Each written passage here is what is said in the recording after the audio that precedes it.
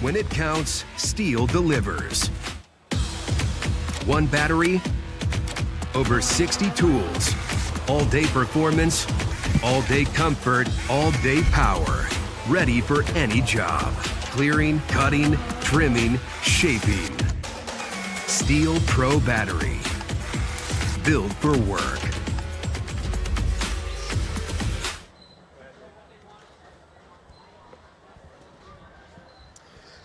Good afternoon, London.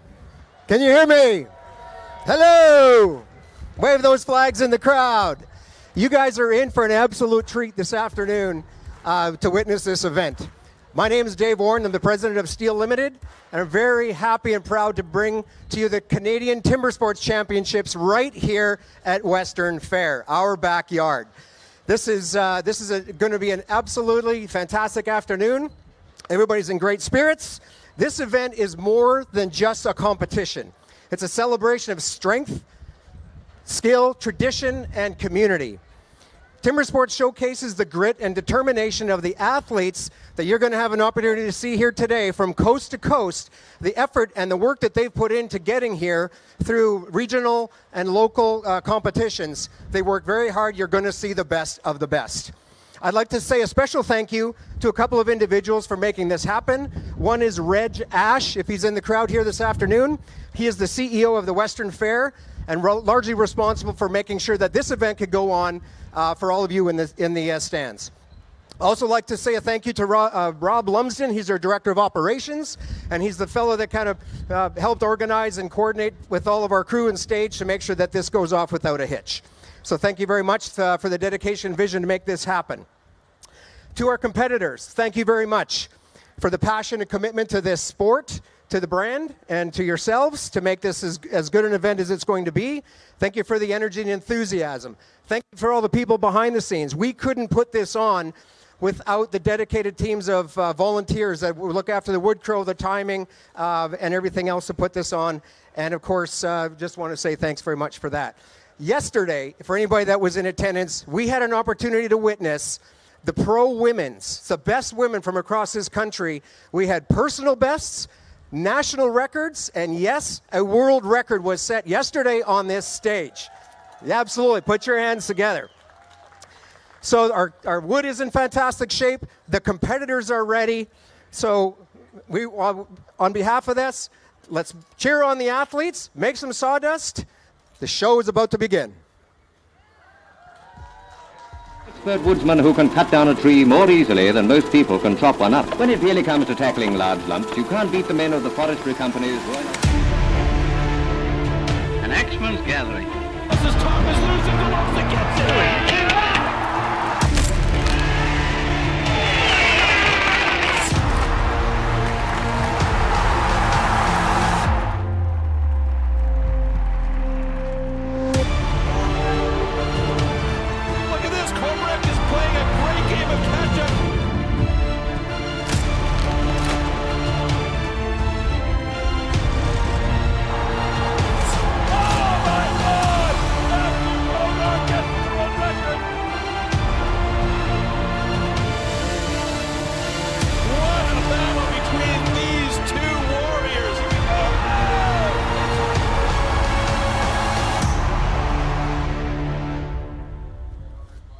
Good afternoon, London.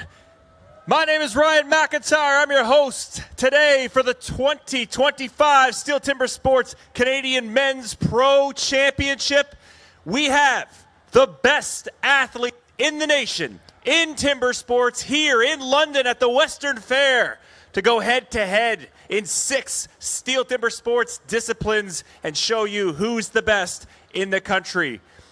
We had an amazing competition yesterday, our Women's Pro Championship. We saw a 2-time national champion crowned in Andrea Hand with a world record in the underhand chop, and I expect nothing less than greatness here today from the Men's Pro Series. I have the pleasure of working alongside an incredible analyst here today. My co-host, please welcome to the stage. He's going to be helping me on the mic, Ben Cumberland. Rod, pleasure to have you here. Tell the folks what we're going to be seeing here today. Great to be here, Ryan, and we have our two-time men's defending champion, Ben Cumberland, here. And we also have, in this field of men athletes, there are 5 other national champions here on this stage today. They're all going to be giving Ben a run for his money here in the Axes and Saws. You're right, Rod. We have the best of the best, former champions, multi-time champions, and today a new one will be crowned. But of course, we can't have a competition in the Steel Timber Sports Series without our judging crew. So let's go ahead and welcome up our official Steel Timber Sports judges to the stage. Go ahead, Rod. All right, our official Timber Sports judge, Darren Colford. Our official Steel Timber Sports judge, Danielle Koch. And leading our officials, the official Steel Timber Sports conducting judge, Jonathan Russell. Absolutely stellar judging team we have here in Canada. Very fortunate to have an experienced crew. Of course, before we bring out our athletes, we want to thank our amazing sponsors. Big thanks to our title sponsor, Boston Pizza, Canada's biggest sports bar. And there is no better place to visit than Boston Pizza before and after the Canadian Championships. Also, we don't want to forget our event sponsor, Toyo Tires. Control the road, own the destination. And of course, the Western Fair. My goodness, the Western Fair has been so gracious in welcoming us here and having us. Great, so much to have us. And before we get started, let's take a look at our format for today's competition. The Steel Timber Sports individual competition. In the first round, all athletes compete in 3 disciplines: the underhand chop, the stock saw, and the standing block chop. The times achieved will be converted into points upon completion of each discipline. In round 1, a difference of 1 point applies in each discipline, thus the fastest athlete received 12 points and the slowest only 1 point. Any rule infraction will result in a disqualification and the athlete will receive 0 points for that discipline. At the end of the first round, the athletes with the lowest scores are eliminated. Only 8 athletes make it to the second round. In this second round, the remaining athletes compete in the single buck and the springboard for increased scores. With 2 points difference between placings, the fastest athlete now receives 16 points and the slowest receives 2. The 2 athletes with the lowest total points are eliminated at the end of round 2. Only the top 6 reach the third round. In the third round, anything is still possible in the hot saw, as an increased score interval of 3 points applies in this final round. The fastest athlete can score up to 18 points at the hot saw, the slowest only 3 points. The athlete who manages to achieve the highest total score across all 3 rounds is the new champion.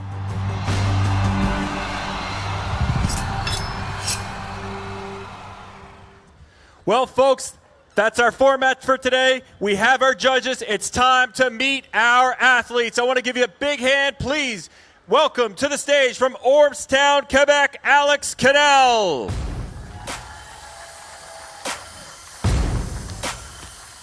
From Wentworth, Nova Scotia, Frank Armsworthy. From Squamish, British Columbia, Nick Hall. Nick Hall fans. Our first previous champion from Memricook, New Brunswick. We call him the Beast from the East, Marcel Dupuis.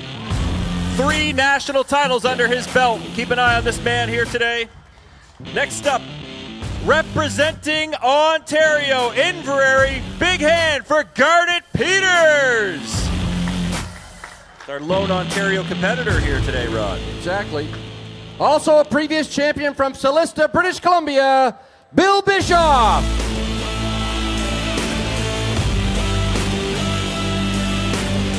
And from Squamish, BC, he's also a 2-time national champion looking to take down his 3rd, Stirling Hart.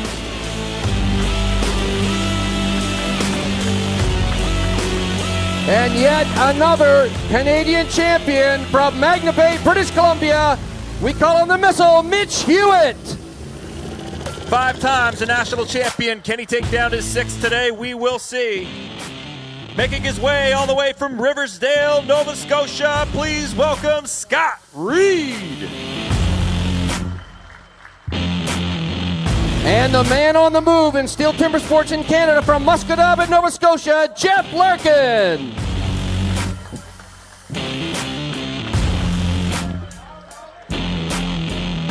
And from Rustigonis, New Brunswick, two-time national champion Nathan Cumberland. And put your hands together for our two-time defending national champion from Elmwood, New Brunswick, Ben Cumberland. What a field we have today for you folks, champions and aspiring champions. This is one of the greatest lineups we've ever seen in the Men's Pro Series, Rod. Folks, I'll ask if you're able, please rise and remove your hat for the Canadian National Anthem.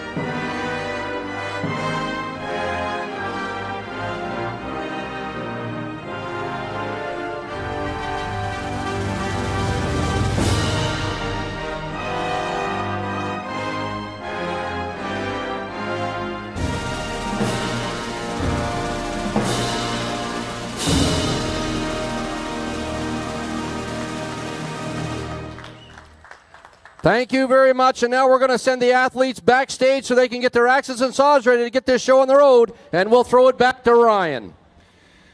Thanks so much, Rod. Thanks to our athletes while they make their way down back to get their heads in the game for the big pro championship. I want to introduce and welcome another member of our broadcast team today. She took home the women's championship yesterday, but today she's trading in the axe for the saw and the, no, not the saw. She's traded in for the microphone. She's going to be on the mic with us. Please welcome Andrea Hand, two-time national champion and new world record holder in the underhand. Hey Ryan, good afternoon, London, Ontario. So stoked to be back for a second day at the beautiful Western Fair. Yesterday was a fantastic mix of the top 8 women showcasing their skills here in beautiful London, Ontario. We're looking forward to seeing what's coming our way with the top 12 male athletes that Canada has brought to you on this fine stage today. Andrea, big day there yesterday for you. So great to have you here with us today. Ryan McIntyre, Rod Cumberland will be your hosts for today's Pro Championship. And Rod, man, I am thrilled for this. This is going to be, I think, the best Canadian championship in the men's pro division we've ever seen. Pretty tough to argue with that, Ryan, especially given the talent that we have. Hard to argue with that, Ryan, given the talent that we have here. We have 5 national champions in the past, also our current. Check. There we go. Yeah, pretty hard to argue with that, Ryan. We have some great competitors. We also have beautiful wood. We saw yesterday the wood is second to none from British Columbia. It's cottonwood. The competitors are excited to chop it, and we're excited to see just how well those records stand up throughout the day. Records are meant to be broken, and the first word in timber sports is timber, and the timber we have this weekend is absolutely incredible. Beautiful cottonwood supplied by Mitch Hewitt, which we'll have to talk about that a little bit later. Whether or not there's an advantage there, I don't know, Rod. Very well, maybe. But we have the best in the country. They've qualified through Eastern Canadian and Western Canadian qualifiers. And here we go. And we're ready to take a look at our first discipline, the underhand chop. Underhand chop. In the past, the underhand chop technique was used to split logs. Standing on a horizontally anchored block, the athletes cut through a 32-centimeter log. The block has to be worked from both sides.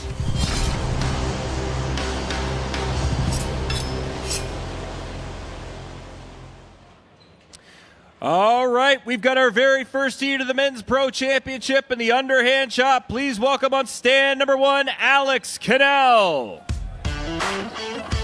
And stand number 2 from Ontario, Garnet Peters. Our lone Ontario entrant, Garnet, been in the series for a number of years, on and off. Alex making his first debut on the Steel Timber Sports stage. What does that mean, Rod? Sometimes it takes a little bit to get the cobwebs out and the butterflies out of your stomach, but once they have this underhand chop under their belt, I'm sure they're going to dig right in and go at it for the next 5 events. Yeah, I think you're right. Both of these guys, competent axemen. They've been at it for a while. I'm looking forward to a good chop. Athletes ready. Stand to your timber. 3, 2, 1, go!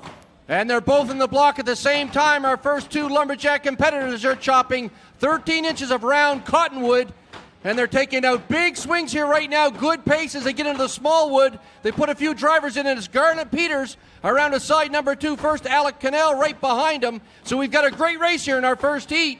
Cottonwood is blown apart. Great, these axes are loving it. As Garnet gets down to the small wood, he's going to be looking at driving things off here in a couple of swings. And there it is. A personal best for Garnet Peters as Alex gets into his small wood and he's driven off another personal best. Really good cutting there. A few hiccups from Alex on stand number 1. He had a few sticks in the front, a bit of a rough turn, but overall good cutting, great pace, lots of power, and Garnet with a nice good cut. Yeah, again, first time on the stage for Alex, so great job here, handling the pressure and the crowd, so hats off to him. Both guys with personal bests. And we have 2 good cuts. Oh yeah, there you go. Head judge John Russell calling it again.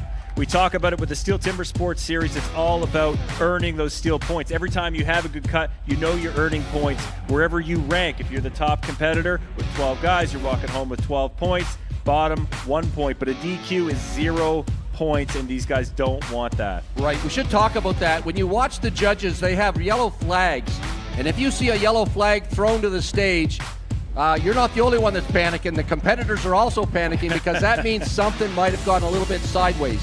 So if nothing else, they will check sometimes the block, sometimes the video review, but they're going to see if something went sideways. And again, if you take one of those Dairy Queens, and all of a sudden you could have 0 points. Yeah, you're right. All right, let's send it over to Andrea Hand with Garnet Peters. All right, I'm here with Garnet Peters. That was a great way to open the show, Garnet. Unofficial time of 29.03. Talk me through that cut. How'd that wood feel?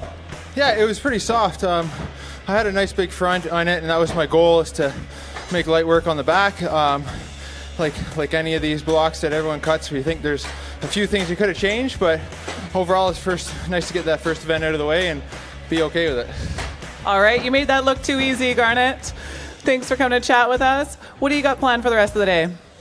Just focus on the next event, really forget about that, and get ready for stock saw and see how that goes. Awesome. Best of luck. Thanks so much. Up next, Heat 2. All right, thanks so much, Andrea.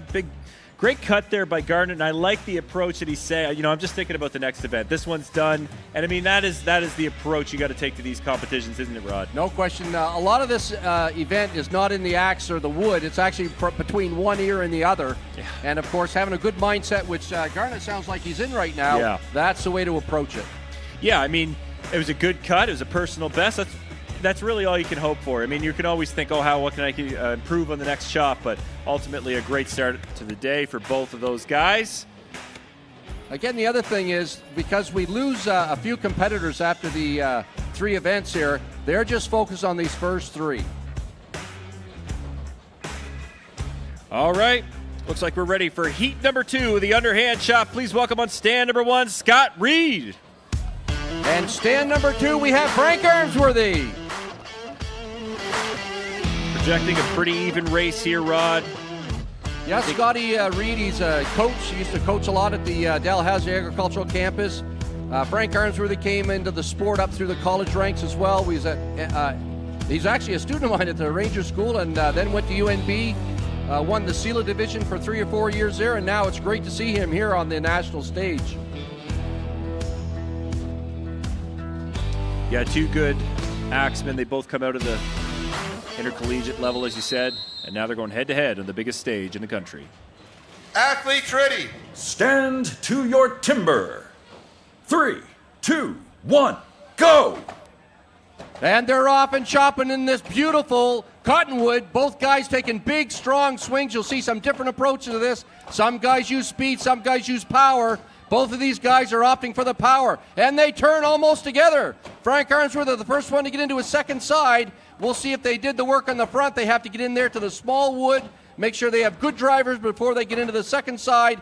Both guys now getting ready to drive it off. Doug goes back for one more chip, but it looks like it's going to be photo finish. That was down to the 100th of a second, Rod. What a finish. How about that, guys? London, you're seeing the best in the country battling it out here. And man, that's as even as it gets. Holy cow. 29-8-7 for both guys unofficially. We get the call from our conducting judge, John Russell. Make sure those are clean cuts. They look good to me. And we have 2 good cuts. All right. Awesome. So we should mention, too, what the judges are looking for in this underhand chop. You can see a flat spot there where they put their feet on each side of these round blocks. They actually can't chop into that, and they also need to make sure the block is completely severed. So that's what the judges are checking for as we're waiting for the final call on whether the cuts are good. Yeah, I mean, there's all these other things. You talked about that yellow flag. There's about 20 ways that you can disqualify yourself. But, man, great cutting there. Let's have a word from Scott Reed taking down that heat with Andrea Hand. All right, we're here with Scott Reed with an unofficial time of 29.86. That's a personal best for you.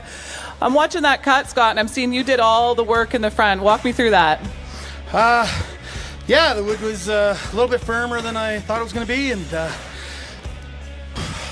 I just placed my hits. Thought I was halfway through, turned, had a little problem with my balance. That last swing, if it didn't break, I was falling off. All right. Well, it looked good while you were doing it. Thanks so much, Scott. Looking forward to seeing what you got to offer for the rest of the day. Thanks. Yeah, great job there, Scott Reed. Taking down that heat by 100th of a second. Unofficially, we'll get the final times. I see Scott's at 29.50. Not quite fast enough to take down Garnett's time at 28.63, but a very good time. And he's got to be happy with that. And like we said before, anytime you're setting a personal best in the steel stage, things are going well. That's right. The PB you see in that little orange box means it's their personal best. It's the best time they've actually chopped this wood. So we've only been in 2 heats in. We've seen 4 personal bests. So that tells you the wood is beautiful. So we may actually see a record drop here today. Although the record right now in the underhand chop is held by Nathan Cumberland at 15.15 seconds. So that's good. You got to go a ways to beat that one. Yeah, fast time. But, man, I do think it's within reach. We'll see what happens. But we've got a lot of good axemen coming up yet. Man, oh, man, that cottonwood. Don't you feel like you want to be up there chopping that? I would love to be up there chopping that. I do.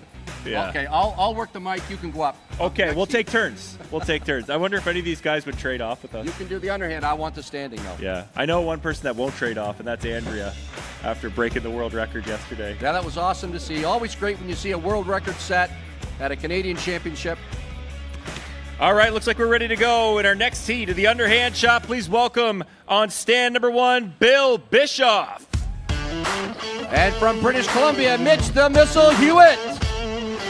Now, as we said before, Mitch was the one that prepared these logs, prepared this wood for this competition. I do think that comes with a bit of advantage. You understand that wood's an opportunity to test it maybe at home a little bit? No question. And, of course, also Mitch, being from down under years ago, knows how to chop different woods. So he's got the right axe.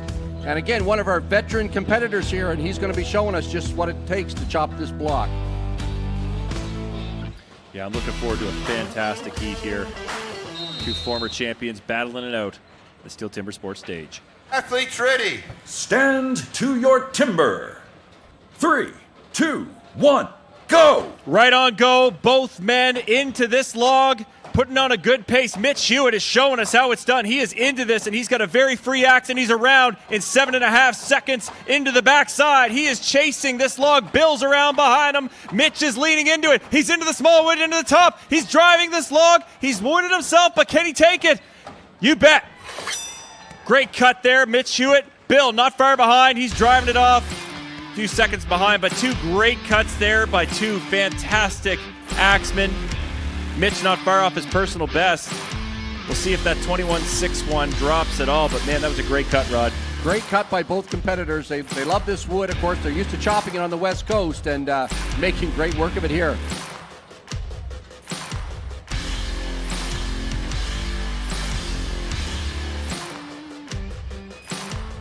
We have two good cuts. Yeah, no doubt about it. Two great cuts there by great axemen. As again, both Bill and Mitch have held the national championship before. Mitch 5 times. He has more national titles than anybody on the stage here today. Anybody in Canadian history in the Steel Timber Sports Series.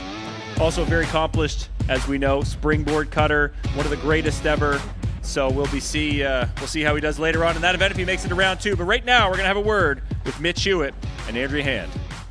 I've got Mitch Hewitt here. He's our current leader with an unofficial time of 21.61. Mitch loves long interviews, so we're going to keep this real short. Mitch, I saw you put 8 in the front and turned to your back. How are you feeling about that choice? Good choice, but I didn't execute it exactly how I wanted. Right. How was the wood all around for you? Really good. Yeah, I hear the guy that got it was half decent as well. Doesn't know what he's doing. Yeah, clearly not. Hope you have a great rest of your day, Mitch. Thank you. All right, great stuff there, Mitch Hewitt. Always loves those interviews, you know. Mitch, he never met a mic that he doesn't like. You almost have to squeeze him to get it out of him, but a great guy and quite a jokester. It's always great to have Mitch on the Canadian stage. Yeah, it is, yeah. No, I mean, I think the approach he was taking there, he really was going for it. You know, Andrea caught that. She said he put 8 in the front. An 8-hit front, usually, if you've got the wood, translates to an 8-hit back. Hopefully, I think that's what he was talking about with his plan, but maybe didn't quite execute it. He wooded himself a little bit on the drivers in the back and didn't quite come off as clean, but still a great cut. 21 seconds in this wood, nothing wrong with that. Exactly, and of course, looking at that and seeing Mitch Hewitt lay down a 21-second chop in this, I think that Canadian record is going to be under assault here in our later heats. We have 4 big guys here. It's actually 6 on their way that can actually take this record down. So yeah, you're not wrong. And again, our reigning national champion holding that national record with 15.15 seconds. I think it is within reach, but it all comes down to the choice, the wood draw, the log, everything. And we'll see what happens. But next up, we have heat number 4 of the underhand chop on stand number 1, Nick Hall. And on stand number 2, Stirling Hart.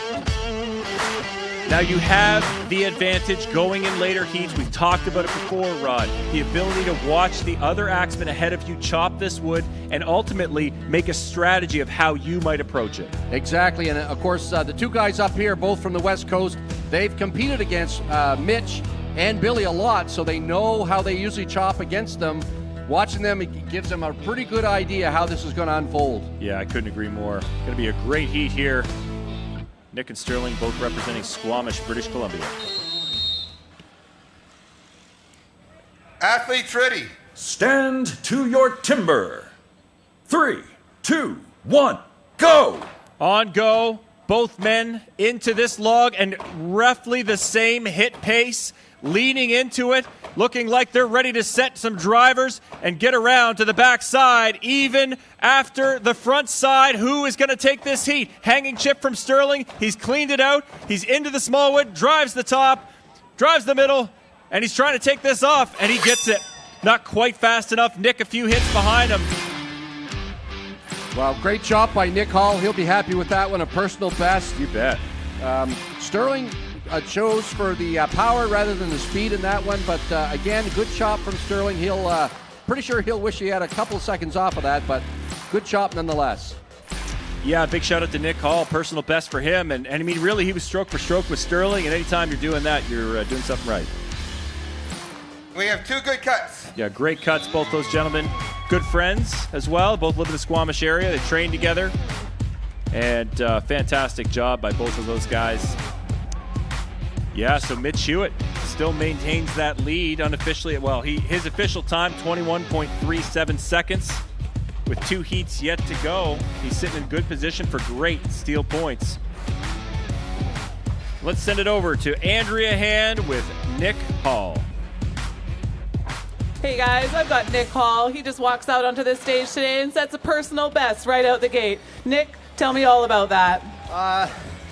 Yeah, the wood was great. I went out there trying to just slow down, make good hits, but started getting a little carried away because it was going so well. So I had a couple miss hits on the backside, but I kept it together and yeah, felt good, came off. I was happy. Oh, it looked great, Nick, and you made it look way too easy. Up next, we've got Heat 4 in the men's underhand.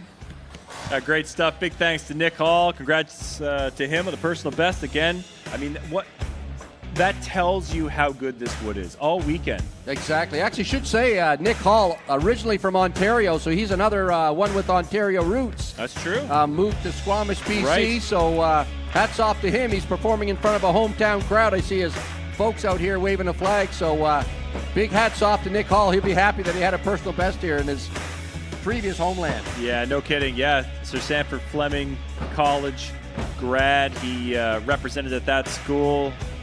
And then ultimately, I mean, that's how that was his progression into the professional series. And now you see him on the biggest stage here going head to head with the best. And, well, really, let's be honest, trying to make his way through to round number 2. Right, that's a goal right now in all these competitors. Get through to round 2. That's where we have our single buck and our springboard, and they'll want to get good steel points in that. So really, it's all about these 3 events coming up. Yeah, of course, you have to be in that top 8 in order to move on to round number 2, the single buck and springboard. Then after that, we cut 2 more to go into our final round. Number 3 in the hot saw. They're all hoping to get to the hot saw. They all brought their hot saws here. 12 guys brought a hot saw. Only 6 are going to run them. Exactly right. The best. We're going to see the best run them today towards the end of the show. But right now we have our next heat of the underhand chop. All right, please welcome up on stand number 1, Jeff Larkin. And Jeff has his hands full with Marcel Dupuis on bench number 2. So again, 2 Eastern competitors. These guys battle it all the time in the Maritime Lumberjack Association. Jeff Larkin right now in the lead in the Maritimes for the overall points in the year. But Marcel Dupuis, he has been I don't know how many times he's represented Canada in the underhand chop in the teams race. So again, no slouch in the underhand chop. That 15 seconds is going to be shaken right now. Absolute powerhouse is about to battle it out in the underhand. Athletes ready. Stand to your timber. 3, 2, 1, go! Both guys in the wood at the same time. Marcel Dupuis, all power, a little bit shorter strokes, but he uses a ton of power. Jeff Larkin, a little bit longer strokes, but he's getting down into the small wood. And Marcel Dupuis has made his turn already around 10 seconds, so he's gunning for a 22nd time as he gets into a small wood. How about it? Marcel Dupuis with a great chop. Let's stay behind Jeff Larkin as he gets into the small wood, and he's driven it off 23.67 unofficially. Man, that was a great cut, Marcel Dupuis. Different approach, you saw, really shortened those strokes up, but man, oh man, he was hitting with so much power. Isn't that unbelievable? Drops the time to beat down sub 20 seconds. We'll get the official time here soon, but let's see that these cuts came off. And we've got 2 good cuts. All right. Fantastic stuff. You know, you see Jeff and a lot of these competitors right in that kind of 23, 24 second range. That shows how even the field is. So for Marcel to drop that time to beat by unofficially a few seconds is a lot in these races, isn't it, Rod? No question at all, and it's going to be tight. We know that the last 2 heats are going to be really tight. And, of course, we got the Cumberland boys coming up right after this. It'll be interesting to see how they approach the underhand. Yeah, let's send it over to Andrea Hand with Marcel Dupuis. I've got Marcel Dupuis back here setting a time to catch at 18.13. That block had no idea you were coming at it, Marcel. Talk me through that. 8 in the back to finish. Yeah, that's kind of what my game plan was. I want to try to put a good front end, so I put 10 in the back, and see, I knew I was a bit farther than halfway, so I kind of shortcutted the back and came out good for this time, so I'm pretty glad with the cut. All right, that's a 2-time Canadian champion right there, showing us how it's done, setting the time to chase. Man, great cut there, Marcel. Officially 17.09 seconds, folks. He has absolutely obliterated that time to beat. And with 1 heat to go, he knows he's sitting in at worst 3rd spot. This is a great spot to be after the first discipline, isn't it, Rod? Exactly. Again, it all comes down to points. He's guaranteed at least 10 points right now. That's right. Which is great towards his overall total. And, of course, these guys all know the fellows coming up now, the big guns, really, in the chops, Ben and Nate Cumberland. And their pace is phenomenal. Their power is phenomenal. So they got to put everything they have into their chops while they're there, because they know those guys are going to be nipping at their heels. Yeah, and just a reminder, the national record held by Ben Cumberland currently 15.15 seconds is the national record. 17.09 is the time to beat here today. I do think it's in striking distance, but we'll have to wait and see what happens next. So again, all right, our final heat of the men's underhand chop here in the Pro Men's Championship. Please welcome on stand number 1, your reigning and defending Canadian champion, Ben Cumberland. And on stand number 2, Ben's younger brother, Nathan Cumberland. All right, big race coming up here, Rod. Your 2 boys. I'll take the mic on this one. I don't think you won't be able to pick. We've got incredible stuff here. The best in the country here in London on the stage. Man, oh man. I don't know. How do you pick it? Not sure. I also should say what they're doing there. You probably know some putting something on their axe. That's STP that a lot of them use. Makes the axe a lot greasier. Athletes ready. Stand to your timber. 3, 2, 1, go! All right, off on go. Both Cumberlands into it, putting it in a furious pace, and already setting drivers and around to the backside. It's Nathan with a huge slab off the back. He's into it. Ben's into it. Who's going to take it? Nathan Cumberland driving. He's taking it off. Unbelievable. Unbelievable. 14.05 seconds unofficially. It looks like we have a new national record as predicted, Rod. And one Cumberland takes it from the next. I think the last time Ben actually took it from Nathan too, so. This is give and take, isn't it? They were obviously taught how to share as boys, weren't they? So you have the record, now I'll have the record. And we have 2 good cuts. Great job. Big hand for those gentlemen. Be interested to see what the actual official time is. 14:05. That may drop a little bit here. Yeah, I think it will. Yep. We could see that in the 13s. We really could. Incredible cut there. Nathan Cumberland, man, what a pace he was putting on. That was absolutely furious. And Ben Cumberland, not to be outdone, close to his former national record or 2. Let's send it over to Andrea Ham with a new national record in the underhand chop. Nathan Cumberland. Well, Nathan just walks out onto the stage and obliterates the last time by over 4 seconds with an unofficial time of 14:05. Nathan, you are no stranger to setting records, but that has to hit home there. Standing next to your brother and chopping. Talk me through this. Yeah, I was very blessed with that. Ben's exceptional axeman. He's been beating me really bad at all the shows out east this summer, and just very blessed up there. And shout out to Mitch Hewitt for getting some great wood. Wood looks fantastic up there, and you guys look awesome cutting it. Thank you very much. Man, great stuff there. Nathan Cumberland just absolutely destroying that, and he sure did it, Rod. Officially 13.61 seconds. What a cut. The fastest ever in Canada in the underhand chop. What a great way to wrap up that discipline. And he saved it for the Western Fair, so good on him for doing that. Again, we also...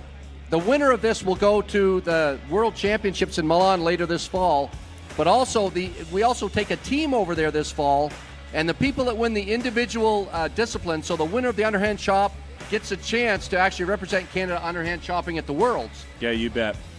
Well, and after one discipline, Rod, sitting in the 12th spot, it's Alex Cannell with 1 point. Scott Reed in the 11th spot with 2. Frank Armsworthy behind him, 3 points. Garnet Peters sitting in the 9th spot, 4 points for him. Bill Bischoff, 5 points in the 8th spot. Nick Hall, 6 points for him. He's sitting in the 7th. Jeff Larkin sitting in 6th currently with 7 points after his underhand chop. Sterling Hart sitting in 5th with 8 points. Mitch Hewitt with 9 points in the 4th spot. Marcel Dupuis, 10 points for him. He's sitting in 3rd. Ben Cumberland in the 2nd spot with 11 points. And, of course, Nathan Cumberland taking home the underhand chop and your leader after that discipline with 12 points. All right, our next discipline's a stock saw. Let's send it over and take a look at that discipline. Stock saw. After the starting shot, the contestants have to cut 2 wooden discs, so-called cookies, within a 10-centimeter mark. 1 downward and 1 upward. The attempt is only valid when both discs have been cut off completely and within the marks.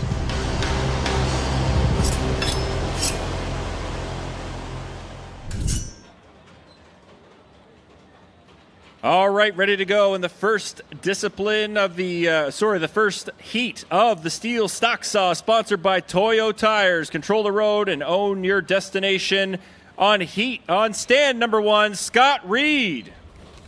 And on stand number 2, the beast from the east, Marcel Dupuis.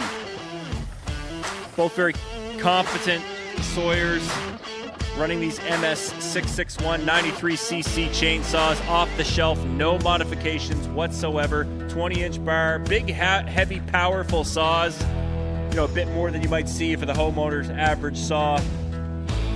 But man, these guys know how to run them. They're tacked to 13,000 RPM. They're both identical. They have brand new chains on them. They've all been run in the woods, so they're as identical as we can get. This event comes down to the operators.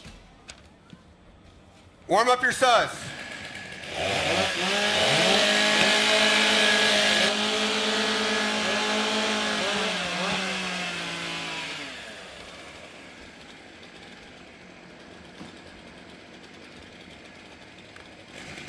Athletes ready. Stand to your timber. 3, 2, 1, go! Both guys are doing it at the same time. They battle each other all the time on the East Coast. And we've got a great close race here. Both cookies dropping at the same time. They're putting as much weight on it as they can. Who's it going to be? Marcel Dupuis squeaking out Scott Reed just by a whisker. Really nice close race there. Smooth through that first cut. The judges are going to have a look, make sure they have 2 complete discs. They cannot cut out, as we call it, meaning they didn't complete a full cut all the way through the log. They only have 4 inches measured from the front of the log in order to make those 2 complete discs. Let's see what the judge says and whether or not these guys have 2 cuts. That will count for steel points. We have 2 good cuts. Oh, yeah. They love to hear that. 2 good cuts. Again, we call this a great equalizer, running these steel stock saws. The MS 661, beautiful saws to run. And again, you have to have 2 complete cuts, not cut over the line, and not jump the gun. So there's lots of stuff going on in their minds right now, but both these guys, great time there in that first heat. Yeah, good race there. I mean, you saw it as they finished that cut and moved into the second cut. They were dead even. Let's have a look and have a chat with our winner, Marcel Dupuis and Andrea Hand. Right, I'm here with Marcel Dupuis again. Marcel, that transition on the stock saw, I looked absolutely flawless. Your body looked relaxed. Tell me about what happens in your mind when you're walking up to that discipline. Well, stock saw is the most mentally challenging event, and I'm not too used to being in this winner stage on the stock saw race. Sometimes I get into my head, but I just thought about it like I use saw all the time. So just make 2 cuts, and I know how to use them. Just go there and make 2 cuts. That's how my mindset is for stock saw. All right, Marcel Dupuis setting the time in stock saw to chase. Yeah, I love that approach. And I mean, that's a 3-time national champion talking, telling you how it's done. The competitors at home watching this, they really should be paying attention to that. Just go up, you know how to run it, make that cut.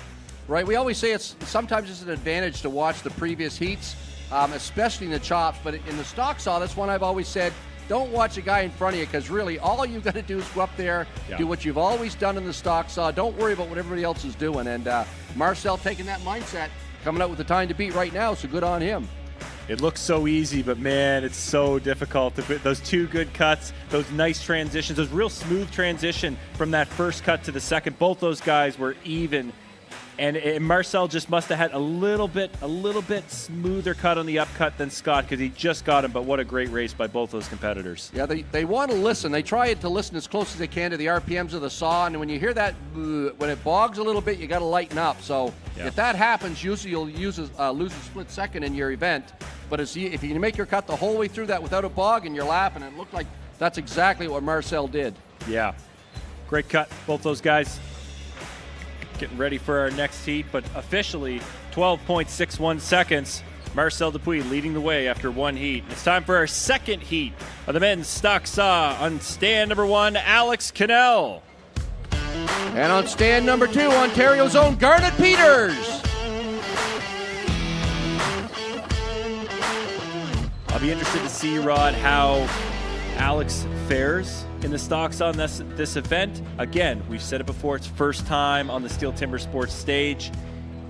You know, as you said before, this is and Marcel talked about, it's a mental game. How does that come into play when it's, you know, first time on the stage and trying to go in an event like this? Yeah, I talked to him a lot the last couple of days, and he seems pretty cool. He's a pretty cool cucumber, so I think he's not going to have a problem with this at all. Good. Your size.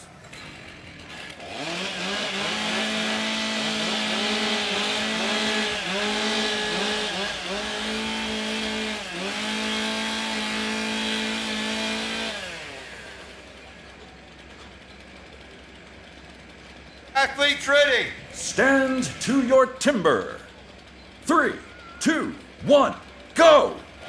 Both men are off. Both men in the work at the same time. A little bit different technique. Garnet Peters having the nose down. Alex Cannell with the nose up. Here they come in the second cut. They're nick and tuck right now. Who's it going to be? It's Alex. Wow. Hey, no doubt about it. You're right. Cool as a cucumber through that cut. What a great job, Alex Cannell. He may very well have taken down that time to beat. We'll have to wait for an official time, but great job by both those gentlemen in the 13s, even cuts. Yes, Alex, of course, running with the Quebec ladies here as well that we saw yesterday. So, again, they're no stranger to pressure, and I'm sure they're giving him lots of advice. Yeah, you bet. He's pumped. Happy to get a clean cut. Judges having a look at that one. Now, what you'll see is if they do see something in question, they will toss out a yellow flag. You keep an eye for that one. They may have a close look, but having a little discussion up there. Not sure if I saw a yellow flag or not on this, but they're taking a little bit of time here. We may be going to a video review.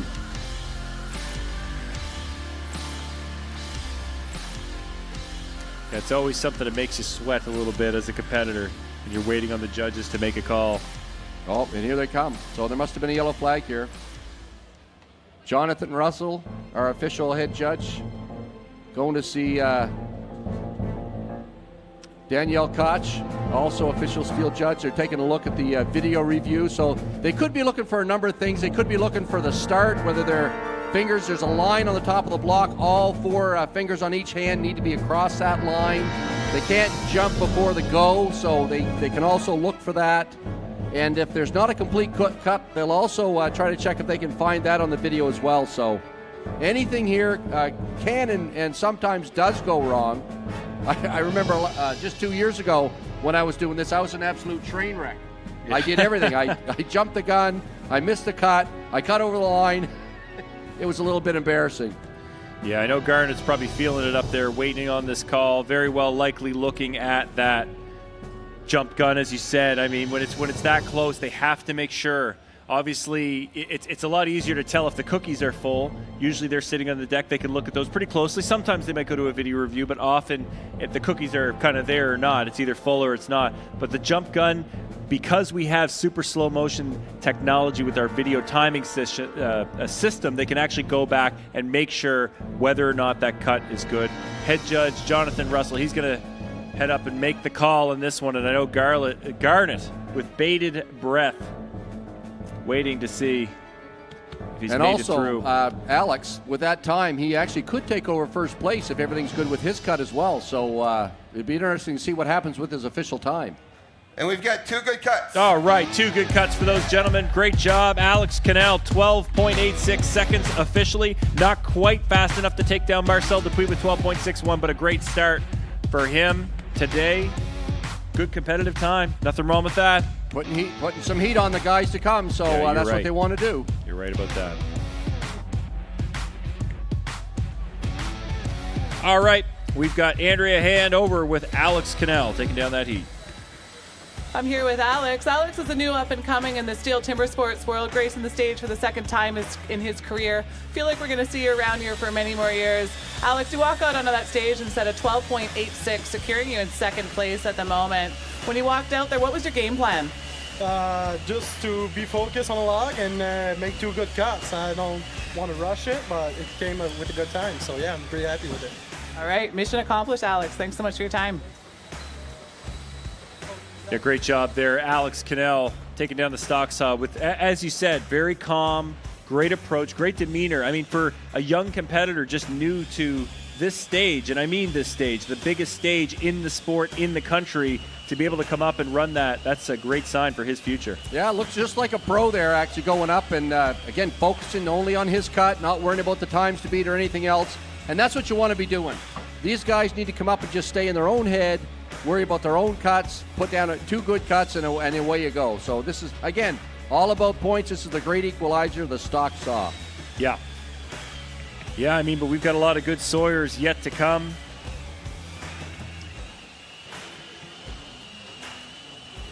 Oh, and we've got Team Rubicon, our timber team, throwing out a bit of swag to everybody in the crowd. Raise your hands. You want a bit of steel swag? They're making their way through the crowd here right now. Got some foam fingers and axes. All kinds of great stuff. Nothing like a good souvenir, good steel souvenir to take home. Yeah.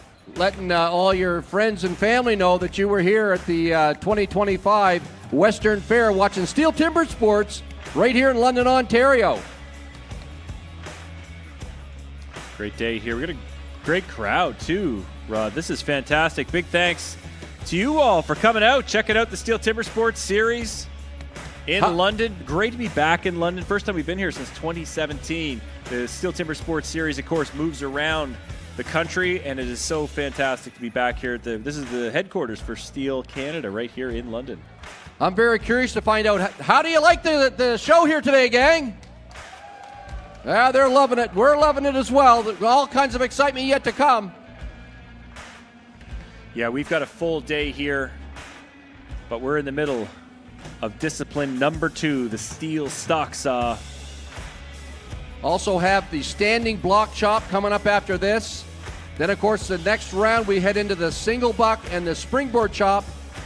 And then, of course, we end things off with the hot saw event, and that's what we call the NASCAR of the lumberjack world. The competitors get a 1-cylinder engine, anything they can actually put together and put a bar and chain on. If you've never seen the hot saw before, you'll want to stick around for that. That's one of the most exciting events in Steel Timber Sports, and it's coming here today live in London. Yeah, and if you enjoy everything you're seeing here today, you can join us again tomorrow for the Hot Saw Showdown at 1 p.m. And, of course, you can catch all the action on TSN and now on TSN Plus. Right on. Past episodes of the Steel Timber Sports series, all the future episodes, and our brand new behind-the-scenes series, Beyond the Cut. Special behind-the-scenes look at many of our top athletes from across the country. Fantastic series, Rod. I think people are really going to love it. It's just an incredibly well-produced series. Big shout-out to Lucky Bay Productions building that amazing new program. TSN Plus, and, of course, the Steel Timber Sports series on TSN. Actually, Ryan, I did get a chance to check out some of that behind the cut, and what a great job. Actually, you get behind the scenes, you get to look at the guys in their element, at their homes, with their kids and their families, and boys, I'll tell you, bring a tear to a glass eye, I'll tell you. It was just awesome watching those behind the cuts, and you get to know these guys. They're great people. Like, we have some phenomenal people involved here in Steel Timber Sports, and that whole series brings that out. You know, you watch Jeff Larkin call the cows in back in Nova Scotia. You know, you're watching Ben Cumberland saw a couple of logs off on his sawmill. It's amazing. So I was really impressed with that, and just to encourage the crowd here. You want to get to know these guys and gals. There's some great people here, and that's the best way to get to know them. Yeah, you bet. And a few more of these great competitors coming up next in the next heat of the steel stock saw. Stand number 1, Frank Armsworthy. And on bench number 2, Ben Captain Cumberland. Both these guys, again, competent sawyers. And really, that could be said about anybody in the series. This is the Pro Series. It's the top 12 guys from across the country. Any one of them can win this event. But honestly, when it comes down to the stock saw, it's about points. Get a decent time. If you can win it, great.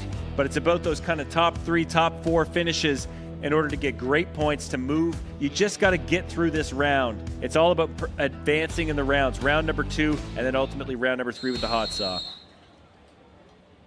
Warm up your saws.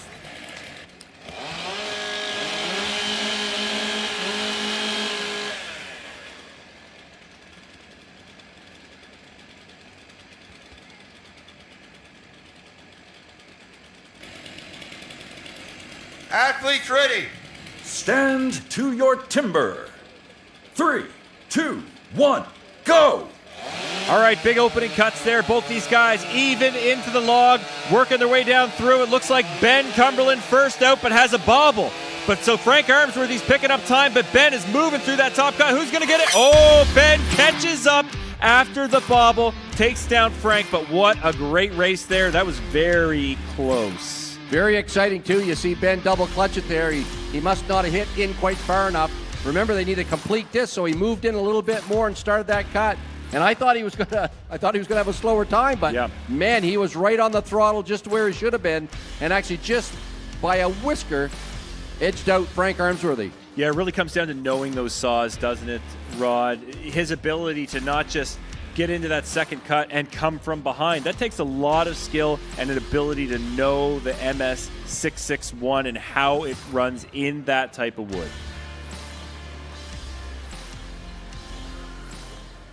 On stand 1 or stand 2, we have a good cut. On stand number 1, we have a DQ for incomplete cookie. Oh no. That's a heartbreaker for Frank. That is a shame. Yeah, I mean, it comes down to it. You have those 4 inches, that 10 centimeter section measured from the outside of the log in. You have to make 2 complete discs. It sounds so easy, and it is just so challenging. Unfortunate there for Frank. But Ben Cumberland with a great cut, and we're going to send over to Andrea with Ben. I've got Ben over here with me. As if stock saw wasn't challenging enough with the mental game that we play, there's also added elements that we can't control in that. And one of those is your cookie rolled right in front of the tip of your bar, creating an obstacle. Talk me through what that feels like and how you work past it.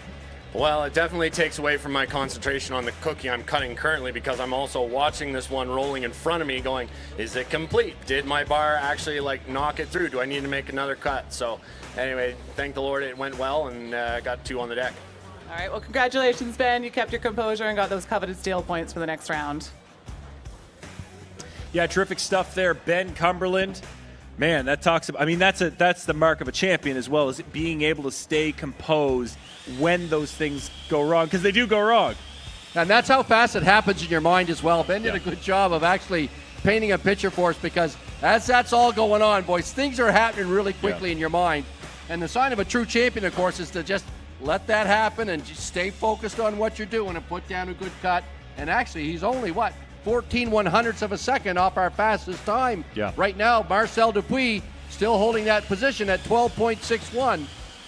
Yeah, it's really impressive. I think these top guys, they're able to slow the world down. When they go into the zone, they can take a competition, an event that takes 12 seconds and it feels like 12 minutes to them. They can see everything happening in slow motion. So Ben was able to adjust in the hundredths and tenths of seconds to make those adjustments, calm himself down, and make sure that he got 2 good cuts. What a great job by Ben to get a fantastic time. Unfortunate there for Frank Armsworth. Going to be 0 points for him. He's going to have a tough hill to climb to get out of round 1 after that. Yeah, let's talk about Frank a little bit, though. I tell you, we talk about up-and-coming stars in the Steel Timbersports Men's Pro Series. Doug Armsworth is one of those guys, and he's spending the time, he's putting the time in, practicing at home. We'll hopefully get to see his hot saw. We'll definitely see his hot saw tomorrow. He's put a lot of time into that. Actually had a good buddy his build his own hot saw. And Frank he's another one of those consummate pros. Like he's always wanting to perfect his chops, perfect his sawing. And just watching him here, actually, even in the qualifier getting here, did a great job putting together some good chops, good sawing, and he's always advancing himself. So it's awesome to see Frank here especially as a guy I used to coach at one time. Yeah. Great seeing him here on the national stage. Yeah, it really is. I mean, that is about the progression of the sport. Earlier this summer, we had the Rookie Canadian Championship. A lot of these competitors, they make their way through that series. They come through the college level, as we talked about. Maybe they were born into it like the Cumberlands. You know, there's different ways to get into the sport, but ultimately to get to this stage, to get to the Pro Series and the Pro Championship, you have to work and dedicate yourself for years, and these guys have done it. And it's time for our next heat of the stock saw. Please welcome on stand number 1, Jeff Larkin. And on bench number 2 from British Columbia, Bill Bischoff. Two very, very good sawyers, Rod. Both very comfortable with these saws. I know Jeff's been putting in the time training. I'm sure Bill has run this saw many, many, many times. This could be a terrific race. Actually, we got to see Bill run that saw on the behind the cut. That's one thing right. He does actually. Yeah, that's right. He got a couple of cuts in. At his home as he shows us how to do the stock saw. Yeah, beyond the cut, boy, he showed us the behind the scenes of the cut. Warm up your saws.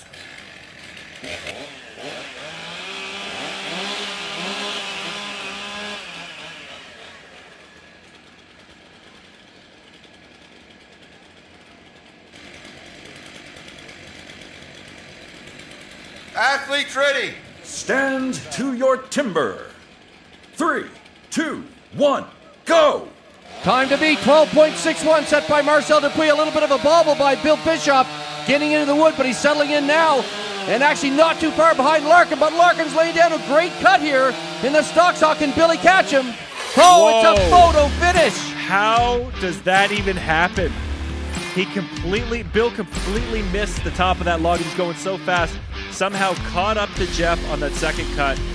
And I mean, it's a photo finish. We'll have to see. But boy, it looked like he might have got him. What a great race. What a great race. Oh, you love to see it. As we said. Oh, it looks like we have a flag on Bill Bischoff's stand. Judges are having a close look. Now they've got to make sure where he did nick the top of that. If he took some of that off, he had to move in far enough to cut a full disc. If he just went in far enough and didn't get that full disc, he may not get a time, Rod. Now that's the stock saw. And like I say, it's the great equalizer. Everything has to be perfect. They're going to look at that. And again, even if your cookie rolls into your bar, there's lots of ways that you can actually make that compromise your complete disc, I guess we'll say. And now Bill Bischoff on the hot seat, making sure that it's a complete cut, but not much he can do about it now but sit and wait and see how the judges make out in scoring this. Boy, they're having a close look at that one. I know Jeff Larkin's happy to get through that one. He had a nice smooth cut. I mean, that was a great job by him in and out of the log, and it looks like we have our call from head judge Jonathan Russell. On stand 1, we have a good cut. On stand 2, we have an incomplete cookie, DQ. Oh, heartbreaker for Bill Bischoff. Boy, he comes in. He's coming in with big expectations for himself. And he knows, listen, this is a former champion. He knows what it means with this format. You've got to earn points in every discipline. He's going to have his work cut out for him to make it on to round number 2. And that is a big surprise here today. Looks like we're... All right, Andrea Hand here with the winner of that heat, Jeff Larkin. All right, Jeff, cool, calm, collected, and it paid off. You threw down that cut, and you got yourself some points moving into the next round. We all go in with the plan with the stock saw. What was yours, and do you feel like you executed it? I just did what I do at home. I was in the hills of Middle Musquodoboit. The cows were in the background, and nothing else existed, and I just did the cut I've been doing for the last month. Well, you made it look like you were just at home. Great job, Jeff. Thank you. Terrific job there, Jeff Larkin. If you want to see more of him cutting with his cows, you can check out Beyond the Cut TSN Plus. Great stuff by Jeff. You know, smooth is fast, fast is smooth. You know that they say like that. It doesn't have to be the fastest time. It's all about points. and he's in there. He's grabbing points from that. 13.32 official time there for Jeff. You can tell he's putting the time in that event. Exactly. Actually, something else we should talk about. We always say the other thing in this in the sawing events, thin to win. Yeah. And of course, when they're cutting actually West Coast white pine here. It's a little bit corky wood, but in all honesty, the thinner that cookie is coming off, the faster the saw will go through the wood. Yeah, so why is that, Rod? Well, again, there's not as much wood pressing against the bar and the chain, so it makes it go through the wood a little bit faster. Same in the crosscut saw, not quite as much pressure on the teeth and the rakers. So they do, but there's always obviously a happy balance. So that's right. If you get that too thin, then you run the risk of doing seeing what Billy Bischoff just had is you wind up with a DQ. So they want to be somewhere in the middle. They have 4 inches of wood to cut. They're taking out at least a half an inch with their 3/8 chain. Yep. So again, they've got 3 inches and change to make those 2 cuts in. Absolute heartbreaker there for Bill. Yeah. But he will be fired up, and we'll see more of him in the standing block chop. Yep. Yeah. You bet. Watch out for that. I don't know who's in the heat with them, but buckle up. And he loves that event too. So I'm looking forward to seeing him again a little bit later on. But we still got 2 more heats of the stock saw here in London at the Western Fair. Man, what a start. And typically our times get a little bit faster because a lot of these heats are all set based on what their qualifying times were. So as we go along in these heats, you're seeing the guys that have the faster and faster times in the qualifier. So the next 4 actually had the fastest times in the Eastern and Western qualifier. So again, that time that Marcel has 12.61 still could be under attack. So we'll see here the next 2 heats. Very impressive to do that in the first heat, is it? Yeah. All right. Well, looks like our next heat for the steel stock saw. Let's welcome on stand number 1, Nathan Cumberland. And on stand 2, Nick Hall. Nathan, I believe, we'd have to double check, but I believe he has the national record in this event. Set way back in 2018 with Saga Beach, 10.22 seconds. Oh, no, Ben took it down. The individual world championship, sub 10. That is going to be a tough one to take down. That would be an awfully tough one. Not sure we have the wood here today to take down that record. But 2 very competent sawyers. Nick does all kinds of work. He's a great chainsaw carver as well. Warm up your saws.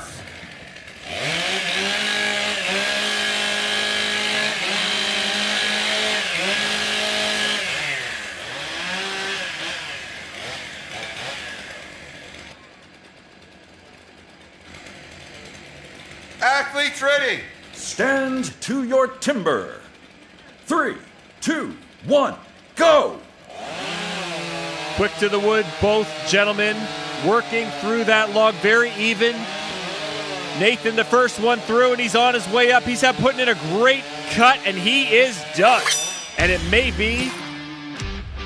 very well be a new time to be. Great cut there, Nathan Cumberland. Nick Hall not too far behind him. He's in the mix as well, but man, Rod, what a great cut by Nathan. Great cut, and again, now you got to wait and see if they have 2 complete cuts, not over the line, but usually the competitors know. So they do. When you see a guy like Nathan give the thumbs up, he's pretty happy that with his cut. Oh, but we do have a yellow flag. Wonder where that's at. Well, yeah, it looks like Nick Hall's got a flag on him. The judges are having a close look. Yeah, usually you can tell when you watch the competitors, it gives you a pretty good insight into what's going sideways. So see Nick a little bit more concerned. Nathan give the thumbs up after his. So we're getting a video review on this one. The judges are going to have a close look. We'll take a look.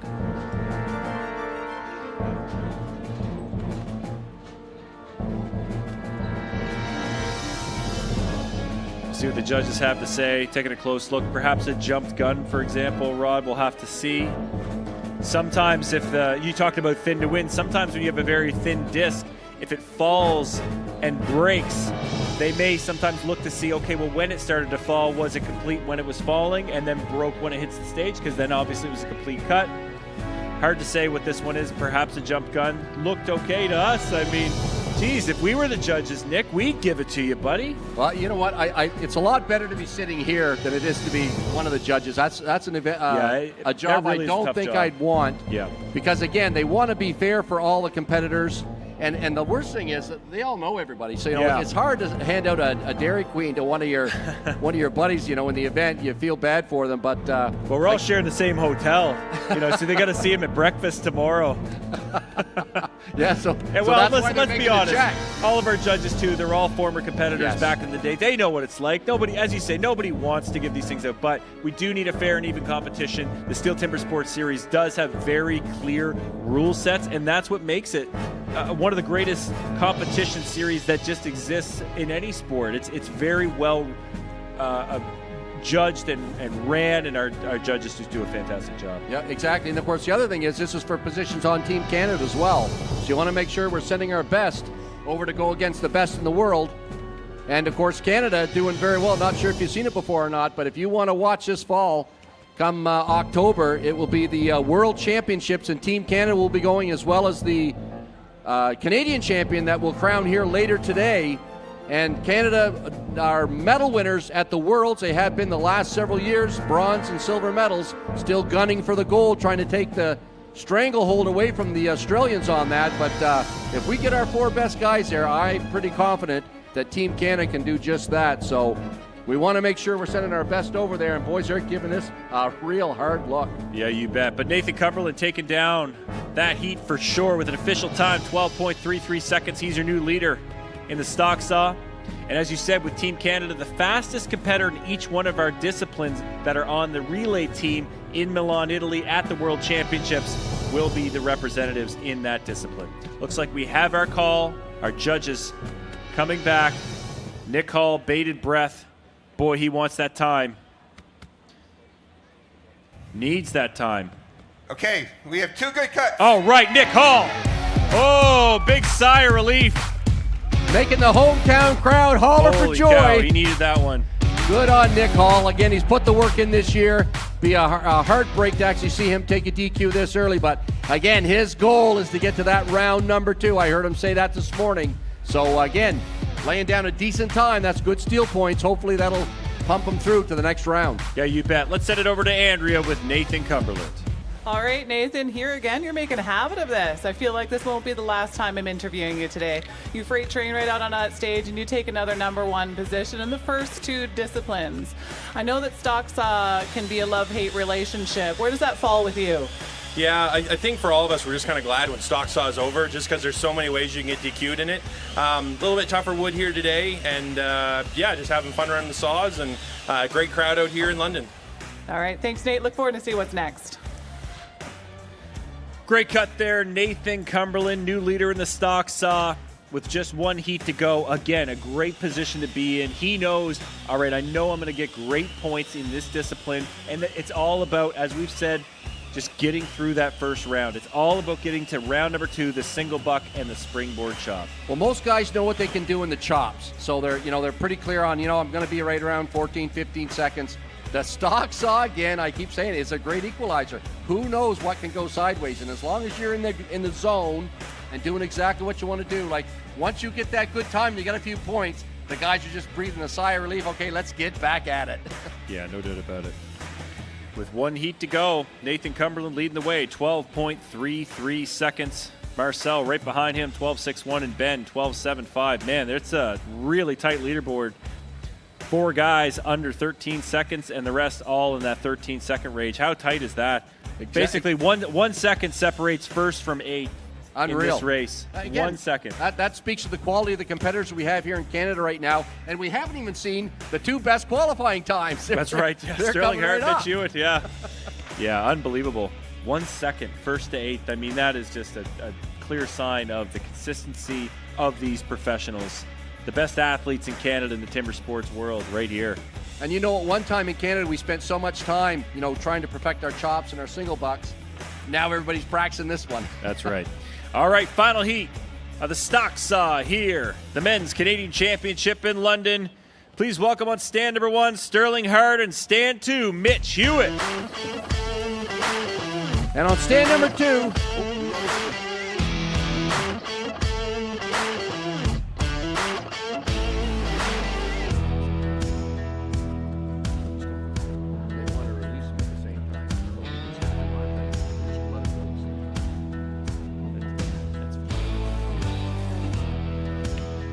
All right, Mitch and Stirling, your two top qualifiers from the Eastern and Western qualifiers across the country. Both excellent swords, both work in the bush. Mitch, a faller on the West Coast. Stirling warm up your saws.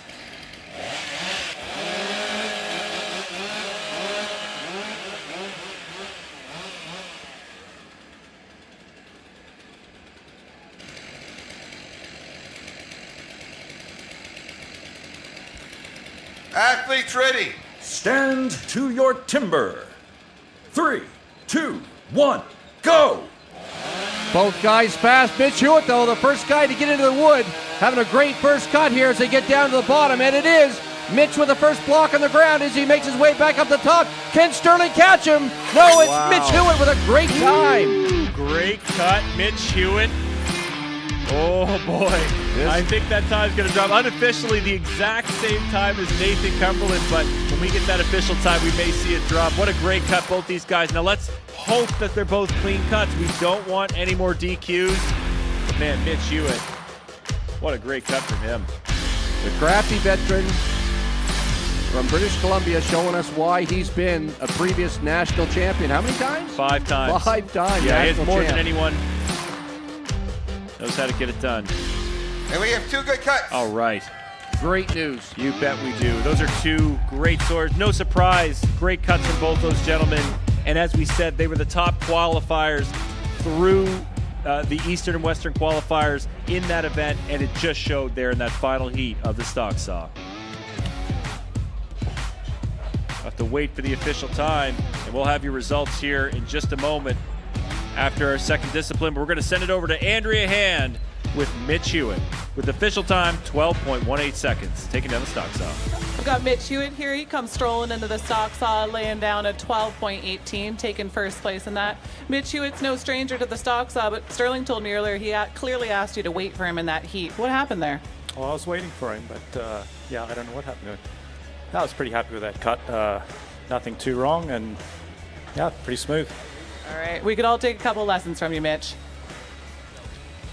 Mitch Hewitt showing us how it's done in the steel stock saw, getting it done, and man, did he ever show us. That is how you run a stock saw right there, dropping that time to beat, taking it down to the final heat, 12.18 seconds, and winning the stock saw discipline. Pretty interesting, too. Mitch Hewitt's usually always in the hunt for first or second place in the chops. And it's interesting that, you know, now that they settled down a little bit farther in the first chop, now all of a sudden they jumped right up and they're winning and placing well in the stock saw. So they know they need those points. So right now in the stock saw, Mitch Hewitt won that with a time of 12.18, so he's in first place in that event. Nate Cumberland is second with 11 points. Marcel third, right down through to Jeff Larkin actually getting 3 points in the stock saw event. So when we add those to their overall standings to this point, Nate Cumberland sitting ahead right now with 23 points in the lead, but right on his heels, Mitch Hewitt with 21 points, Ben Cumberland with 20, tied with Marcel Dupuis, also 20 points. We then jump down to Stirling Hart, who has 15, Nick Hall with 11, Jeff Larkin with 10, Garnet Peters and Alex Cannell all tied with 9, Scotty Reed with 8, Billy Bischoff with 5, and Frank Arnsworthy holding down our 12th place with 3 points. Those DQs are going to be telling for Bill and Frank. We're going to hope they make it through, but we've got one discipline left. That'll be the standing block. But before we go to that, we've got our Timber team out here giving out a bit more swag. Team Rubicon making their way through the crowd. Raise your hands, make some noise if you want some great steel swag. Big thanks to Team Rubicon helping out here today. Our second discipline down, Rod. After 2, we have a great competition going, and we've got one discipline left to go here in London. So again, for that break even, that's the bottom 4 drop out after the next event. And of course, Garnet Peters and Alec Cannell both with 9 points right there. So, and they're very close to Larkin and Nick Hall. So quite the battle there to see who's going to make it to the next round, round number 2, and to be able to get out their single buck and their springboards to do a little bit of tree surfing. So great races still yet. The leaders, I guess anything can still happen, but we're coming into the standing block chop, one of the favorite events for a lot of these competitors. It'll be great. There'll be some great races in this next event. Yeah, your top 5 guys are kind of pulling up to the top. They're sitting well in points going into that third discipline in round number 1. The next 5 to 6 guys, they're all really tight, and they know it's all about just getting through. I got to be in the top 8. I have to be there. I have to get to round 2. That's all that matters at this point. One more discipline. How do I get there? Well, I got to put in a heck of a chop in the standing block. Okay, so if we look at those competitors and consider the event we have, the standing block chop, what do you think there? Oh, man. Well, I'm going to tell you right now, a guy that's going to be fired up for the standing block is going to be Bill Bischoff. Bill Bischoff. It's going to be Bill Bischoff. There's no question. I know how much time he's been putting in, and he's going to be super disappointed at stock sauce. So you watch for Bill in the standing. But, man, we're going to have some great cuts there. Guys like Nathan, guys like Ben, guys like Mitch and Stirling. I mean, Jeff Larkin, he's been putting in the time. Marcel, and any one of these guys, let's be honest, these are great axemen. There's some terrific, really world-class cutters we have here in Canada, and I just cannot wait for this event.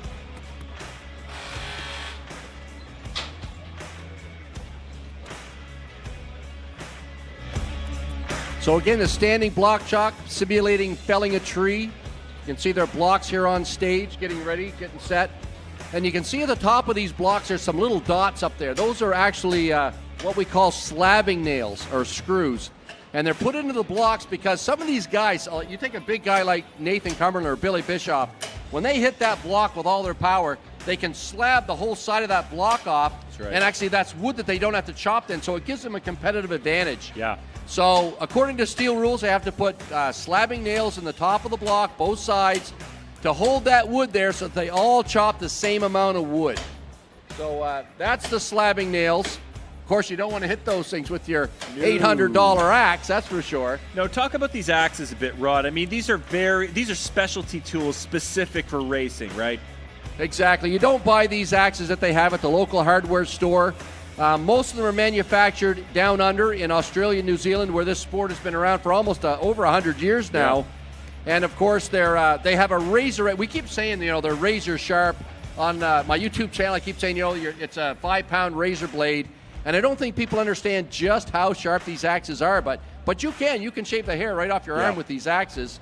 And they're made that way specifically. They're all ground to roughly 14 to 16 degrees. They've got a nice finished edge. And we're going to see them used here in this next event. Yep. Let's take a look at our next discipline, the standing block chop. Standing block chop. At the standing block chop, the felling of a tree with an axe is simulated. A vertically positioned wooden block with a diameter of 30 centimeters has to be cut through both sides. A powerful and precise swing with the axe is the premise of a good result.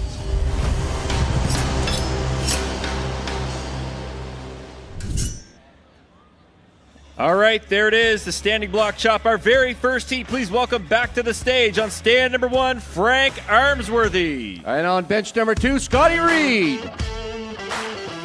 These guys both veterans. Scott's been around for some time. He's no stranger to this stage. Frank, he's been in here a couple of times. He's starting to settle in.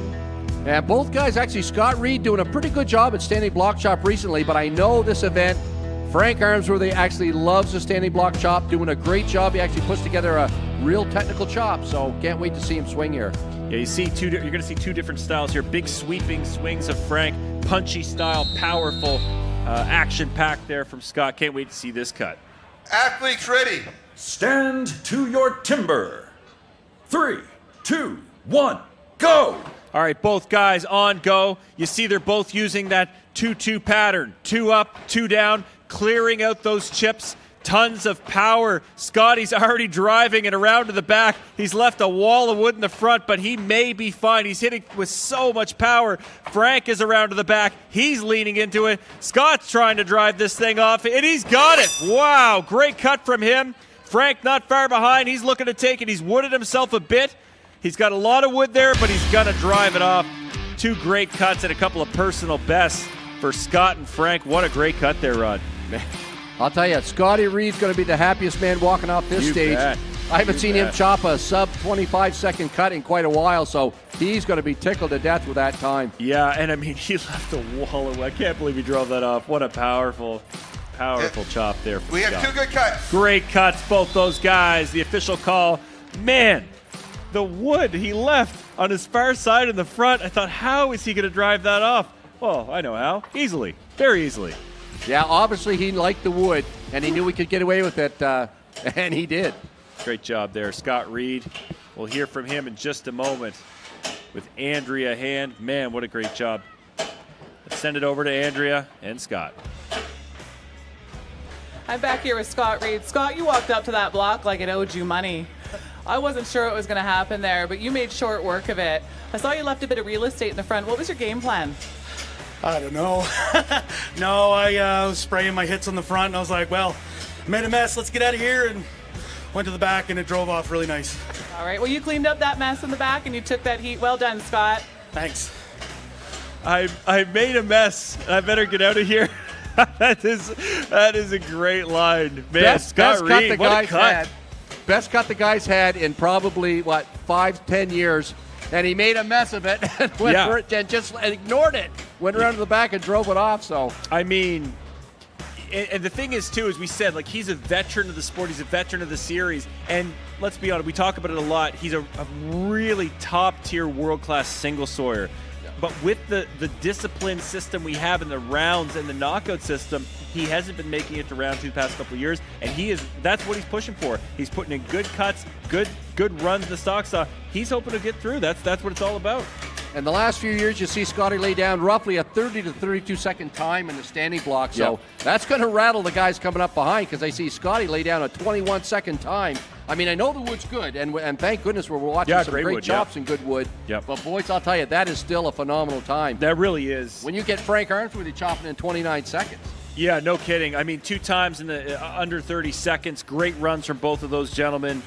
That's a sign of things to come, perhaps, Rod. I don't know. We don't like to predict too much around here, but we did a pretty good record yesterday, actually. I thought we did pretty good, predicted a few national records. But great cut there. Scott Reed, he's going to be thrilled with that. We'll have to wait and see. Now all he can do is wait and see, did I make it through to the top 8? And he can't, possibly even know that until the final heat of this discipline. We've got a lot of chopping left to go here in round 1.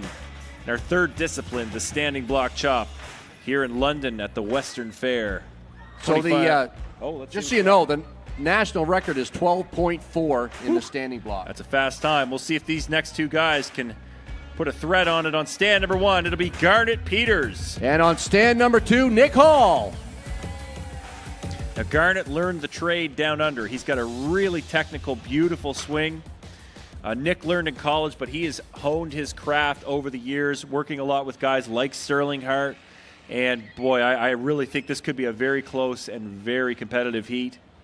All Ontario heat here for us. You bet. I know that Nick now resides in Squamish, but his roots are deep here in Ontario. And Nick doing a lot of training this year. Like you can tell when he comes up on stage, boys, he's ready for these events. So yeah, they're dialed in. Athletes ready. Stand to your timber. 3, 2, 1, go! Nick Hall, first guy in the wood, so he's just chomping at the bit to get into this cottonwood. Has a little bit of a chip in the way. He gets that out of the way. Garnet Peters well into his block. Has a beautiful one, and he's the first one to make the turn at 10 seconds to his backside. So he's on track for a low 20-second time here as both guys start getting into their small wood. Nick trying to lift that chip, so a little bit harder block. But Garnet, he's getting into the small wood, looking at driving this thing off. And there it is, a personal best for Garnet as Nick Hall gets into the small wood. He's going to be putting some drivers in now, looking to drive this thing clear. Stay in a decently competitive time. Oh, and it holds on, but Nick Hall also getting that block on the ground. Yeah, not the cut Nick was looking for there. Probably a bit disappointed in that one. He's a great axeman, and I think he got a little greedy there, trying to take a bit more. Garnet got greedy too. He drove a pile of wood and maybe drove it a bit early. 1 or 2 more hits in the back might have saved him a few, but man, good cut and a personal best by Garnet Peters. Great job by him. Gonna be happy with that cut, I think. Not quite enough to take down Scott Reed though. Still leading the way with 21.39. And we've got 2 good cuts. Great cuts, both those gentlemen. Yeah, as I said, Scotty Reed, that is an uncharacteristically fast time, and I know he's going to be thrilled with that. That'll be the highlight, unless he has some other events that go just round one. well. Highlight of round one. Yeah, we'll wait to round see. one. It might not be the highlight. Yeah, that's yet. right, because that's one guy that always brings a single buck and hasn't been able to run it on the national stage for the last few years. So hats off to Scotty, boys. He's gunning for that, and it looks like he's sitting in the best position he could be to get that baby out in the next round. Yeah, you bet. Let's send it over. Andrea Hand with Garnet Peters. All right, Ryan, I'm over here with Standing Garnet Peters.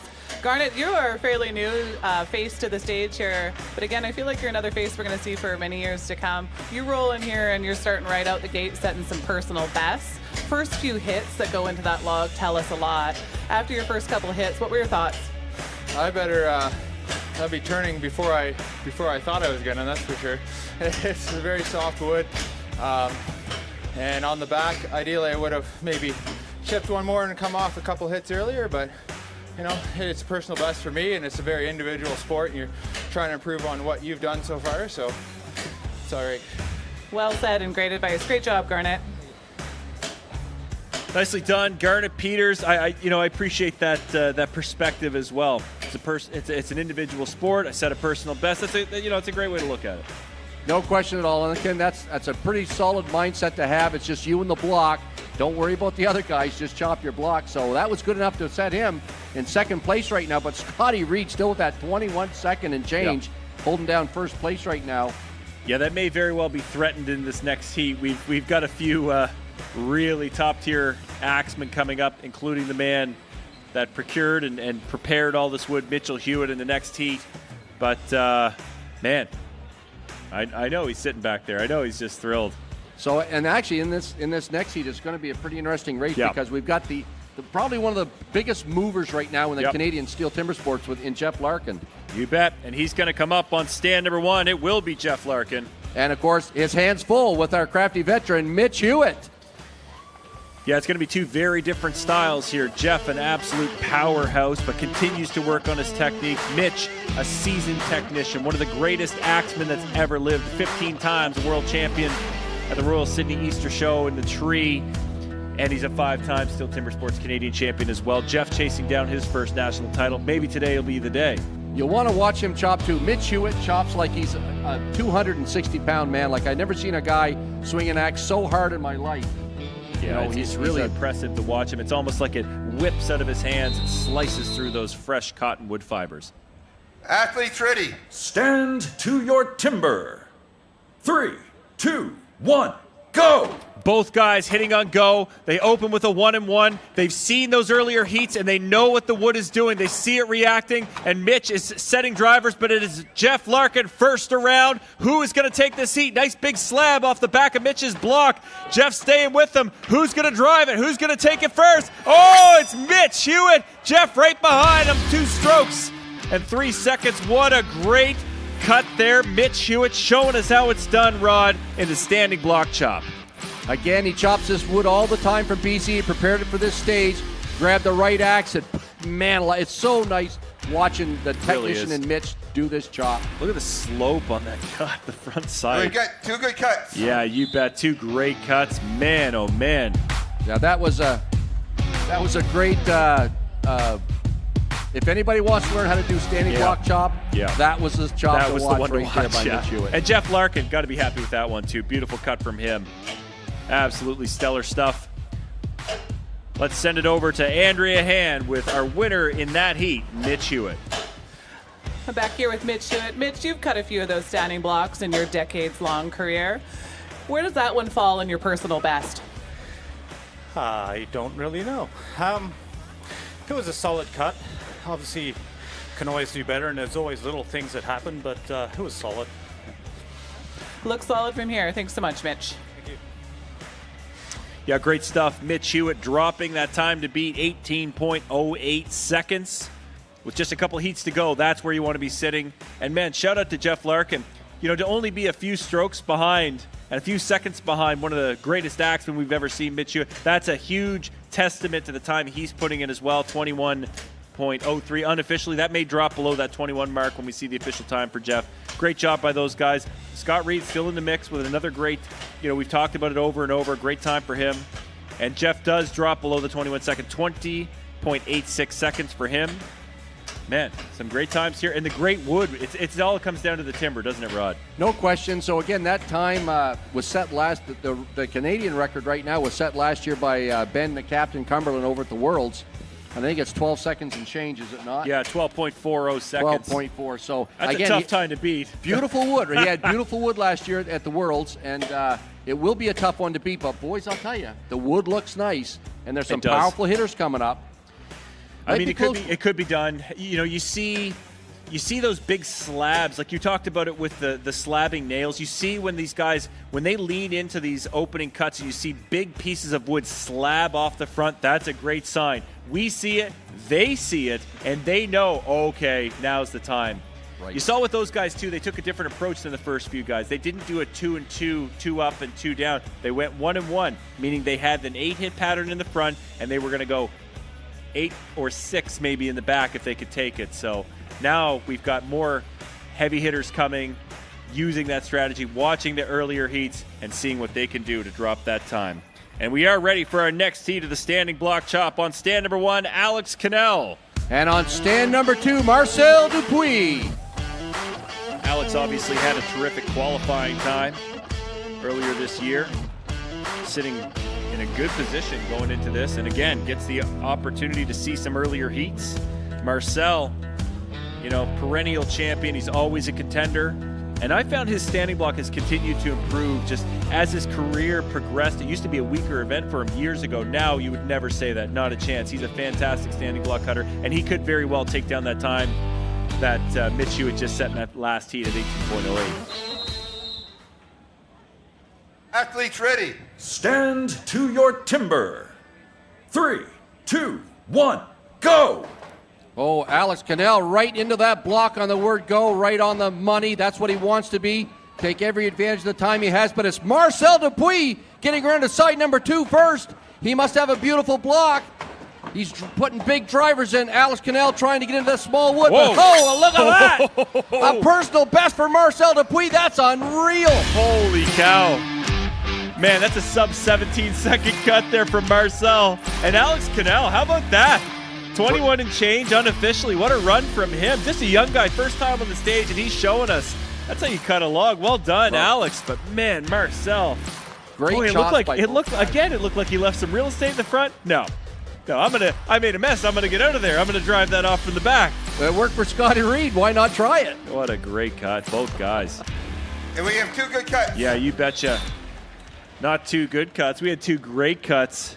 Awesome cuts. Personal bests again. So now again, the other thing you got to remember, if they're both laying down personal bests, our world record holder, if he gets a personal best, then all of a sudden now we've got a new Canadian record. We're going. I believe we've got a winner in that heat. Over with Andrea Hand. Let's send it to Marcel Dupuis. All right, I'm here with Marcel Dupuis, just sliding into first place there on that standing block chop. So Marcel, when we open a log here, we can do it with 2 types of patterns, a 1 and 1 and a 2 and 2. I noticed you opened that standing block with a 2 and 2. Talk me through that.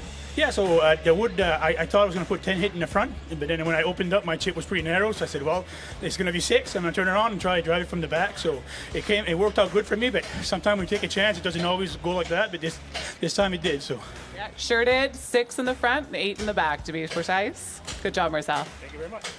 Man, what a great cut there, Rod. Officially 16.53 seconds for Marcel Dupuis, your new leader in the standing block chop. I mean, that is a cut, and you heard it. Well, I opened narrow. I'll just get around the back. I'll do the rest of the backside. And typically you don't see that. Like a lot of these guys are pretty technical. They know. Usually the wood is a little bit firmer, and you can't get away with some of this stuff that we're seeing right now. But the wood's gorgeous. It's beautiful wood. It's chopping well.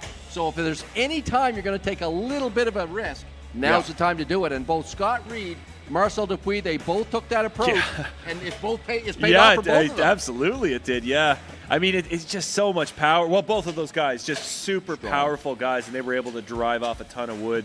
That's not an easy thing to do. And some wood is not going to allow you to do that. But this cottonwood just seems to be, yeah, I'll just let go. It's fine. I'm good for today. The other thing I've noticed, too, when they're charring their axes, a lot of the guys, when they're going through their axe box, are saying, man, all my axes are chopping it good.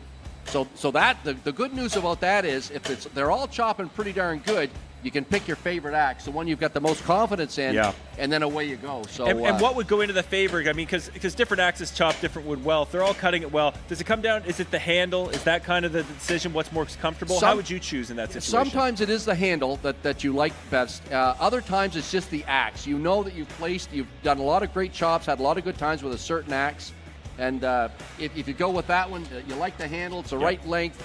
You know it's going to chop well. So that, again, a lot of confidence in the mind of a competitor. Then they can just go out there and actually take the chances that Scotty and Marcel are, and you see them lay down a beautiful time. Yeah. You know, and often different axes for different disciplines. You see a different one for the springboard, different one for the underhand, different one for the standing. I mean, these guys they're bringing a box to a lot of steel.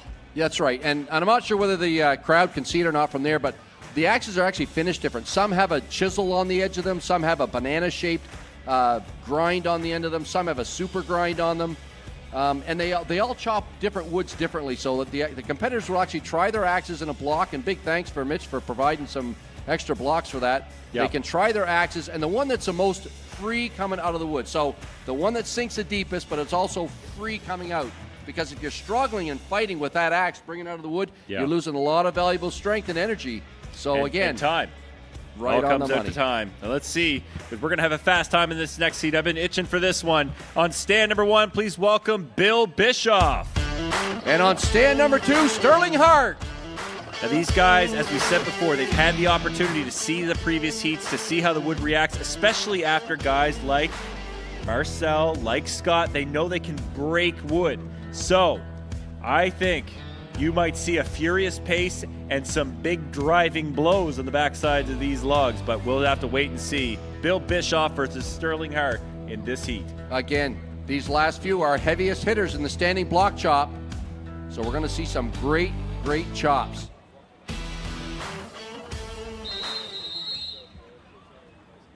Athletes ready. Stand to your timber. 3, 2, 1, go! Not the first time these two guys have squared off. Do it all the time on the West Coast, but they're doing it here in London, Ontario. In this cottonwood, and Stirling Hart's happy with these around the side number 2 in 8 seconds.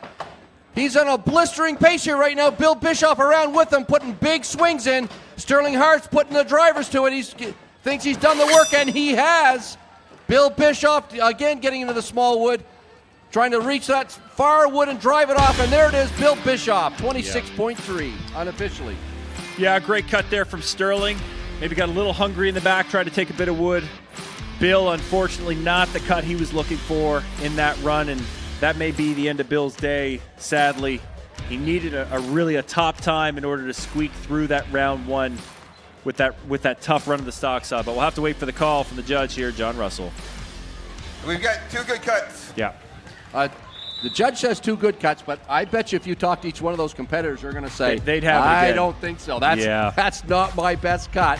I'm not too happy with it, but... You know, Stirling's was a technical cut, but he pinched himself a bit on that front, and I think not being able to get that near driver in, he really had to come in flat, and unfortunately that probably cost him a hit or 2 in the back, and we may have seen a new time, but we didn't get there. Anyway, let's have a word from Stirling with Andrea Hand. Stirling Hart back here laying down a fast time of 19:19 in that standing block. Stirling, I was asking Marcel earlier about the patterns that we open with, and you opened that one with a 1-1. Can you walk the fans and the spectators through why we're choosing that pattern? The pattern kind of chose me in that block. It was kind of a choose your own adventure on that one.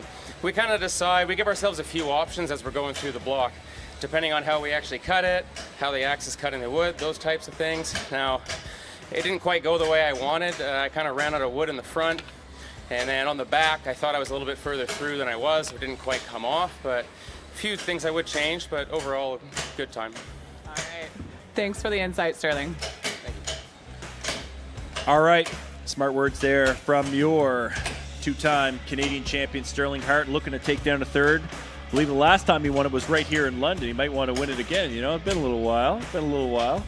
Yeah, I think right now he wants to slide into that second round, and again, he was one of the ones that was down a little bit lower in the standings, which is quite surprising, considering that we're dealing with Stirling Hart. He's a world record holder in the Springboard chop, also champion at the trophy. Yeah. So well, he's the only Canadian to win a world title in the Steel Timber Sports Series. He won the world trophy back in, I believe it was 2018. So nice to see him back in the mix. And I really think like that time, 18.82 seconds officially, it puts him in the mix. He's in the top 3 right now. However, this next heat really is our premier heat, our 2 biggest and fastest cutters right now. And let's bring them up for our final heat of the standing block chop. On stand number 1, Nathan Cumberland. And on stand number 2, Ben the Captain Cumberland. Battle of the Brothers right here in London. 2025 Steel Timber Sports Canadian Championships, the best in the nation, battling it out on the biggest stage in the country. I think you're going to see an incredible pace, folks. This is one you do not want to blink. Do not look away. Do not take a step in any direction except towards those barricades to watch this heat, because you're about to see these brothers battle it out for bragging rights and possibly a win in the standing block chop. Athletes ready. Stand to your timber. 3, 2, 1, go! All right, into it. Both 1-1 openers for both of these guys. They're tearing into these logs. Ben is already setting his drivers. Nathan's right behind him. Ben's into the back. 2 hits. He's in. Nathan's right with him. And oh my goodness! Oh my goodness! Ben Cumberland! Ben Cumberland! That doesn't even make any sense, Ron. What just happened? What did I just see? Go ahead, man. It makes a lot of sense. Holy cow! We are going to wait on an official time on that. Nathan Cumberland with a beautiful cut, 18.2. But we see the inverse, 12.8. Holy cow, National Rod. record, 12.4, so it's going to be interesting to see what that is. We have got to wait for the official time. He is hovering on that national record. I've never seen anything like that. Unbelievable cut.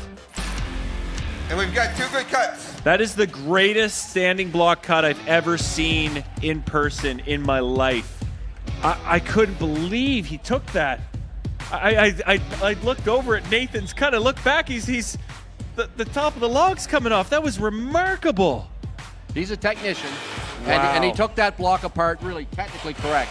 Man. And again, the other advantage, he's got to watch Stirling, Hart, and Mitch. We're going to wait for that official time. Ben Cumberland, 12.8 seconds unofficially. Now, the national record, 12.4, set by Ben Cumberland last year. We'll have to wait and see. Oh, and it looks like, what a heartbreaker. Sadly, only 12.5 seconds officially. Yeah, why couldn't he just go a little faster, eh? You know, what a great cut, though. Ben Cumberland taking down the standing block chop. Let's have a word with Ben and Andrea. All right, I'm back here with Ben Cumberland. Ben, that was smooth, that was clean, that was fast. Was that everything you needed it to be?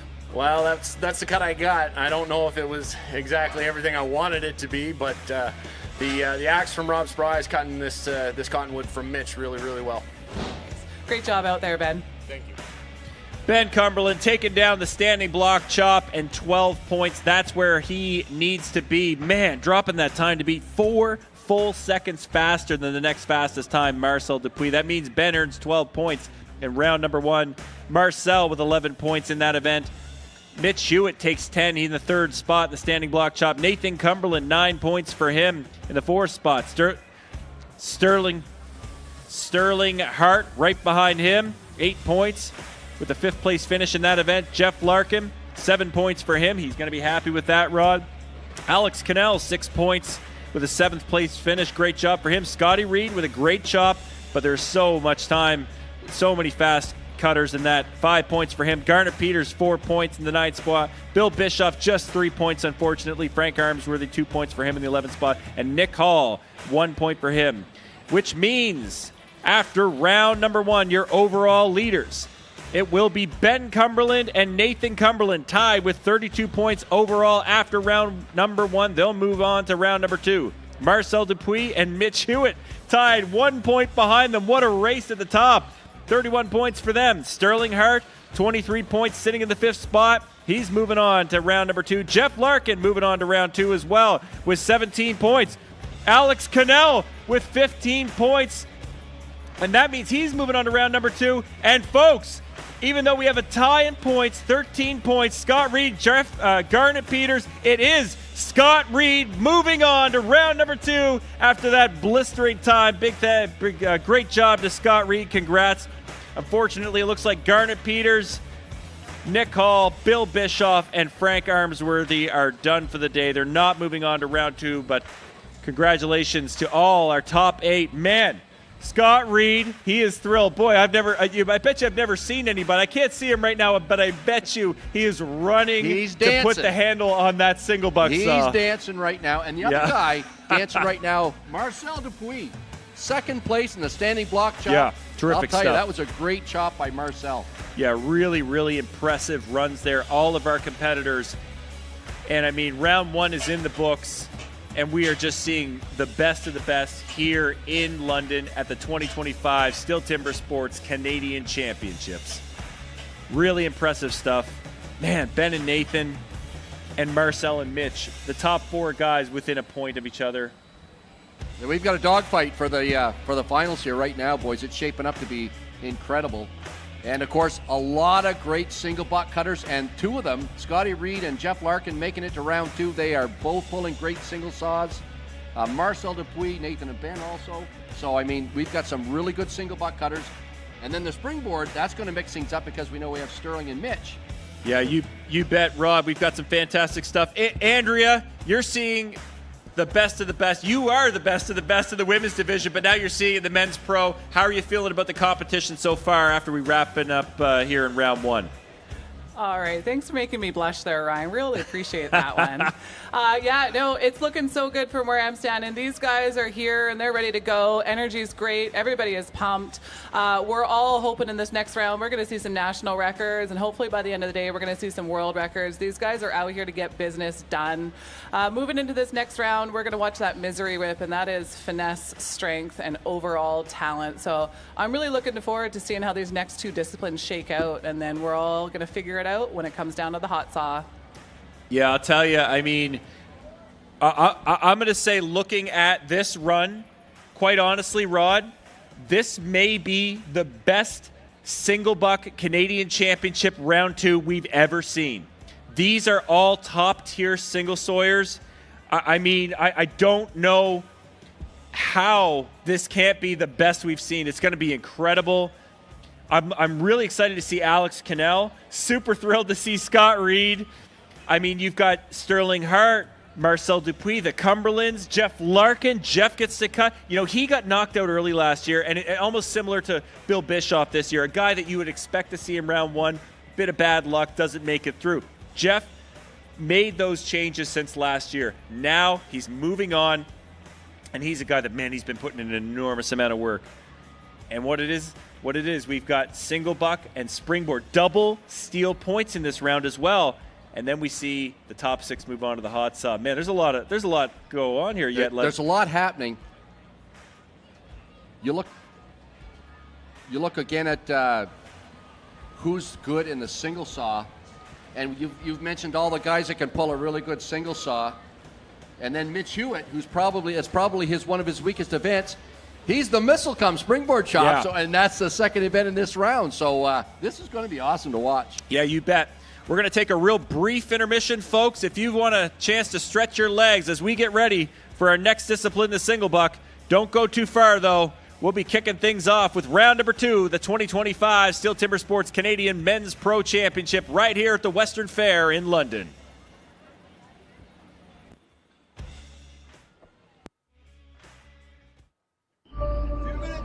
In this country, we believe in what we're made of.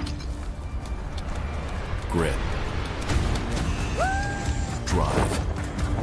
The will it takes to be different. We've been called to serve this great land. Because we were made for this.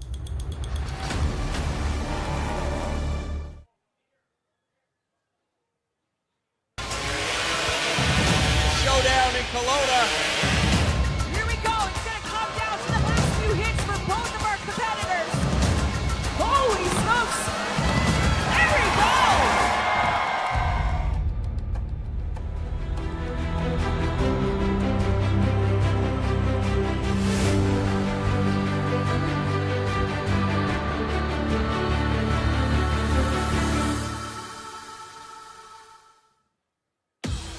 When it counts, STIHL delivers. One battery, over 60 tools. All-day performance, all-day comfort, all-day power. Ready for any job. Clearing, cutting, trimming, shaping. STIHL Pro Battery. Built for work.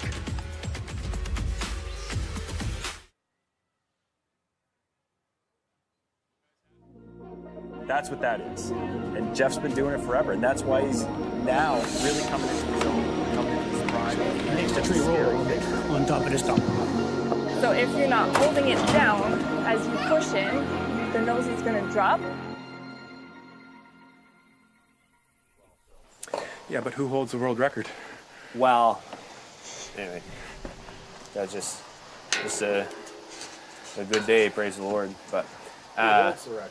Ben does. I've got the cookie in the shop if you want it. Dad wanted it for the shop, but That came from Chilliwack. Yep. That's last year's. Yep. That's the 10-point world record. In between events, he's still that kind of carefree, happy-go-lucky guy, but when it's 3, 2, 1, go, that's when his switch flips. That's when he's ready to friggin' go.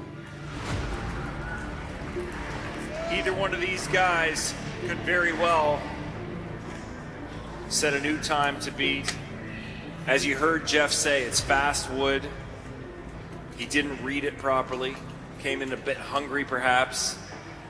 But this is the benefit of going in later heats, Lindsay. You get to see how other competitors are cutting through the wood, and whether that's a chopping discipline or a sawing discipline, you can adjust your strategy based on that. And that's exactly what these guys are doing. Trust me, they're on the sidelines watching every cut before them. They're watching George, they're watching Jeff. Okay, it took him this many strokes, I can do it in this. It's all strategy. Absolutely, and it's especially an advantage having such great sawyers go first as well, because you know that they're reading the wood as best they can, they're as best as anyone really.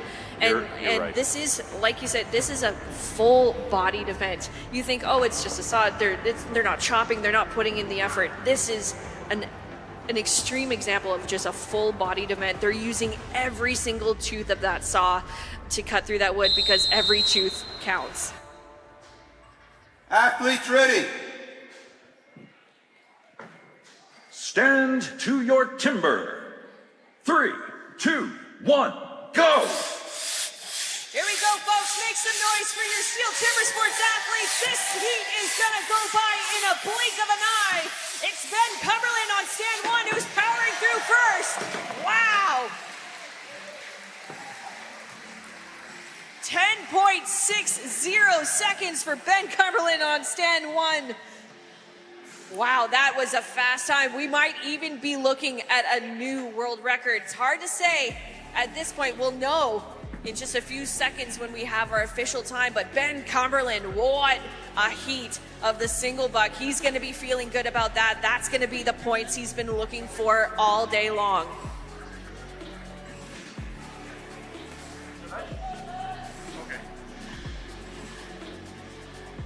We've got 2 good cuts. Fantastic news, my goodness. Ben Cumberland is going to be walking away from that heat feeling really good. All right, folks, here with Ben Cumberland, just setting a new time to beat. A beautiful cut there, Ben. The strokes look good. Everything looked good about that. How did you feel about that cut overall, pal? That was a beautiful cut. Well, I'm very thankful that went really well. JP Mercier made an incredible saw. Got it touched up and run smooth, and praise the Lord, I actually did it justice this time. 2-cutter or 3-cutter? What was the saw choice in that run? That's a 3-cutter. He made it for Nathan and I, and Nathan's a lot stronger than I am, so that saw is really hungry, so I'm thankful that I can pull it. Hey, you pulled it great, and don't feel bad. Nathan's stronger than all of us. Shout out to Nate Cumberland at home, but how about Ben Cumberland right here at the 2023 Steel Timber Sports Canadian Championships with a beautiful run in the single buck.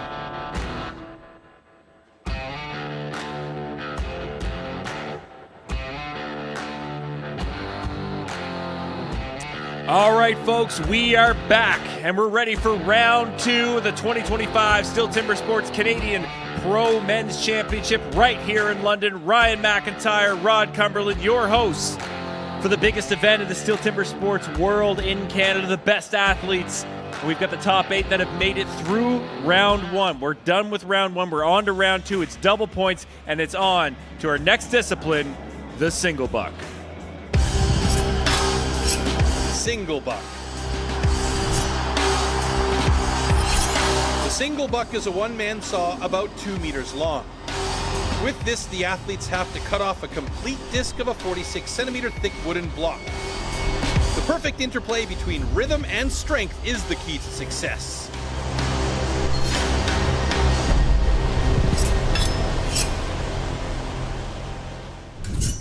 All right, our first heat in the single buck. Please welcome on stand number 1, Scott Reed.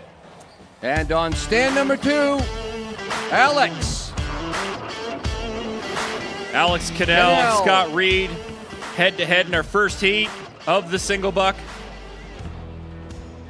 Man, you know, Scott has been watching this ever since the discipline system changed in the Steel Series a few years back and went to this round and knockout-based system. Scott, one of his stronger events being single buck, being hot saw, he hasn't had the opportunity to compete in those, and I know he's just a huge sigh of release that finally I get to hear. So I'm really looking for a good cut of him. Alex Cannell, first time on the STIHL TIMBERSPORTS stage, and here he is making it through to round 2. What a huge accomplishment. And of course, the guy that's training him, and of course the saw he's running is from JP Mercier, so he's also looking forward to this event. Yeah, of course, great sawyers. They got to test these saws earlier in the day to see how they cut in the wood. They know if they can pull them. They know the number of strokes. These guys have an idea of what the saw can do. Now let's see if they can deliver in what it can do. Athletes ready. Stand to your timber. 3, 2, 1, go! First heat of the single saw, big long strokes is what they're after, no hangs. A little bit of a bobble from Scott, but he's settled right in, doing a great job now as he gets into the big wood, but he's making quick work of this. Alex Cannell also fast pace over here on bench number 2. Who's going to take this heat? They're nick and tuck. Oh, and it is Scotty Reed, personal best time. Yeah, good runs there, but a few hangs from Scott, uncharacteristic. I know he's been switching, he's been trying different saws, he's been trying different systems to try and figure out what's going on. You know, back in the day, he used to run the 2-cutter a lot. Now he's on to the 3, a little bit different saw. But man, just the fact that he got to run here today, I know he's thrilled for that. We've got 2 good cuts. All right, 2 good cuts in our first heat of the single buck, round number 2. Scott and Alex. Couple hangs at the bottom. You see that often in the single buck. That saw, it dips, that nose dips, and it hooks on a raker, and you just can't push and pull it. Oh, it's so frustrating. Yeah, it is, and that's Scotty. Typically, he teaches most guys in the East Coast this event, so knows it really well. You're right. Let's take a minute and hear from Scott Reed and Andrea Hand. All right, I'm back here with the winner of that heat, Scott Reed. Scott, you just walk right out there and throw down a personal best time. Little hang up in the middle of the cut, but a great recovery. How'd you feel overall about that? Oh, that was another big mess, but got a big shout out to JP Mercier making a great saw for us. And I'm just happy to be here. Got a little excited, and first time making it this round. All right, well, your messes look great from where we're sitting. Thanks, Scott. Yeah, great job, Scott Reed. And I know that's not the cut he's looking for. We've seen him put in world-class, near world record cuts in the past. Yeah, the hangs happen, but man, just the fact to make it through to this round, I know that's how he's feeling. A huge accomplishment. And a perennial Steel Timber Sports competitor. He's qualified, I don't know how many years, lost count, probably a decade ago. Yeah, and also Scotty's represented Team Canada in the single buck event as well. So, I mean, the guy's no stranger at all to the steel stage. Yep. He's represented us doing single saw. He's trained Jeff Larkin. He's trained the Cumberland boys. He's trained a lot of the up-and-comers here in the Steel Timber Sports circuit. So, hats off to Scotty Reed, and I'm pretty happy for him that he made it this far. So yeah, me too. Official time for Scott, 17.83 seconds after that first heat. Again, it's double points in this round, meaning there's only 8 guys, but it's 16 points instead of 1 point per finish. It's 16 points to win this event. That can really shake things up as you come towards this round. And of course, we have the single buck and the springboard chop. Yeah, and how about Alex Cannell, also from Quebec? I mean, first time on the steel stage. He's into round number 2. Yeah. He's got to be tickled with that. And, of course, he lays down. He's only a second off of Scotty's time here. So yeah, I know he's got a great saw, but he did a good job running it. So 2 good guys here in that first heat. But, boys, this is stacked. This last few rounds are stacked with great single cutters. Yeah, you're right. And we've got a big-time stacked heat coming up next. On stand 1, we've got Jeff Larkin. Stand 2, Stirling Hart.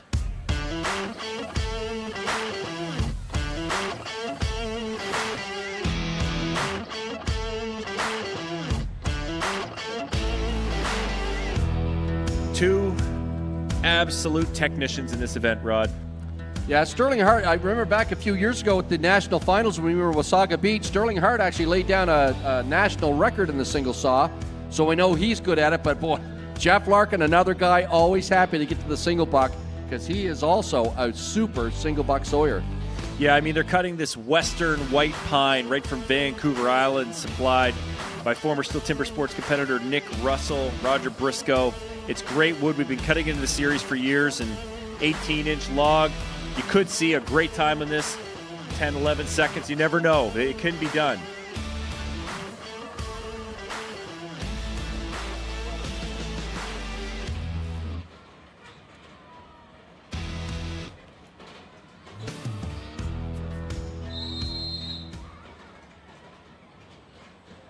Athletes ready. Stand to your timber. 3, 2, 1, go! Good, even, smooth pull strokes. Jeff Larkin's saw is loving this wood and dropping. Stirling a stroke or 2 behind. Jeff Larkin, he is motoring through this log, and he has a nice clean finish. Stirling, little hang at the bottom, not too far behind. 13 seconds and change for Jeff. Great cut for him. Jeff Larkin, also a very quite technical at the single buck, did a great job there. He's just got a brand new saw there, and it cut that wood. It really loved that wood. I guess of all the saws we saw in practice, that one there was loving it the most. Yeah, really dropping fast. It seemed to be the perfect saw for that log. Stirling, little hang at the bottom, cost him probably half a second. And we've got 2 good cuts. But he still got a good cut out of it. Nice job, gentlemen. And again, this is western white pine, so it's a little bit grabbier than our eastern white pine. Yes. Our saws run a little bit smoother and freer in that eastern white pine. Mm-hmm. This stuff here, it's almost corky that it grabs the saws, but the guy's got to put a lot more effort in it. But they did a good job actually getting those off. Yeah, you bet. Let's have a word from Jeff Larkin taking down that heat with Andrea Hand. All right, I'm back here with Jeff Larkin. Jeff, just walking out there and setting personal best. Going up against a competitor like Stirling Hart, what's your game plan when you're walking out there? You go out and try to match that energy, match that aggression, and put down the best cut you can. Well, you did just that, Jeff, and that was really great to watch. You made that look way too easy. Thank you. Beautiful saw. What can I say?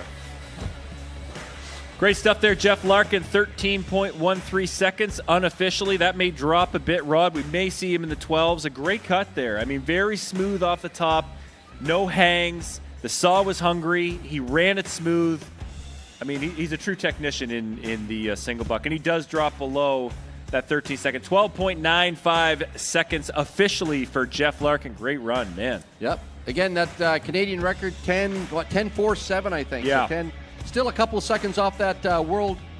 Actually, it's also a world record. It's a world, yeah. The world record pace. Definitely the fastest in the nation, but it just happens to also be the fastest in the world. 10.5 seconds, yeah. Yeah, and again, not having, for years we used to have another person assisting in the single buck. They actually used to wedge and spray at the same time. So that changes that a fair bit now. We've lost that assistant. So now it's a one man, one saw on the stage, and of course, we're seeing faster times all the time in this. Yeah, you bet. We're ready to go in the next heat on the men's single buck. On stand number 1, Mitch Hewitt. And on stand 2, Ben Cumberland. Now, admittedly, not Mitch's premier event. That's the next one, the Springboard chop. But Ben, the reigning national record holder, world record holder, 10.47 seconds, I believe. I mean, these are top tier competitors, but man. Yeah, bad draw for Mitch, but bad draw in this for one. Mitch. But you know what? That'll push Mitch a little bit. I think so too. Yeah. Well, I'm looking for a decent cut out of Mitch, and he'll pace Ben, boys. That'll put some fire underneath him. Ben coming off an absolutely remarkable cut in that standing block. That's a great momentum to build from. Yes. Having a great day, sitting in the first spot after round 1. 1/10 of a second off of the national record, so that's pretty darn good. Yeah. His own record.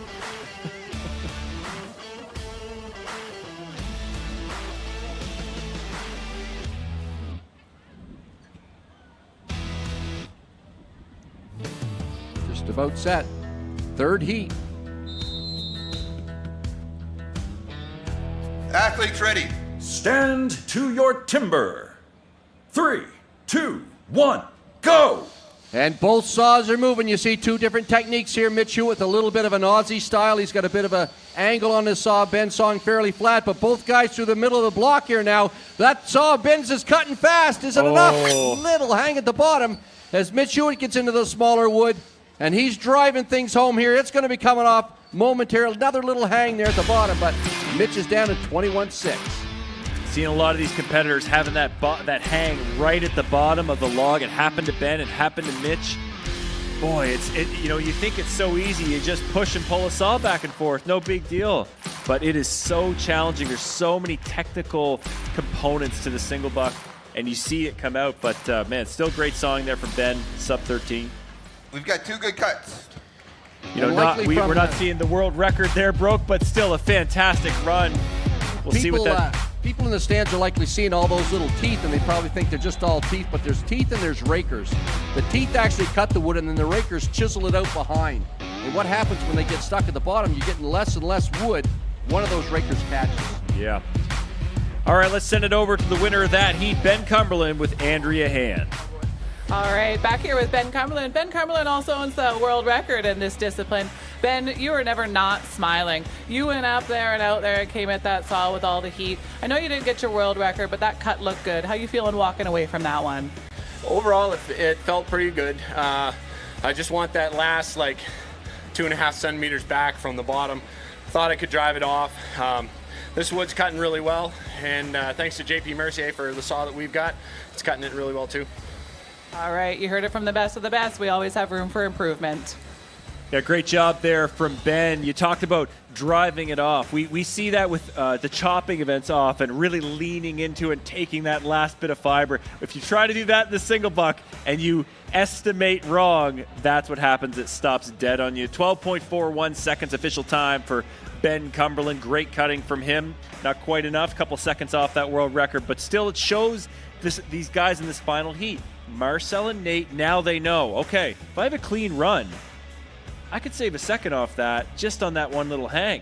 And I could probably keep up with that. Well, maybe it's in striking distance here, so they're all watching those heats. Yeah, no question at all. And again, watching a guy like Ben and you see that little ball, pretty much perfect up until then. Yeah. Again, that probably cost them 1/2 to 3/4 of a second, so they know if I make sure at the bottom I actually drive that off clean. So that's the difference in the wood. That West Coast pine hangs on just a little bit more, cause that little bit of a hang there. Yeah. Anyways, if they make a good cut, they can actually take this time down.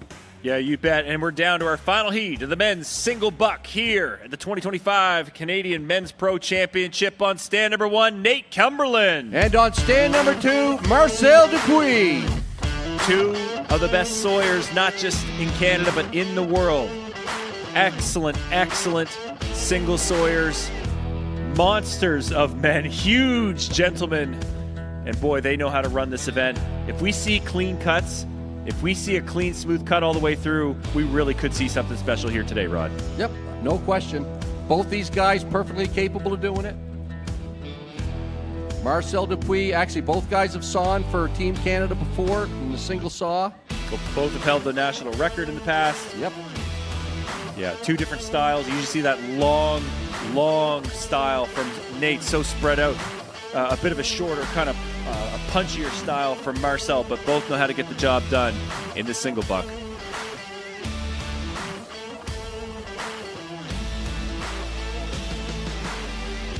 .41, the time to take down right now, held by Ben Cumberland.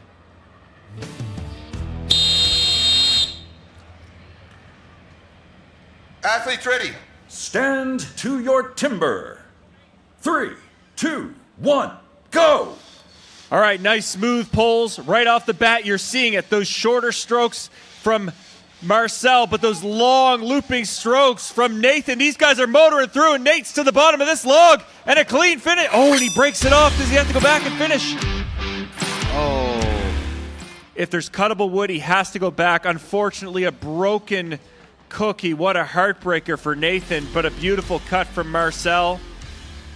Oh, that's so unfortunate. You hate to see that. He had a great cut going.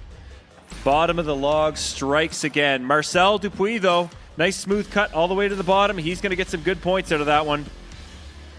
That wraps up our single buck. We'll have to wait for the call on these ones, but it looks like 2 good times.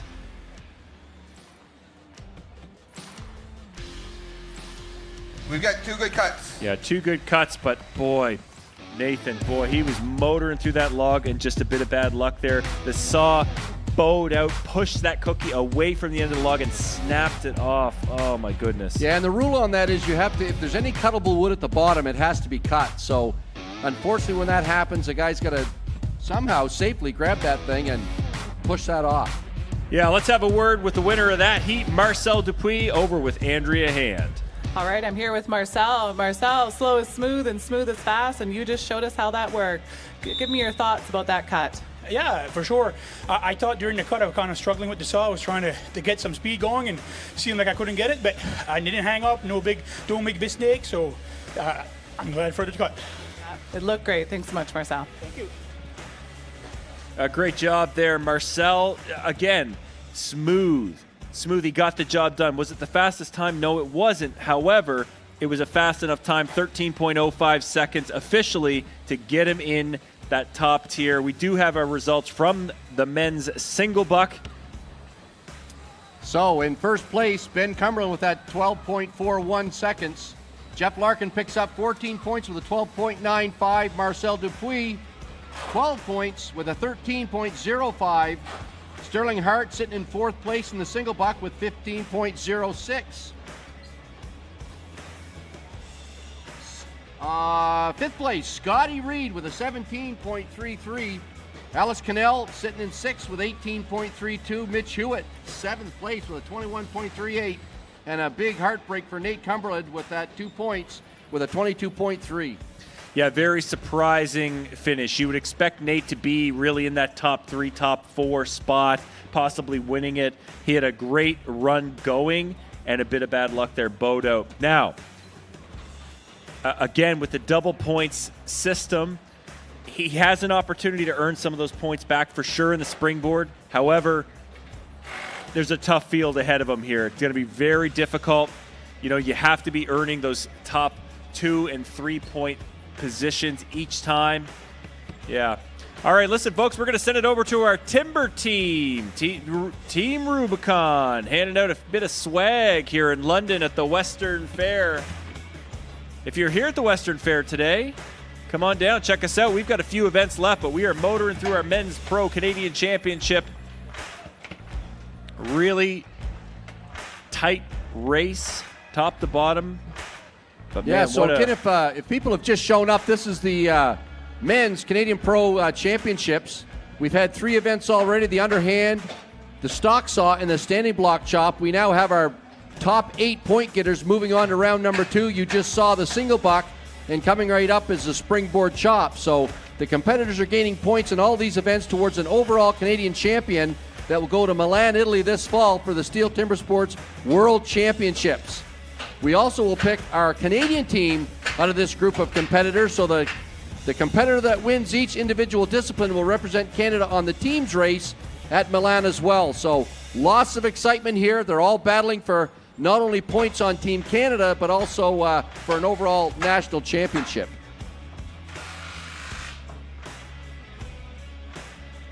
All right, after our 4th discipline, the first in round number 2, it is Ben Cumberland leading the way with 48 overall steel points. Marcel Dupuis earning up at that 2nd spot. He's sitting at 43 points in the 2nd spot.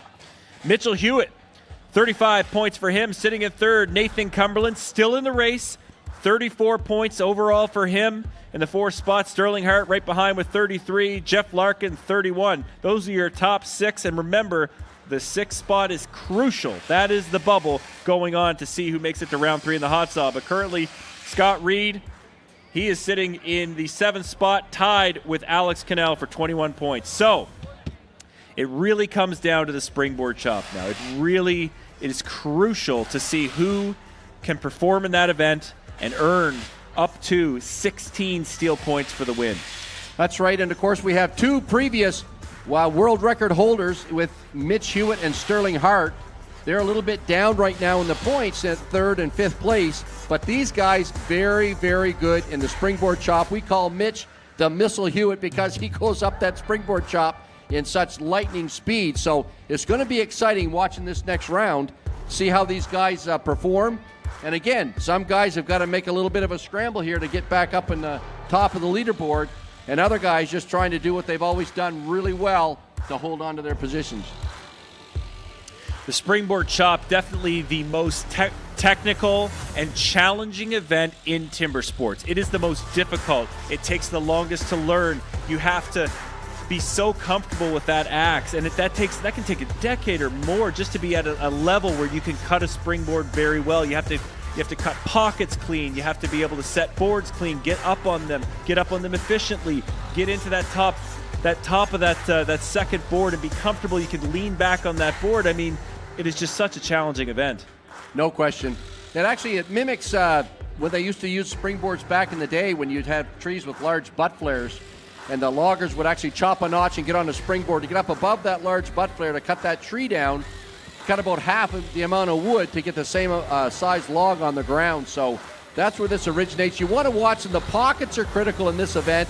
You're going to see them put these little pockets on the side of the tree. They're going to chop a little notch, and they're going to put a springboard in there. And so basically a long 5 to 6 foot board.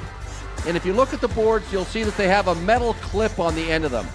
And that piece of metal, it's got a tipped up or curled lip on the end of it.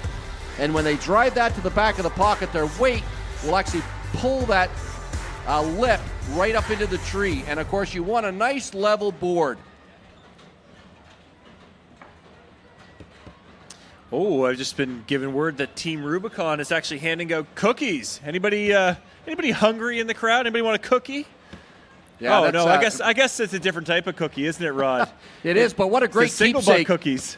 Great keepsake of the Western Fair here in London, Ontario, to take home a STIHL Timbersports cookie, put that on your wall. Yeah, hang on to those. You get maybe the athletes to sign those a little later on. Better hold on to those. Oh, we're getting close, Rod. This is my favorite event. I love watching the springboard. I think the crowd loves watching the springboard chop. I love doing the springboard chop. Yeah, me too. I like doing it when it goes well. Yeah, same here. Like when you get a good board, you know. Yeah, this is it. This is the culmination. I mean, again, top 6 competitors only moving on to the hot saw. These guys have to put it all on the line in this event. The springboard chop, man. Love to watch it, and we're here in London for the Men's Pro Canadian Championship. Ryan and Rod calling it here for you, and the springboard chop. Let's take a look at the springboard. Springboard. Springboard simulates the traditional way of felling trees, climbing up over thick roots. First, notches known as pockets are chopped into the log. 2 springboards are then anchored into these pockets. The athlete then climbs up to chop through a 27-centimeter thick block of wood in the fastest time possible. All right, the springboard chop. Ascend the pole and cut through an 11-inch log affixed to the top. No big deal. Hey, Rod, let's bring out our first heat in the springboard. On pole number 1, Scott Reed, and on pole 2, Alex Cannell.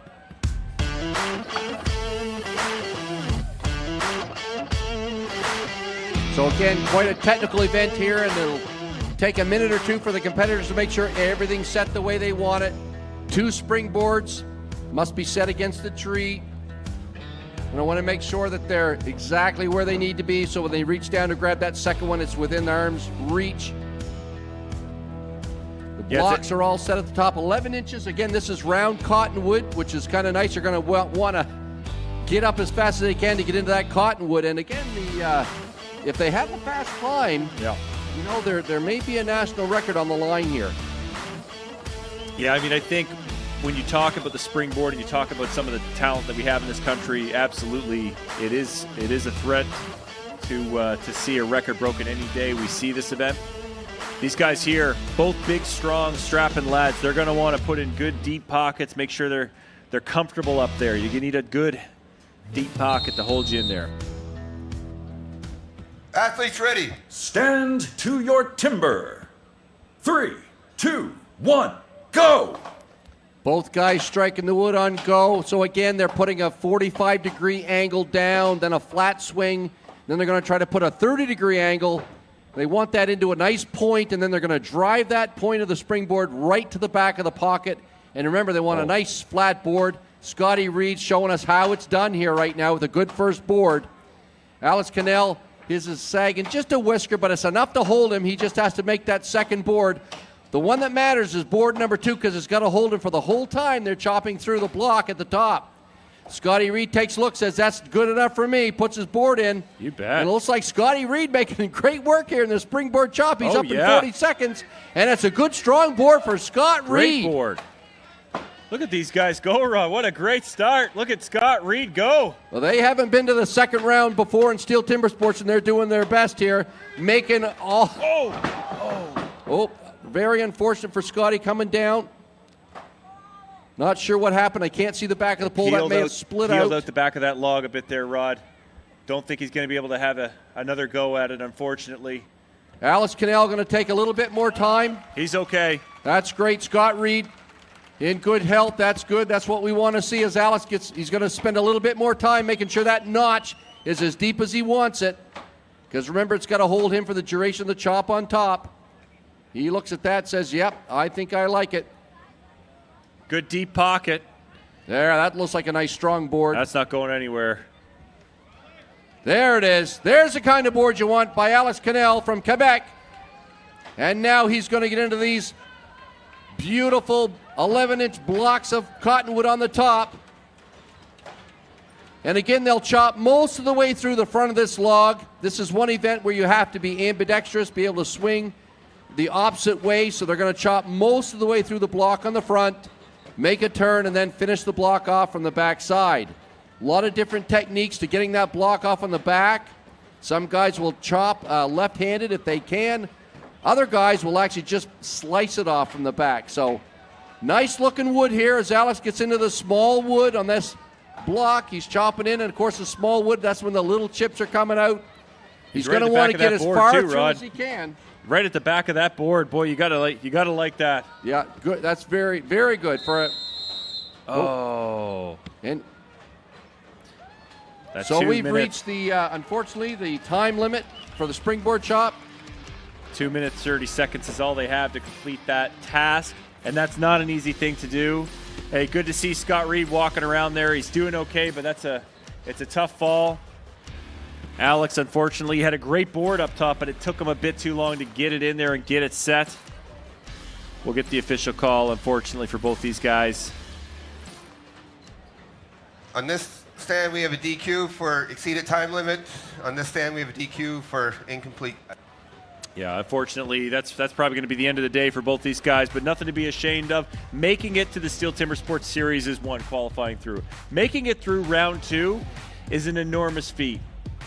So just the fact that they're here and they're cutting springboards or cutting single bucks, that's a major accomplishment. They should definitely not be hanging their heads. And good to see Scott Reed walking off the stage. That's a tough spill, but he's up, he's feeling good, and he's ready to talk with Andrea Hand. All right, I'm back here with Scott Reed. Scott, I'm glad that we're standing here talking face to face and that you're still smiling. And I'll tell you, man, you missed your calling as a stunt double. That was the most graceful descent that I've seen. The back of that pole slabbed out. You had such a beautiful board. Walk me through those moments. Oh, another hot mess. Woo! No, I had a good deep pocket. Sometimes the poles can be a little bit soft. I was very comfortable with my board, and it just happens. It's not my first time falling out of the tree. I'm also a big guy. It's a lot of weight sitting on those poles, so sadly I'm not Stirling Hart. We all can't be Stirling Hart. Well, you're here, you're smiling, and I love it, buddy. Glad that you're all right. Yeah, big hand there for Scott Reed. Gets up, dusts himself off, and he can go back and maybe have a cool refreshment there to celebrate his day. I don't think we're going to be seeing him moving on after that one. Unfortunately, won't get to run his hot sauce. We will see him running tomorrow in the hot sauce showdown. But man, again, just making it through to this stage is an enormous accomplishment. Big. Our hats go off to both those guys, and thank goodness that Scott's doing all right. I can see the side of that pole. You can see it from here, and I've had that happen before, where sometimes you're not quite deep enough into that pole, and the flex, you could see it up there with Alex's board, the flex, and you talk about it often, the tree surfing and the springing of the board and the movement of the pole. Like, it's incredibly difficult, and there's a lot going on there. That's right, and I think if you talk to Mitch Hewitt, if you have a nice pole like this here, and sometimes, like we said, these Springboard poles are beautiful poles, and sometimes they're almost too nice. Yeah. And it's nice, clean wood, and splitting a log is a lot easier than chopping a log. And sometimes when you see that it's soft like that, you want to go to the outside of the tree. So if Scott's board is right in straight on the tree, it can actually pull that off. But if he goes to the outside of the tree, the pushing is up. It can't split as easily. So yeah. And actually, it'll be good to watch a guy like Mitch Hewitt in this because, again, a seasoned veteran, 15-time champion, jiggerboard champion at the Sydney Royal. He's going to show us how to send these poles in lightning speed. But I tell you, I think if we talk to both those competitors that just got finished in the Springboard shop, they would say, I am happy that I had the opportunity 100%. to actually do Springboard. Yeah, 100 times out of 100. I mean, that's what it's about. It's about creating the opportunities for yourself. And they've earned their spot here on the stage through the qualifiers. They've earned their spot to make it through round one. And, you might not be moving to round three, but my goodness, what a day for both those gentlemen. And we're not over yet. We got 3 more heats of the Springboard chop coming your way. Some world-class Springboard cutters, and one of them is in our next heat, who up until recently had the world record in this event.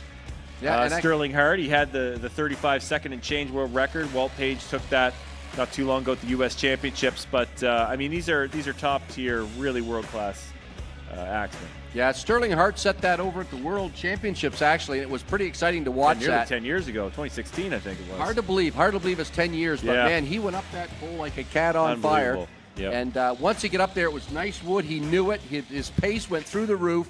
And, of course, all of a sudden we have a Canadian sitting on top of a world record that I'm pretty sure Mitch Hewitt held at one time. So. Yeah, I think Stirling took it from Mitch, and I'm certain that Mitch knows that, and he's been chasing him down ever since. Yeah, actually, a little friendly we can talk rivalry about that too, because last year Mitch knew there was that nice cottonwood at the top. He went for it. Yeah, and he went for it last year and had a little bit of trouble with that top board. Yeah, so it's going to be interesting to see his approach this year because he's in the hunt to make the tops. Actually, he's there now. Yeah. But he needs now. It's all about points. We should explain to the crowd here. So they're getting double points here now, but in the hot saw they get triple points. So really, you want to put yourself in as good of a position with points as you can after round number 2. Yep. So that your hot saw, you may not need to win it, but if you have good points and get good points in that, you can actually might be able to squeak in and take that Canadian championship. Yeah, I mean, if you're a good hot sawyer and you know that, you've got to get somewhere near the top in points to get to that round, and then you're in contention for a championship. It really is. The triple round knockout format with the triple points in hot saw really is, it becomes a hot saw competition late in the game. So you really need to make sure your strategy and your ability to get through to that final round in contention, but close enough to the top, within, I'd say, 9 to 10 points is really where you need to be sitting in order to secure a potential for a championship. Right. And we know that some of these guys have great hot saws. A guy like Sterling Hart, he's a good hot saw operator. A little bit down in the points right now, but again, a great springboard cutter. So we're going to be seeing him going for it here. I think Sterling will actually put it all on the line here in this event, try to gain as many points as he can, because again, he's up against some big saws with Marcel Dupuis and a few others here in the hot saw. Yeah, I mean, you've got Jeff Larkin. If he's to make it through, he's looking pretty good right now. That's a guy that's running a big 380cc hot saw, and he's been training it. He's been training it a lot, and he's been running it very well. I know that's one that he sees it as an opportunity to earn points on some of these guys that are maybe beating him in some events. if he can take them down and earn those points in the hot saw, I mean, that's an opportunity for a championship for that guy. It looks like we are getting awfully close. I can't wait for this next heat. I'm going to tell you right now. I know Jeff's been putting the time into the springboard.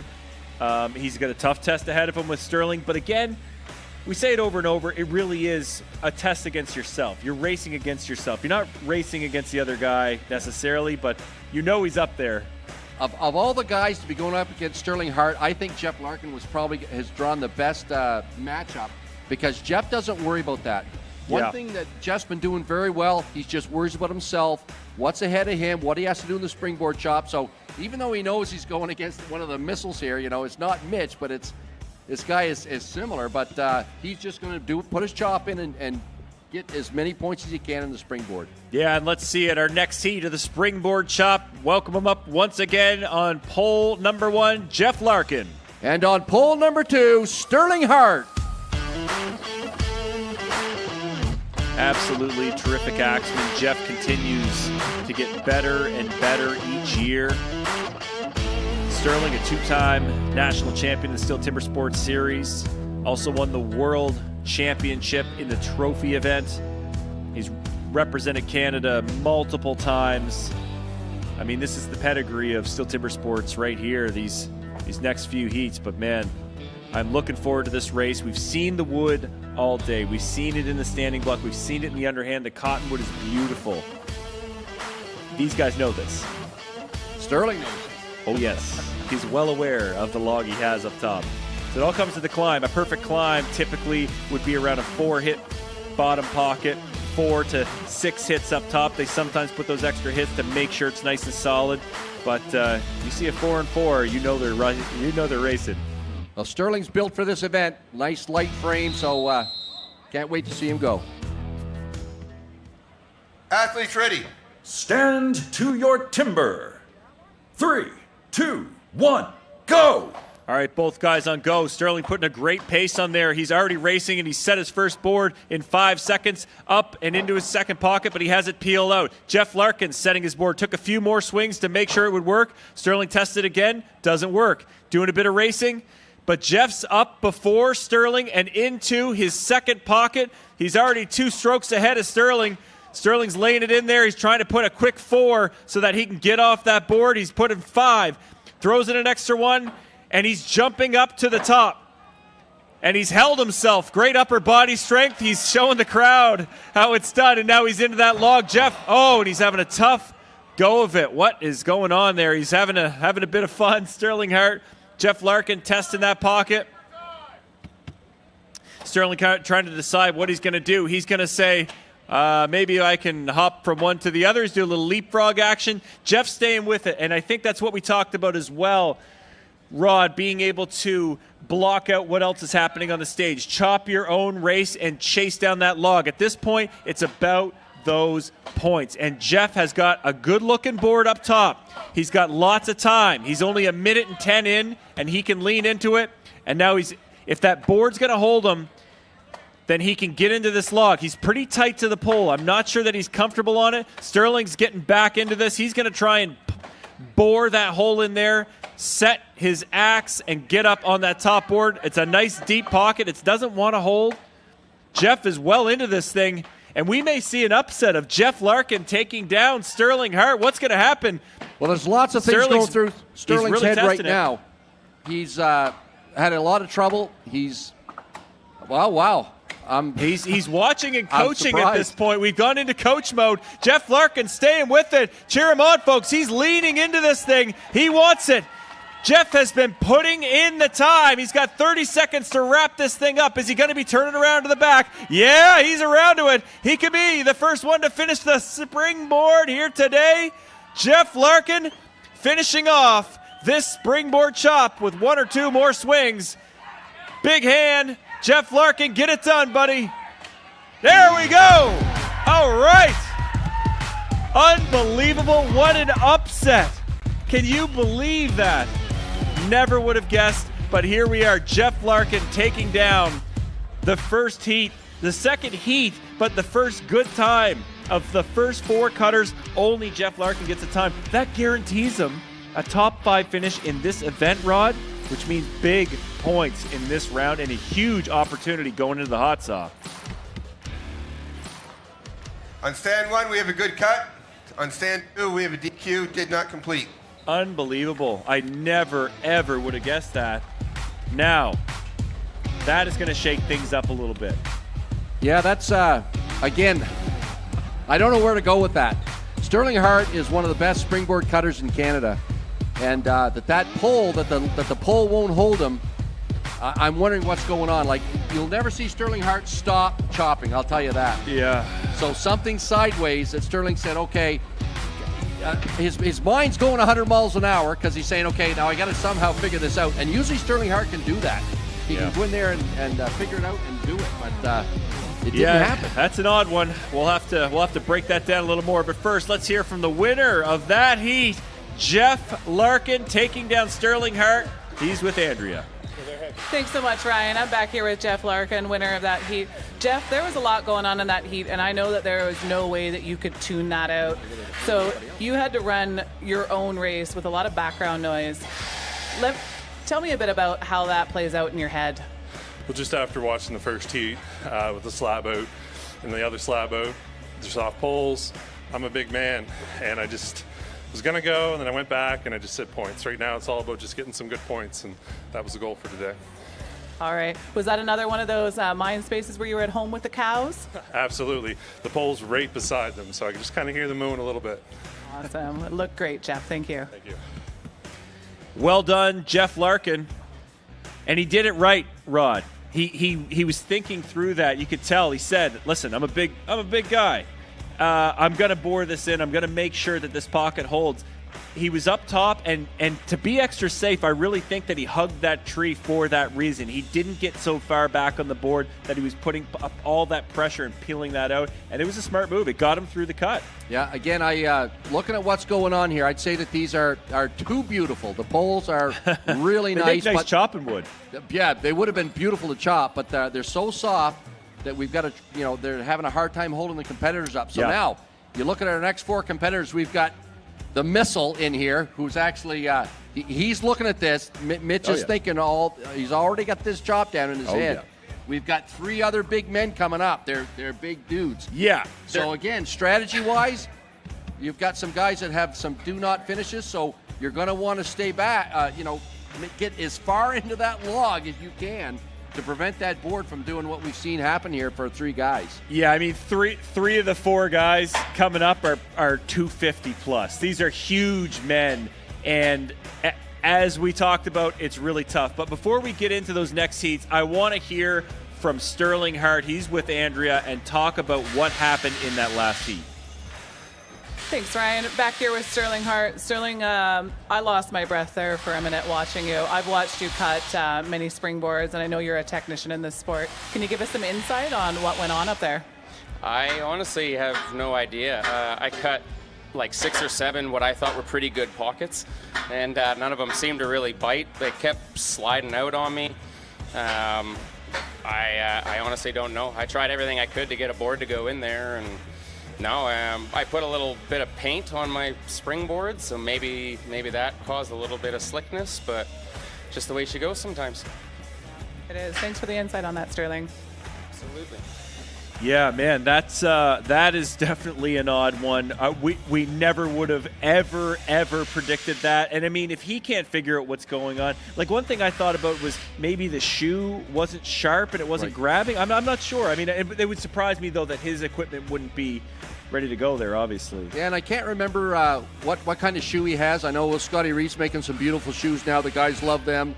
A lot of other shoes are casted. The springboard shoe, we should say, not the shoes on his feet. The shoe that's on the end of the board that they're standing on. So a lot of those have come. They've been molded down under. Of course, they come from Australia, New Zealand. Tuatara makes those, and of course, Scotty Reed started making them. And Scott's making some really good. Yeah. Actually, some of our competitors here actually prefer Scotty's over the ones from down under. So I'm not sure. He makes them, then Mitch will finish them. It's almost like an axe finisher type of thing. Exactly right. Yeah. So I know Jeff Larkin has a Scott Reed shoe. So that went in and actually held him quite well. I don't know whether Stirling has one of the cast ones or one of Scotty's, so I'm not sure whether that's part of this or not. I mean, it's just hard to say. I'm sure he'll go back to the drawing board and figure it out, but just a very bizarre series of events there. I've never seen anything like that. And I mean, he knows what he can do. He knows. He said, I think I cut 6 or 7 different pockets in there. With he moved around the pole. He tried to find better wood, and you got to feel for Stirling. Something else we probably should tell the audience. The other thing you can't do as a springboard cutter, you can't chop into the someone else's board hole. So there was one there already made in the previous heat.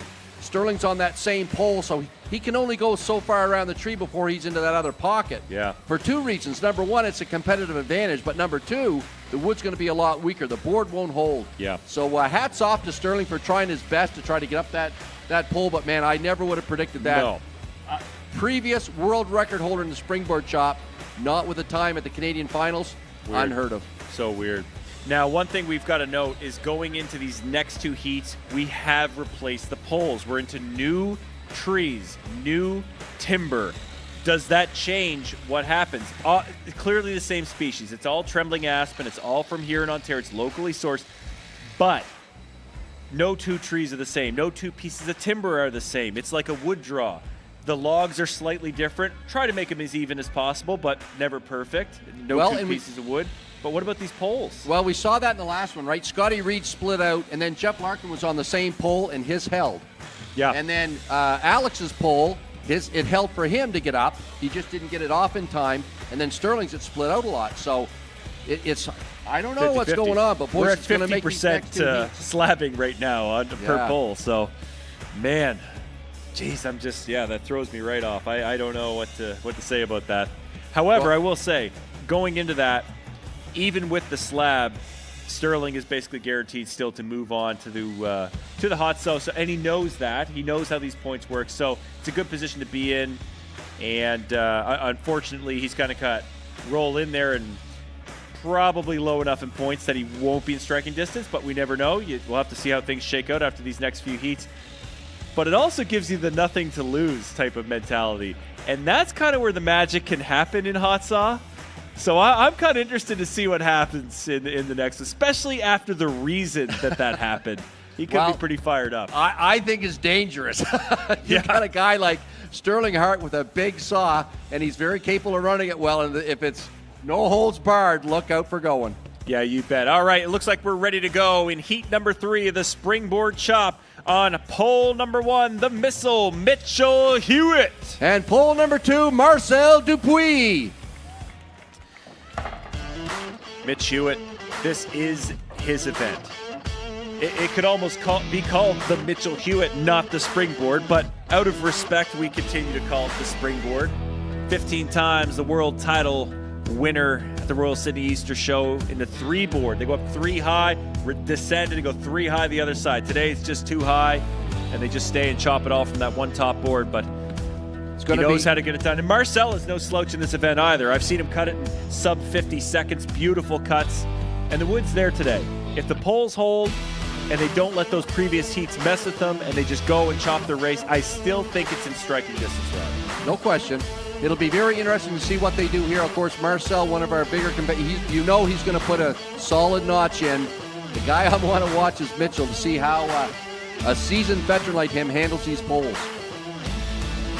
Well, if anybody can read a pole, it's definitely going to be Mitch Hewitt. Athletes ready. Stand to your timber. 3, 2, 1, go! Both guys off, swinging at these poplar logs, making their notches. Mitch Hewitt goes back for one more swing. Marcel taking his time, making sure that pocket's nice and deep. Mitch Hewitt up already. He's working on board hole number 2. Marcel's up as well, so 2 good boards here on these poles. Both guys working on pole number... Oh, and the missile's already up into the top block of this, and he loves this cottonwood, making quick work of it. Wow, Mitch Hewitt, 30-second time right now, and he's putting it to it. Let's get behind this guy. Marcel Dupuis, also a good board. Great race here. Marcel Dupuis hitting that block hard as Mitch Hewitt gets ready to drive this thing off. Marcel's board nice and strong, and there it is. That's what a 15-time world champion can do. Marcel Dupuis also a great time here in the Springboard. Nice job. What a great cut there. Marcel stays with it all the way through. Mitch Hewitt, he was getting a bit hungry up top there. Tried to take it a few hits early. He made a veteran call there on that first pocket there. Threw in that 5th hit. Made sure that it would hold. It was a great call. 5 and 4 climb. Beautiful cut up top. 45 seconds. That's going to be a tough time to beat here. And Marcel not too far behind him. No slouch, as we said. Great cut.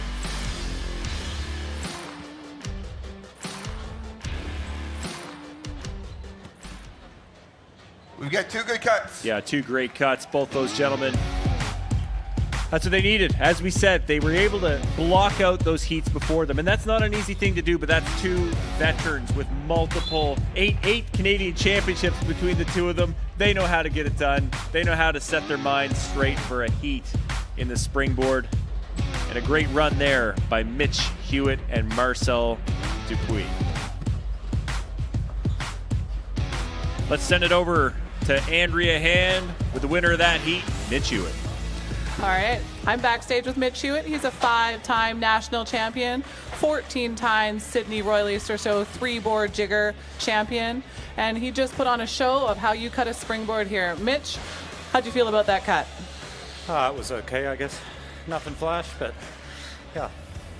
Are we going to see anything flash from you in hot saw? Absolutely. All right, looking forward to it, Mitch. Well. Once again, we have to cut off Mitch. He just, that guy likes to ramble. He really can go. Great job there by Mitch, showing us how it's done in the Springboard. 44.71 seconds, the new time to beat. It's going to be very difficult to take that down.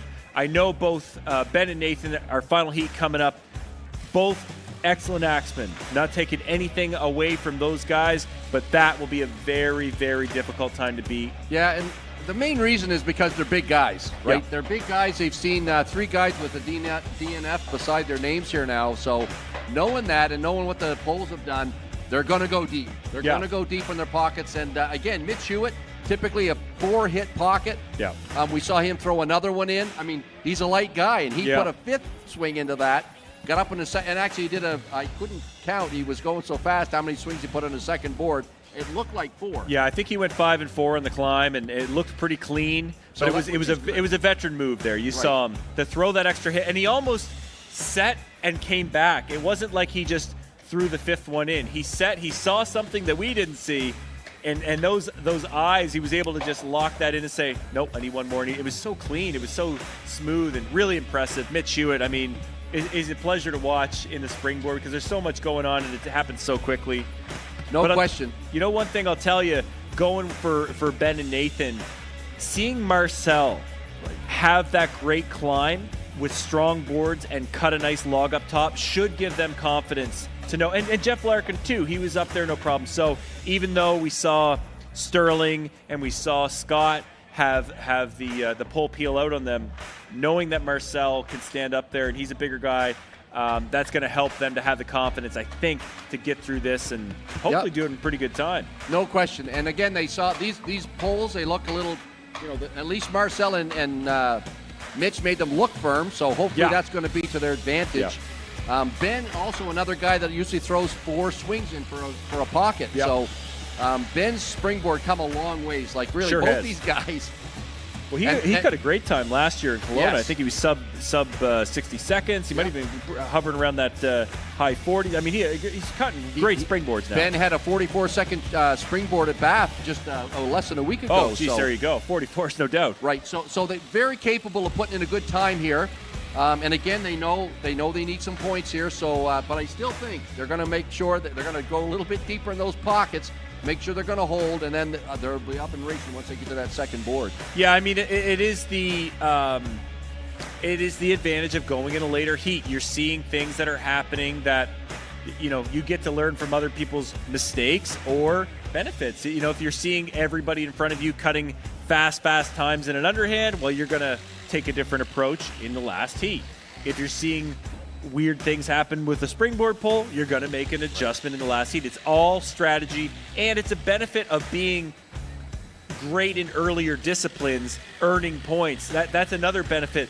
You're in the leaderboard, or you're the top of the leaderboard. That's the advantage you get. Right. But that's what you've earned. If you 100%. If you do that well, that's right. You get the advantage of sitting back and watching what's going on, and actually be able to adjust. Yeah, that's a good point, Ryan. I agree with you 100%. I mean, you look at this right now, and a guy like Jeff Larkin, because it's double points in this round, a guy like Jeff Larkin who had a great single saw, and now one of the few guys, one of the 3 guys that has a time in the springboard. I mean, he's sitting in good points, and that's going to elevate him. It's going to springboard him into the hot saw. And really, I mean, he's got one of the biggest, strongest saws here. I'm telling you, I think this is shaking things up for the hot saw. I can't wait for round 3, but we still have one big heat left in round number 2. I mean, man, oh man, what a day it's been here today in London, Ontario, Western Fair, Canadian Pro Men's Championship. Man, that was a pretty punny segue into your springboard. You like that? I like that, do you? All right, well, listen, we're ready to go. It's our final heat of the springboard chop here at the Men's Pro Championship. On pole number 1, please welcome Nathan Cumberland. And on pole number 2, Ben the Captain Cumberland.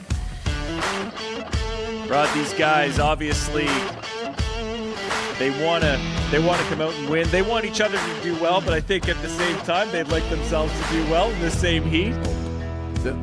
All bets are off right now, buddy. All bets are off. I love it. Yeah, we saw them earlier go head-to-head in a couple of chops. I mean, this is it. It really all comes down to this. Both sitting in great position. We know we're going to see them in the hot saw, but where they sit going into that, it all comes down to this heat right here in a springboard chop.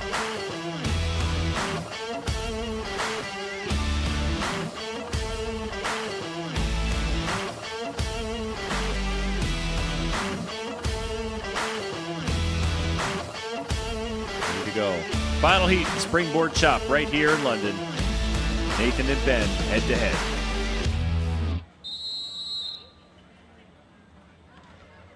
Athletes ready. Stand to your timber. 3, 2, 1, go! All right, both guys hitting on go. Ben's putting a great pace, 4 hit pocket sets. Nathan putting a few extra hits in, smart call on his. Ben's into pocket number 2. Nathan's setting his first board. Ben is already setting his second board and up and into the log on a good board, and he is into that log in 21 seconds. Nathan setting his second pocket. He's digging into this thing, but Ben is really leaning in, and he's got a great log up top and a great board. Folks, cheer him on. He's 30 seconds and motoring. Chips are flying out of this cottonwood. He is leaning into this thing. Nathan putting the finishing touches on his second pocket. Going to set that board any second. But Ben Cumberland is already into the back of his log. Under 50 seconds driving this log. He's going to take that off in 1 or 2 more swings. Nathan's up there now, but Ben is finishing it off with his final stroke there right at about 1 minute. Great job, Ben Cumberland. Nathan's into that, and he's got a good board up top. A big guy, but he's got a beautiful board. It's holding well, Rod. I think he's going to be comfortable on that thing. He's way at the back of the board, leaning into this. Big, strong guy. He can make up time up top. There's no question. And remember, he just needs the time to earn those points. With so many disqualifications in this event, finishing is crucial, and he's going to get there for sure. Nathan, he's already turning around to the backside. You see he made short work of the front, and he's looking to finish this thing off. Nathan Cumberland doing a great job finishing this off. There it is. Minute 44, sends the axe down. He wanted to save himself a trip. You know, it's unsafe to climb down with those axes, so he said, I'll just send it down first. I'll pick it up after I get done. He's having some fun.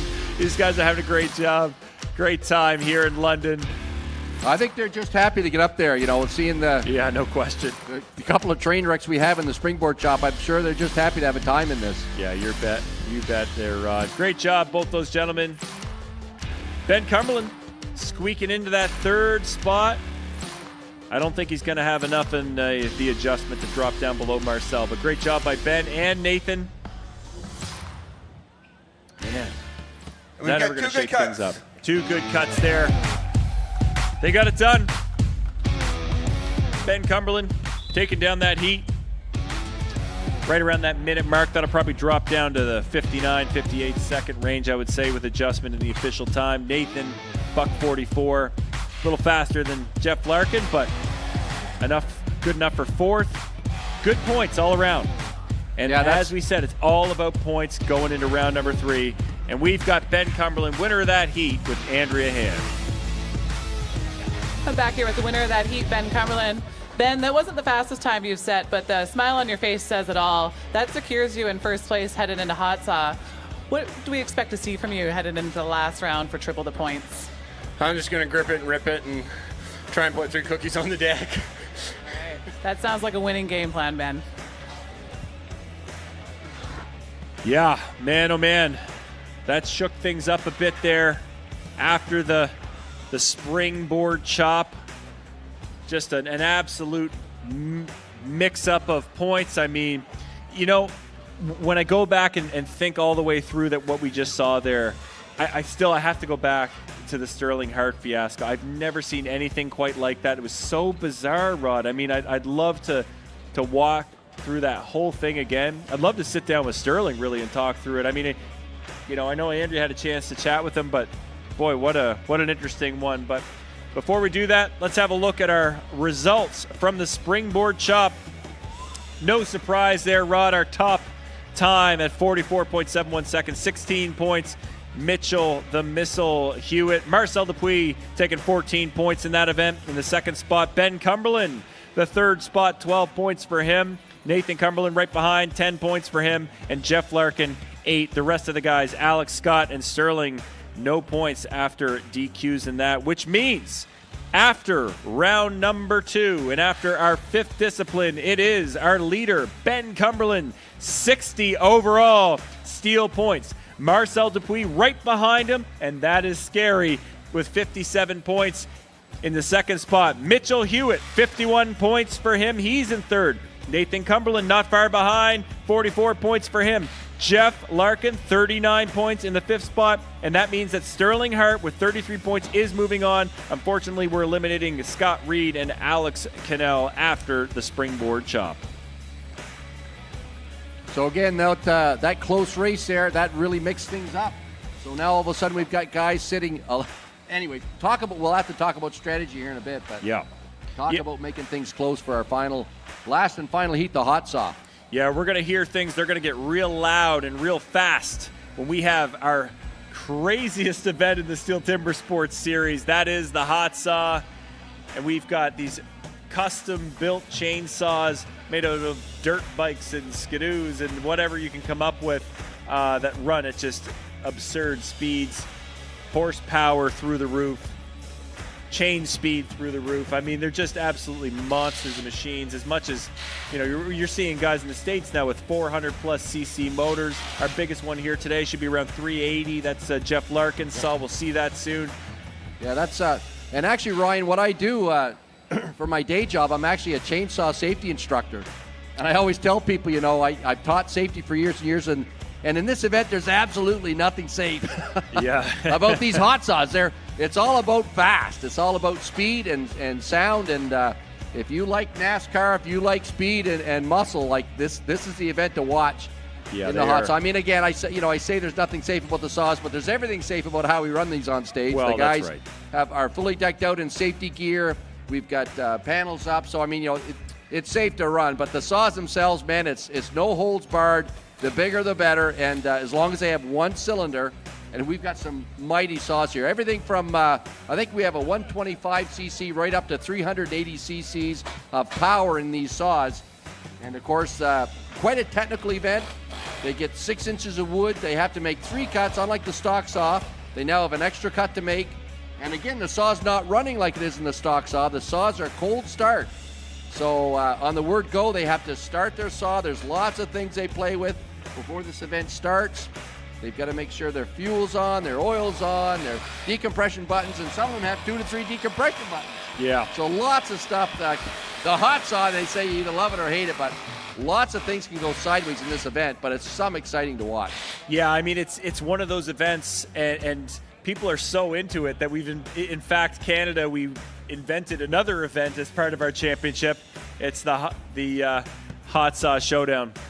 But listen, while we're getting ready for the Hot Saw, we're going to give you a sneak peek of our brand new television series. It's a behind-the-scenes series that you can check out on TSN Plus, Beyond the Cut. That's what that is. And Jeff's been doing it forever, and that's why he's now really coming into his own, coming into his prime. It's the tree roll on top of this top. So if you're not holding it down as you push in, the nose is going to drop.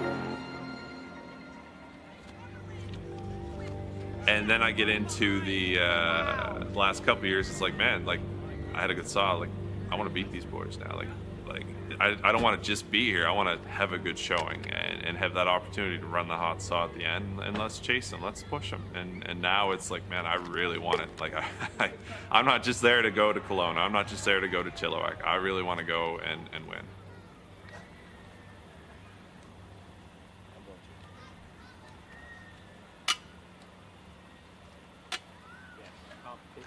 What are you thinking right now?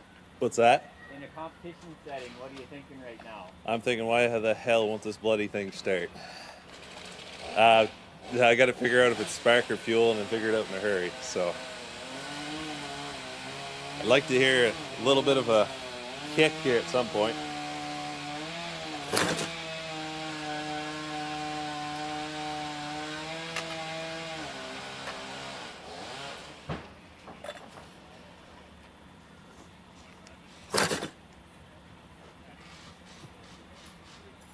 I don't know if you can see these lines on the side, but you can start to see fuel moving through them and through here. Sometimes it's been a while too, the fuel's just not moving there.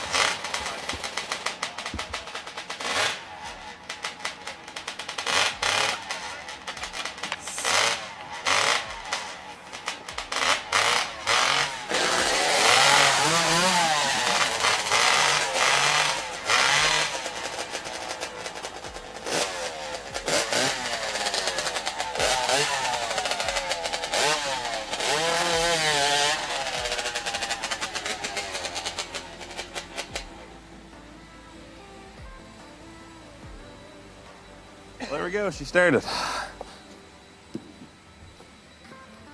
So yeah, in that case it was fuel, just wasn't getting fuel. Huh? It's a hard pumping though, that's for sure. I would think if you had a really mad cat in your hand, and it's just clawing and scratching, like you're trying to hold on, that's just wanting to get away from you. How are you controlling that and not make it talk that in? It's practice. Like you look at the Marcel Dupuis of the world, like every time it's just boom, boom. He knows where he's going. Because the first few times it's jumping, it's shaking, it's moving, it's 380 cc's in your hands that you got to control in 6 inches, right? So, yeah. 180 cc's in comparison. Give me a scale. So the 6.6 ones we use would be 90 to 100 cc's, I believe, right around that range. So that's your scale. How much? 93? Yeah, 93 cc's is what a 6.6 one is. So, yeah. Yeah, and your homeowner version is 50 to 60 cc's. So, yeah. What's this one? 380 cc's. It's a lot different, yeah. Biggest obstacles, I mean, it's training, it's technique. And I'm pushing the envelope.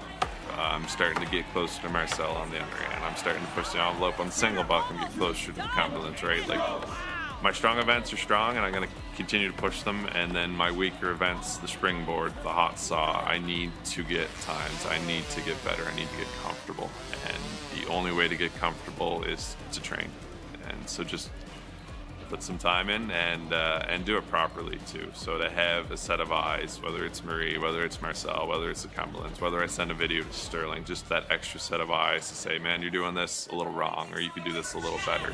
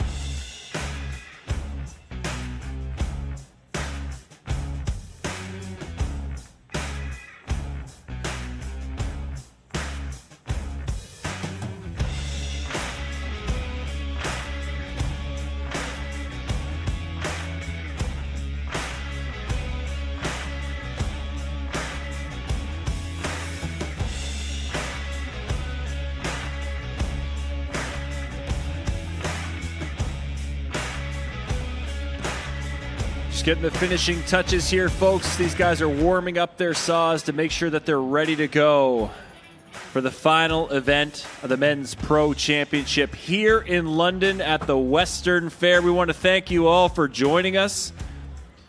Fantastic crowd here today, Rod. We got amazing group. Man, what a day we've had so far. And we're still just warming up. Had the women's championship yesterday. New Canadian champion Andrea Hand setting a world record in the underhand. We've had the men's pro championship all day today. One discipline left in that. It's anybody's game here. We don't know who's going to take that. And then we got the Hot Sauce Showdown tomorrow at 1 o'clock right here again. Yeah, talk about tight races, though. Yesterday's women's championship, probably one of the closest and best we've seen in a while. Phenomenal. Just watching the level of competence of the ladies increase over the last few years. And then look at today. Our men. We knew that there was 5 previous champions here. We knew it was going to be tight, but boys, what a race we have here now. They're all really tight. So yeah, you bet. Yep. That's great to see. I mean, the series is in good shape. We talked about it with the women's series yesterday, and it's the same for the men. You've just got these deep. It's getting a deeper and deeper field, more and more contenders, and that's what makes the competition even better. Stirling said it yesterday, iron sharpens iron, and I think that's so true. The better the competitors that you surround yourself with, the better you become. It pushes you to be your best, and we're just seeing the best of the best here in London. We see our first hot saw on stage. That looks like Sterling Hart's hot saw. He will be our first competitor in this event. Let's take a look at our final discipline, the hot saw.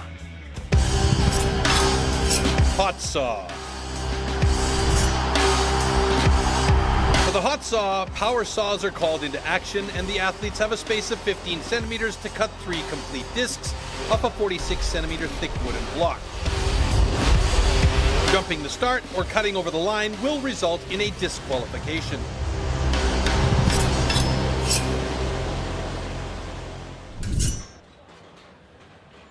All right, looking like we're ready to go with our first heat of the hot saw. Our final discipline of the Men's Pro Championship. Please welcome to the stage, Sterling Hart. These guys will run solo in this event. They'll have 60 seconds to warm up their saws. They'll shut it down, and then on go, they'll have to start the saw, pick it up, make 3 complete cuts. 1 down, 1 up, and 1 back down. They have 6 inches of wood to do so, measured from the end of the log in. It is incredibly difficult. These saws are so powerful, Rod. They push and pull you and move you all around. You see, they even wear spiked cleats. That's right, and Sterling Hart here running a 250cc Honda engine. Warm up your saws.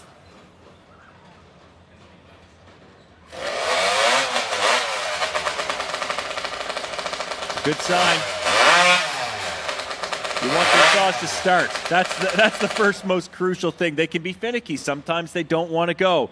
I know Stirling had an issue even with shipping it here. He had a part that was banged up. It went out and got welded last night to make sure that it could run here today. But he's up there. He's on the stage. And like I said before, with nothing to lose. He's far enough back in points. He can't win it, but he can't win the overall, but he can put in a ripping time, and I'm looking for a great cut here from Sterling Hart today.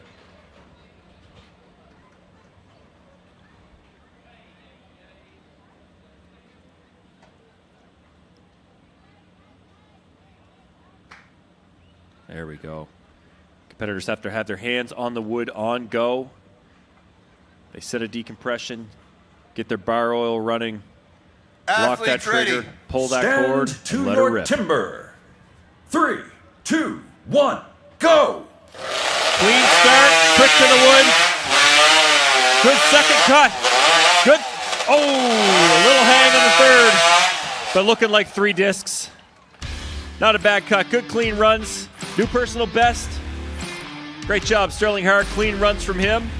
Well done. He was going for it a bit there, Rod. You could tell it bogged out a little bit, that third cut, but not a bad run there from Sterling. 3 on the deck.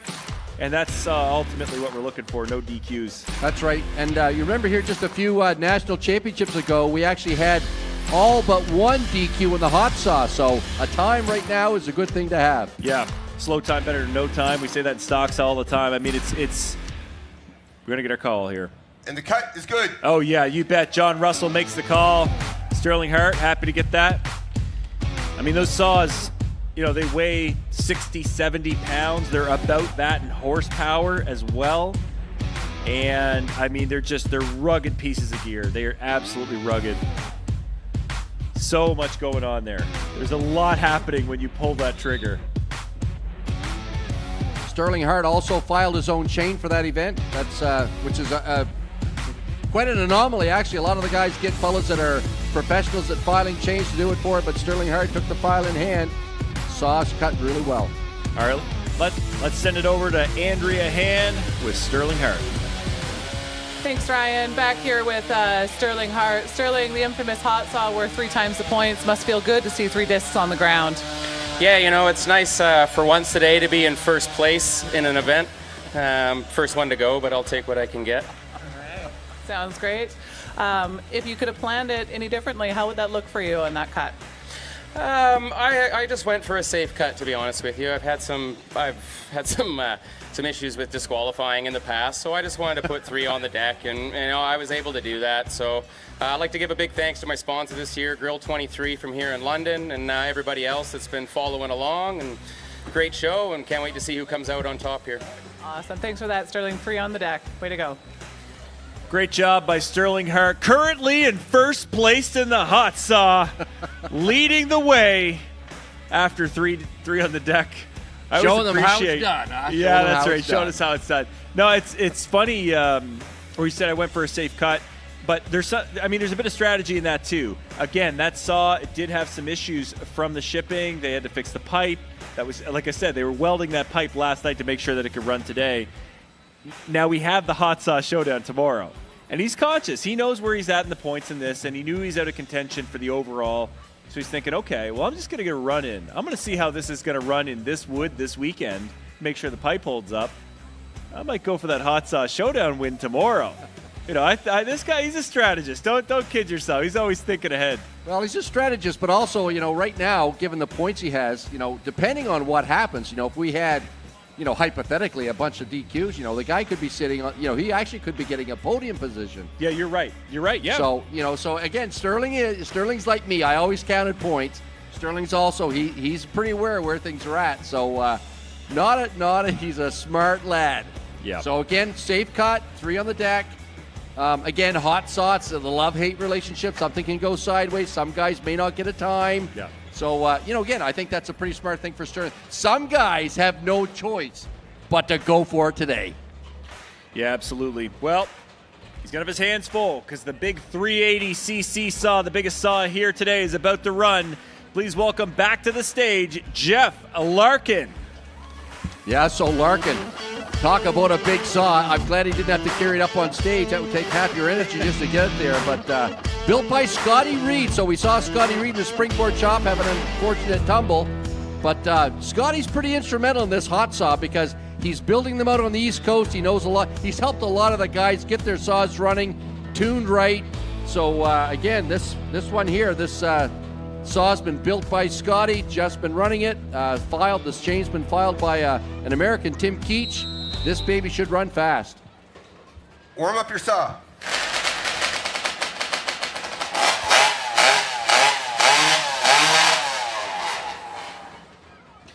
Good sign. That's what you need. Very, very key.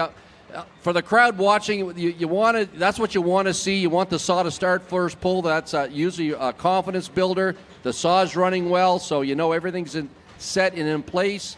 Now they just go through the routine of setting everything up, making sure the gas is on, the oil. The last thing they'll do actually is turn their oil on. They have to tether their cord 30 seconds to make sure when they pull it, because sometimes these tethers, they have a wrap start, so it's not like your typical chainsaw you buy off the shelf. They put all those things in place and get ready, hands on the wood. And remember, all 8 fingers need to be across the line for the cold start. Yeah, you mentioned the wrapping. You know, it doesn't have a recoil like you do on a traditional chainsaw. So if that thing doesn't start on the first pull, you're putting some time. You're doing a quick wrap. But Jeff started great in the warm-up, and let's hope for a nice, clean run in the hot saw for Jeff. Timber. 3, 2, 1, go!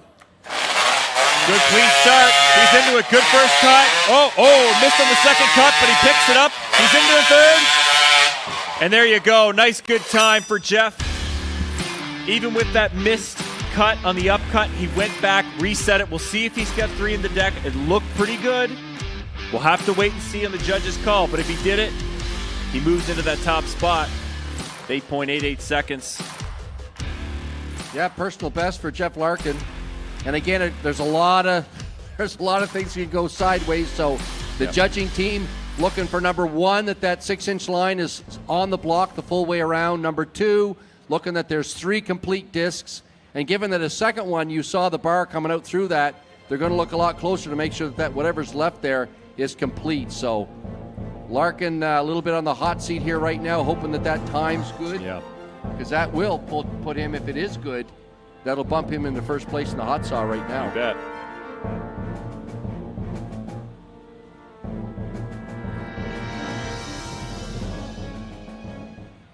We're going to do a video review. Oh, boy. Okay.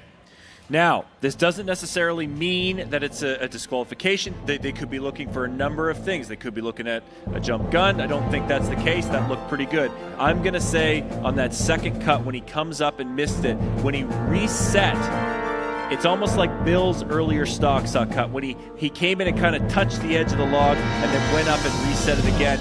If Jeff didn't move his saw over far enough to make sure that he had a full disc all the way through that log, it may have been a DQ. It may have been that when it was a thin portion of the disc and when it hit the deck it broke, they couldn't put it back together. We'll have to wait and see, but boy, he's breathing heavy up there. Let's hope that he gets it. Yeah, and again, you can tell a lot by just watching the competitor, and I can tell by Larkin stand there, he's I don't see a lot of confidence in that. He's probably thinking, I hope this is good. Yeah. And Jeff, we hope it's good too, buddy. Yeah, You've we had a got great your back, run buddy. here today. So yeah, we'll put in a good word.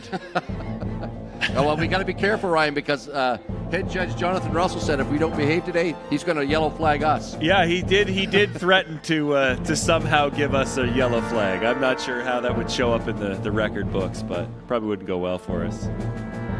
I mean, look, you know what? Regardless of what happens on this call, I will say Jeff's got to be happy with how that saw ran. Yes. It sounded great. It cut great. It started smooth.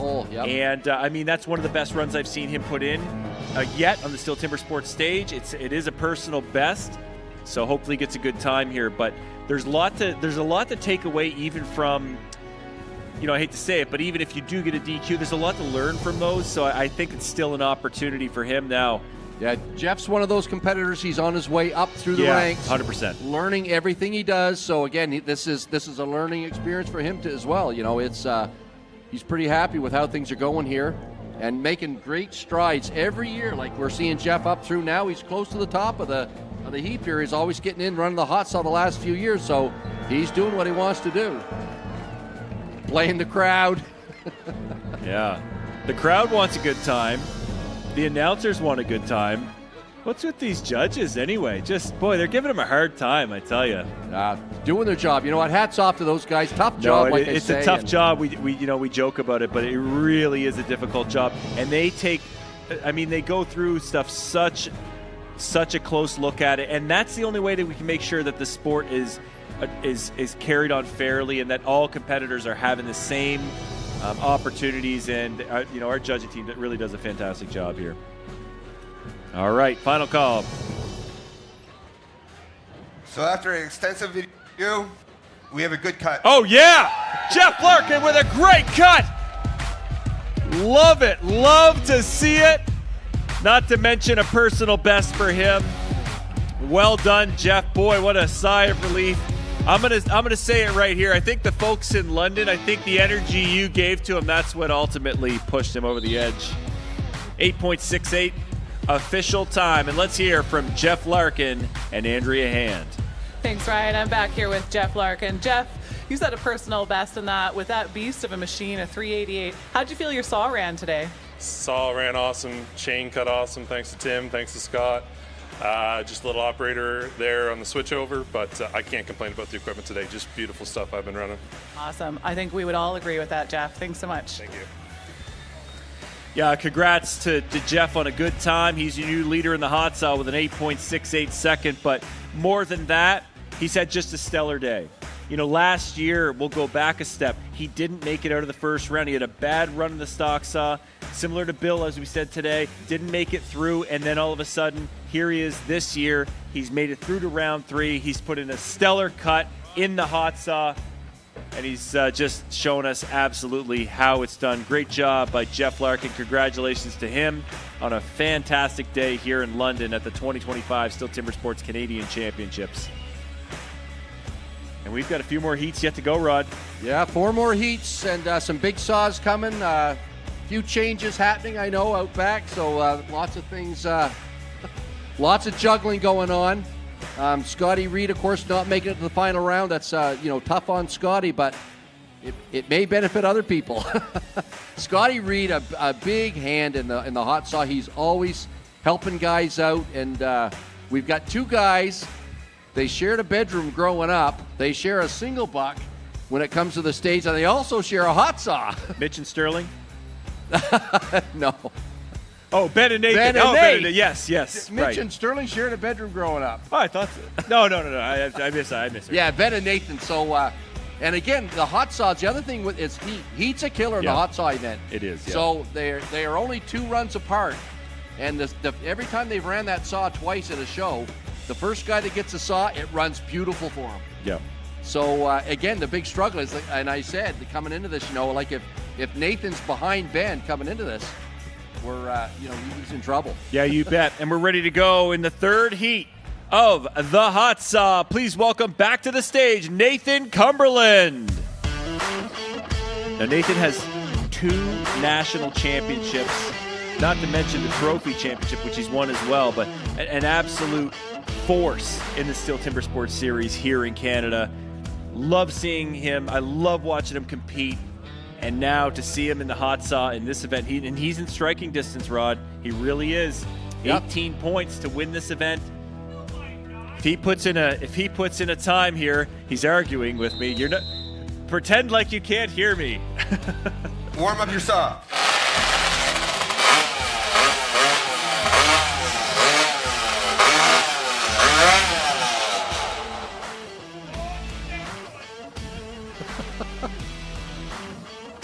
Good to see Nathan taking her cool in this event here. He's running Scott Reed's 330 Rotax.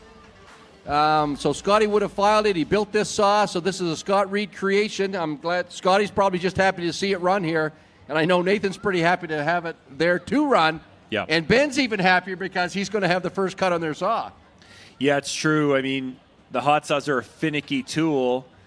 And, yeah, it's a great strategy. I think, Nathan, truthfully, I think he's making a decision consciously to give Ben a better opportunity to win by running that saw. However, this saw of Scott's it's a winning saw. It's capable. A great saw. You and bet. you're going to see more of it tomorrow. So if Nathan puts in a great cut here, Athletes really, ready. Stand we could to see your something timber. 3, 2, 1, go! Nice clean start. He's into it. Great cut. Great second cut. Little hang there, but he's into the 3rd. Oh, no. Robbed. Now, he does have the opportunity to re-wrap and start it again. Again, these saws are finicky. It warmed up a long time ago. Nate wants your support. He has 60 seconds to make this cut. If he can fire up this saw and finish that cut, he will get a time. Oh, he finishes from the bottom. And I think he blew off a piece of it. Not sure why he chose to go that route, but there is a yellow flag. And unfortunately, and he's trying to take it, and he's throwing it back. He's saying, that's yours. You keep it. Oh. Wow, that was so close. Very so close to unfortunate, 3 cookies It was on an the deck. interesting decision there to go for the up cut on the 3rd cut. It seemed unnecessary, but, Nate's having a good time out here, too. Again, it's kind of like Stirling earlier on. He knew he was out of contention at this point for the overall. So kind of going forward a little bit, but, it shows a lot of the fact that he's coming in with a kind of a light approach to that event. Nothing wrong with that.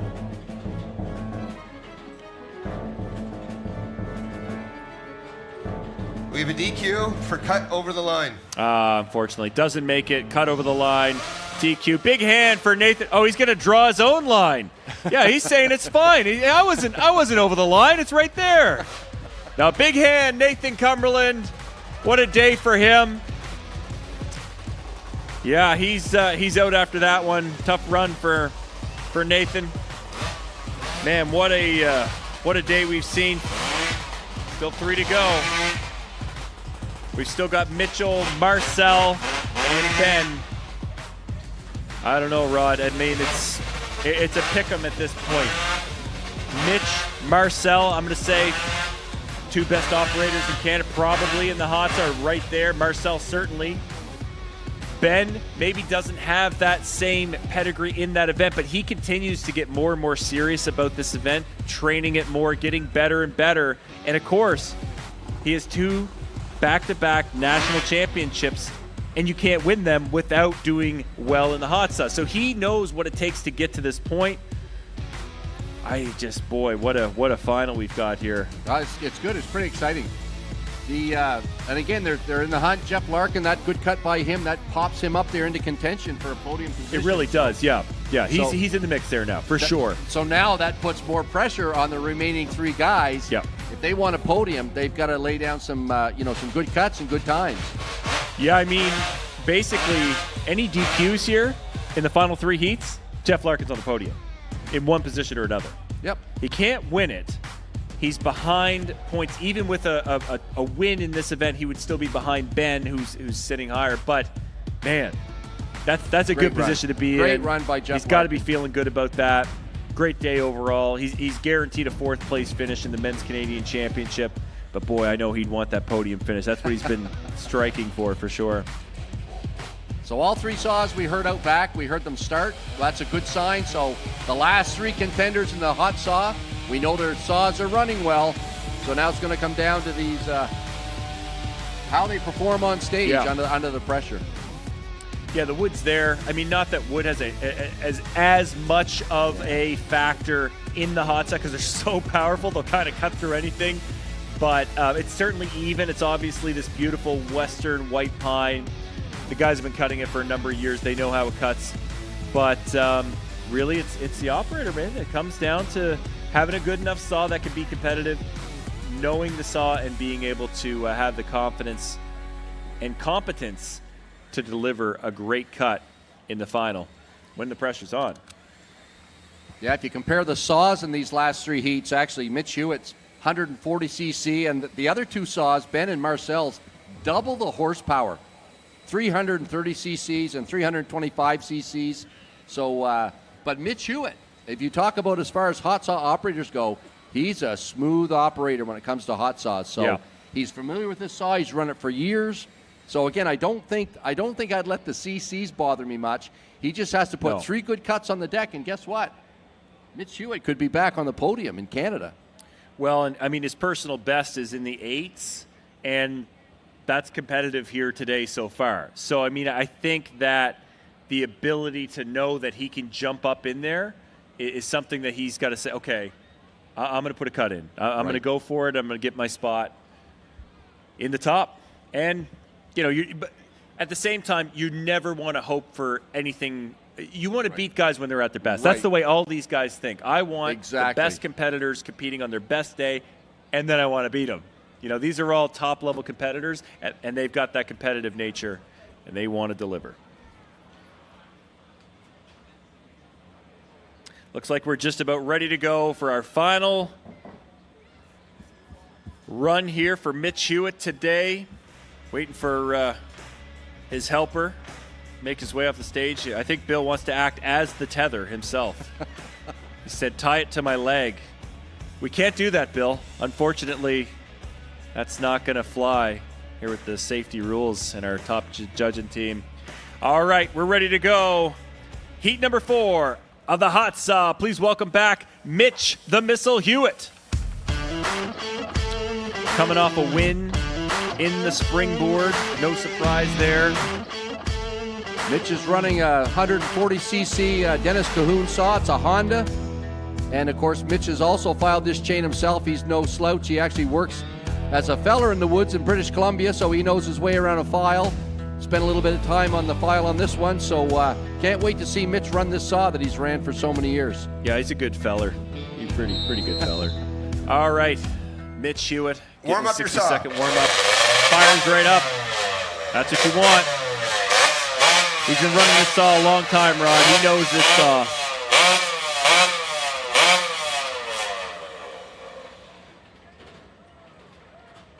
That's what you want. Now you're seeing the saw from a different angle for the first time here today. You're going to see him wrap that tether cord around, set it. He's going to lock his trigger, get his bar oil on, have his tether 30 connected seconds. so that that pull cord doesn't go flying right across the stage. Very important as well, Ryan, because that's a DQ as well, right? Yes, it is. Lots of ways things can go sideways here.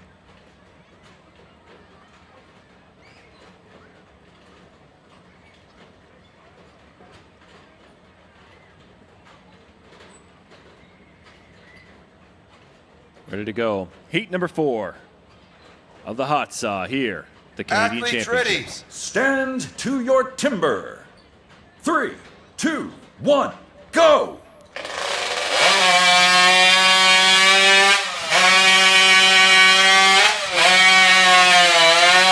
Great cut. Mitch Hewitt. Yes, sir. Oh, unofficially just edging out Jeff Larkin's time. We'll have to wait on the call to make sure if he got 3 on the deck and a clean cut. But it's looking good. It looks so smooth. Smooth as silk. Is it enough? Is it enough to earn him that podium spot? He needs a clean cut here. And the cut, good. All right. Mitch Hewitt does it 5 times, national champion, and currently now your points leader after that run. What a job. That does knock Jeff down off the podium. But man, unofficially, things can still shake up a bit. They can still shake up. But Mitch sitting in a great spot. Your fastest time so far. We're going to send it over to Andrea Hand with Mitch Hewitt. Thanks so much, Ryan. I'm back here with our current leader, Mitch Hewitt. Mitch, 3 discs on the floor. That looks so smooth, so quick, so fast. How are you feeling about that? Yeah, pretty happy. That's exactly what I wanted. Not here to break records with my little saw, so just need 3 safe cuts, and, you know, I couldn't have done better. Well, it looked great. The 140 is now in the lead. I love it.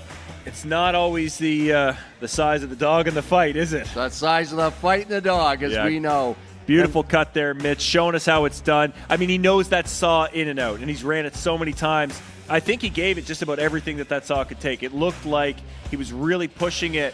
You know, that first cut took almost 3 seconds.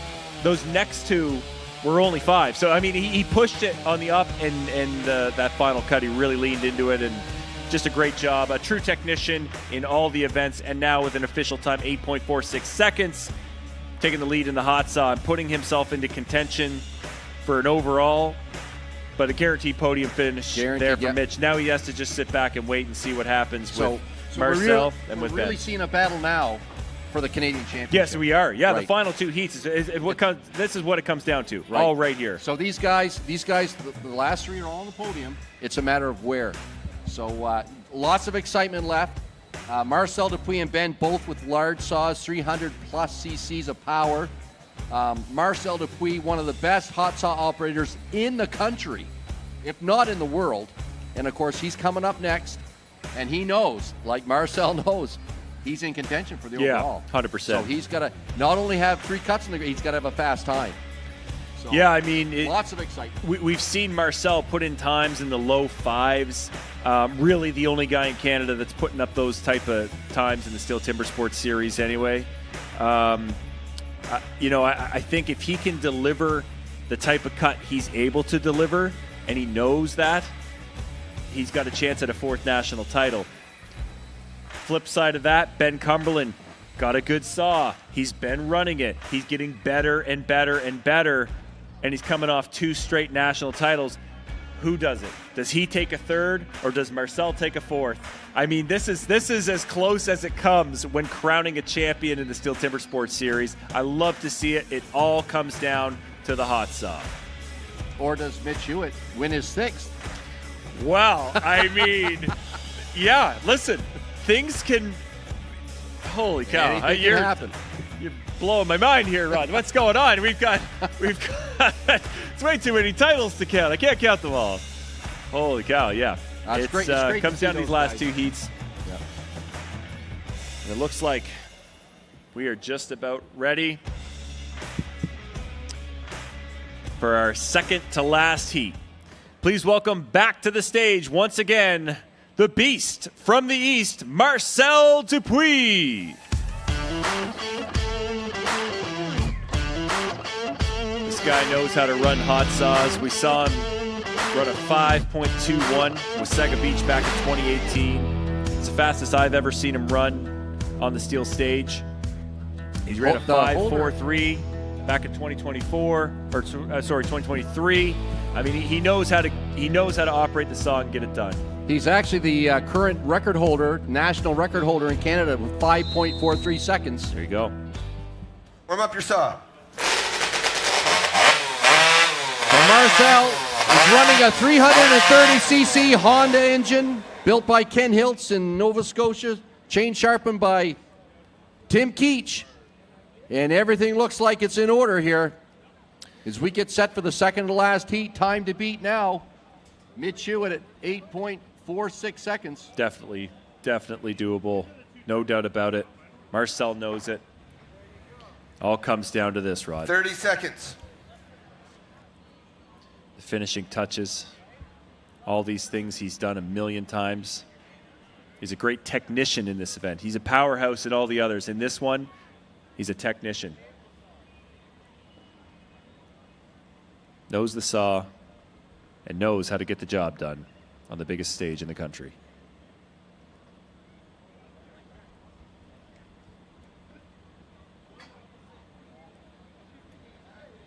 Athletes ready.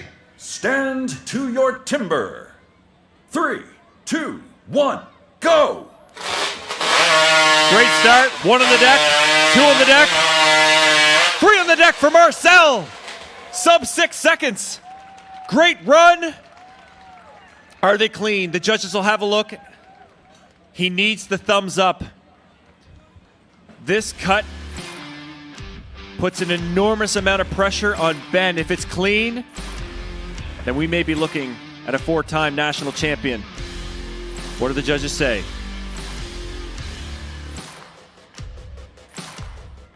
And the cut is good. You're right. Oh, yeah. Marcel Dupuis, 5.81 seconds unofficially. We'll see what that drops to. But, Rod, that was the cut he needed. The sub 6 seconds.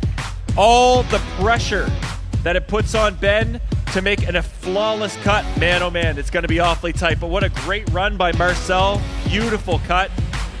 Yep, that absolutely stellar. Saw that, again, a reliable saw. Marcel's ran it for years. And he just went up the stage, did what he always does, put down a great cut, sub 6 second cut. Yeah, you bet. All right, we're going to send it over to Andrea Ham with Marcel Dupuis. Thanks, Ryan. Back here with Marcel. Marcel, not often I get to see a smile on your face that was that big when you walk off the stage. That was a great cut. That last cut had so much confidence behind it. It looked like you just left it all out there on the floor. Would you agree with that? Yeah, absolutely. I knew I'm trying to make time up on Ben here, and I knew I had to have a fast cut. And my saw that's built from Ken Hiltz and the chain from Tim Keach is running excellent, so it's just all operator. And when I knew I had lots of room on my up cut for my third cut, I said, okay, now you know what to do. I've been running them long enough that I put some pressure on, so we'll see how it goes. Well, you put on a great show, Marcel, and you make it so easy to watch. Thanks so much. Thank you very much. Absolutely stellar performance. Right there, you're seeing a 3-time national champion showing you how to deliver in the biggest moments. A beautiful cut from Marcel, 5.71 seconds officially, putting him in the first place overall spot going into the final heat. Now, doing some math on this, Rob, we were just talking about it. If Ben can cut faster than Mitch it would put him in a position to tie for points with Marcel. However, the way we break ties is in overall time. So when you start looking at their overall time for the day, they're about 7 seconds apart. So in order for Ben to win his third national title, not only does he need to beat Mitch's time, he needs to be sub 6.5 seconds to guarantee it. So he needs to put in a similar cut than Marcel just put in order to get the job done here today. It's a tough job to do, but he can do it, and his saw is capable. I'm certain of it. Yep, we've seen that saw of his, and actually he's running a 325 Rotax. We've seen that cut in less than 5 seconds just last weekend. So he's got the saw to do it.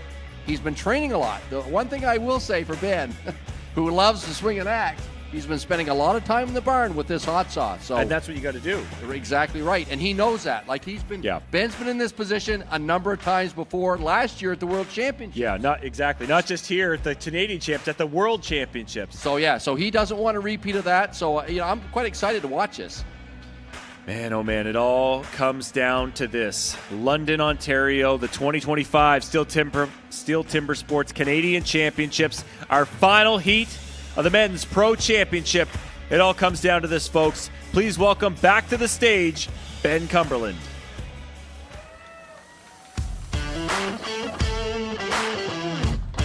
Needs at least a sub 7 second cut right around there in order to make it work.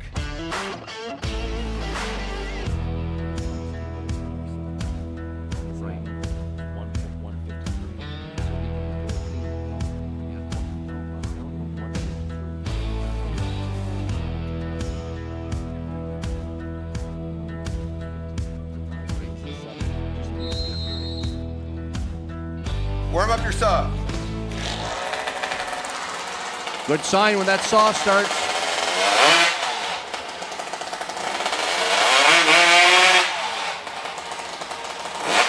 Good sign, Rod. It started. That's what you want. That's the first hurdle. Okay, it started. Great. Now, he's got to put himself mentally into the zone. We've seen it today. We saw it in the standing block chop. We saw it in the single block. We've seen him perform at his best throughout the day. The last 2 years, he's been the best competitor in Canada. Can he do it again here today? Can he win the hot saw or do well enough in the hot saw to earn that top podium finish? Or will it be Marcel Dupuis taking home his 4th national title? We're about to find out right here in London.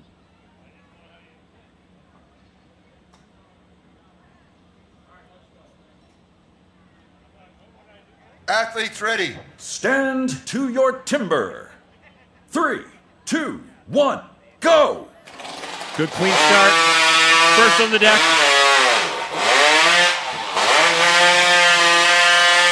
Oh, a good time, 8:24. It may be enough to put him into that second spot. Is it going to be enough? I think he needed a little faster cut. He had that bog. That might be it. We'll have to wait and see. First of all, he needs the clean disc. He needs 3 on the deck, and the judges have to give him to him. There's some thick cuts there, Rod. That's a thick stack of timber. I don't know. They're having a close look. He needs the paint. If he gets the cut, he's in contention.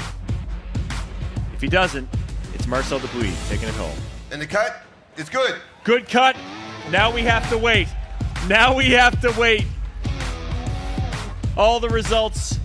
There's going to be a lot of tallying here going on. A lot of tallying. We'll wait to get our official word. But Ben Cumberland, we're going to send it over to Andrea Ham with Ben Cumberland to see how he feels about that hot saw run. What an absolute run. We'll hold off for a moment, send it over to Andrea. But man, what a day. That's our final run and our final discipline.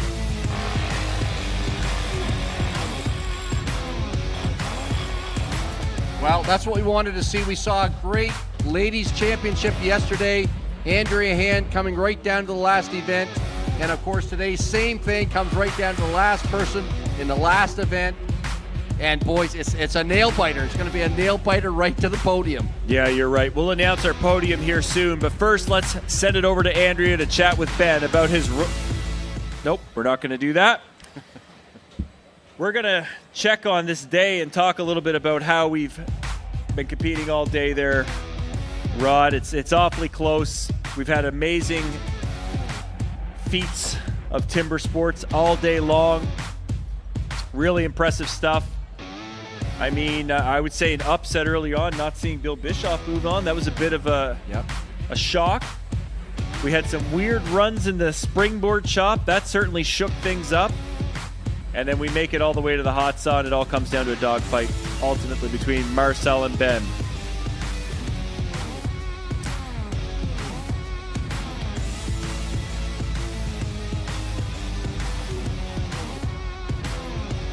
All right, after the hot saw, it is in fact Marcel Dupuis taking home that event. 5.71 seconds. He takes 18 points.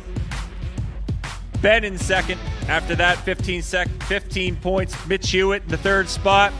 12 points for him. Jeff Larkin, fourth overall in the hot saw. 9 points for him. Stirling in the fifth spot. Nathan with the DQ.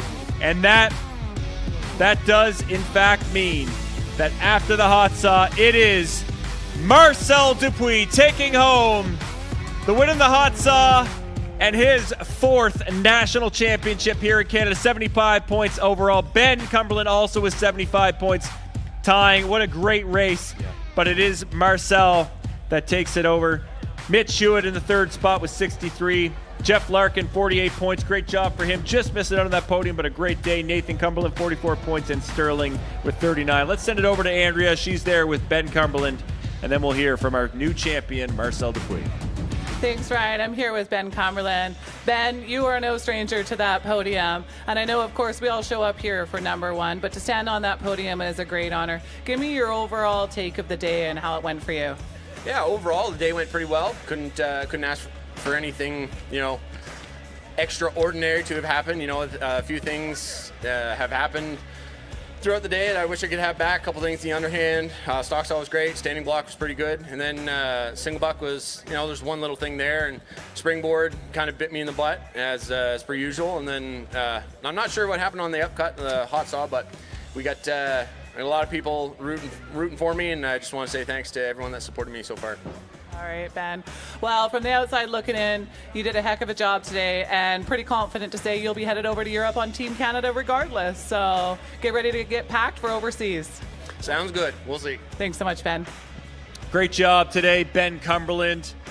As Andrea mentioned, he's basically going to be a representative on probably the standing block chop after that in the relay team. And, I mean, no shame in second place when you're 1 second off another national title. And if that's the man to lose to, it's Marcel Dupuis, the best hot sawyer in Canada, once again showing us how it's done.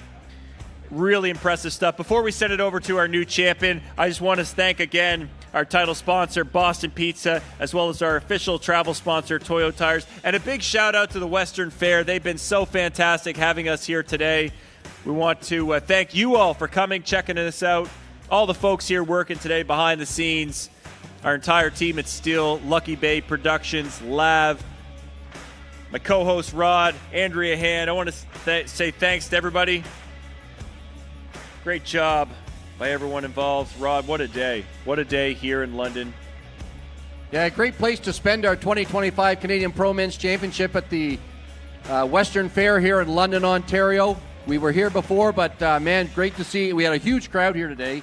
Awesome to see them. I'm sure they had as much fun and excitement as we did watching this go down. And again, there's still more to come tomorrow with the Hot Sauce Showdown.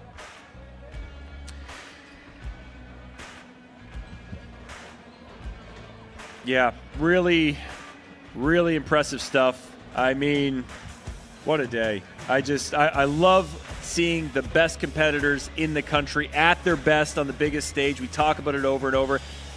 And we're not done yet. We've got a big event tomorrow, the Hot Sauce Showdown at 1 p.m. Before we go into our awards ceremony, I want to hear from our brand new 4-time national champion, Marcel Dupuis. That's right, Ryan. I am standing next to your 2025 Pro Men's Champion. Marcel, you are no stranger to this podium. Welcome back to your #1 position. If there is one highlight of your day that you could share with all of us, what would that be?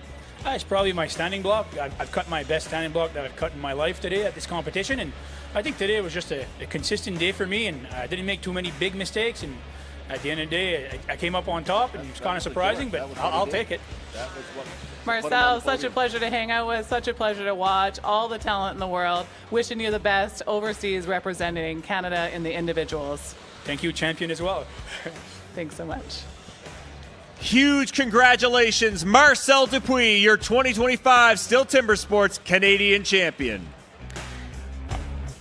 All right, before we welcome all of our athletes back out to the stage in our award ceremony, we want to bring back, of course, our fantastic judging team. Please welcome back to the stage our official Stihl Timbersports judges, Darren Colford, Danielle Koch, and our conducting judge, Jonathan Russell. Big thanks to them. They do such a fantastic job. Really, really impressive stuff, these guys. Absolutely stellar. And they had some tough calls today, too.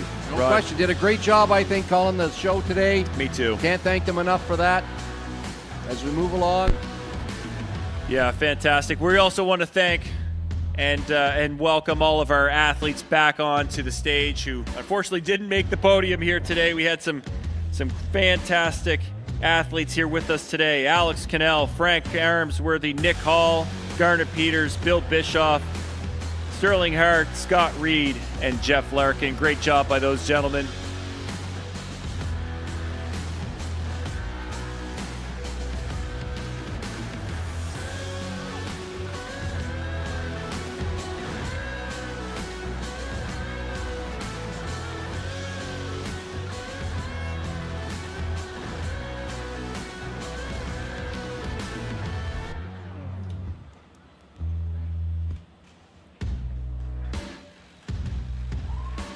Big hand for all of our athletes. Boy, they laid it all on the line here today.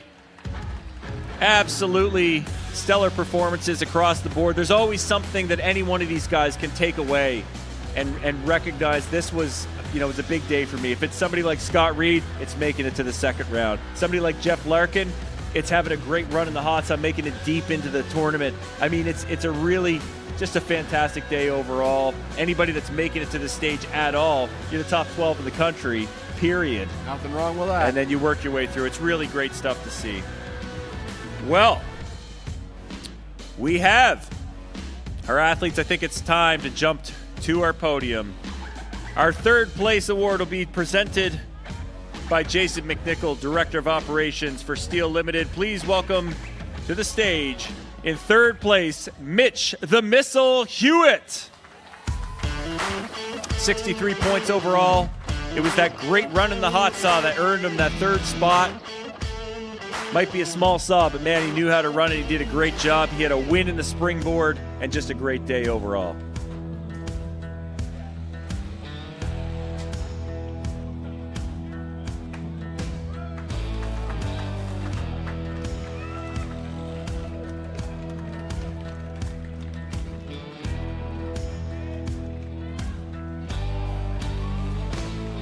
So big congratulations to Mitch Hewitt there, but now we have our second place athlete tied for points with our overall winner, but just a second and a half behind him.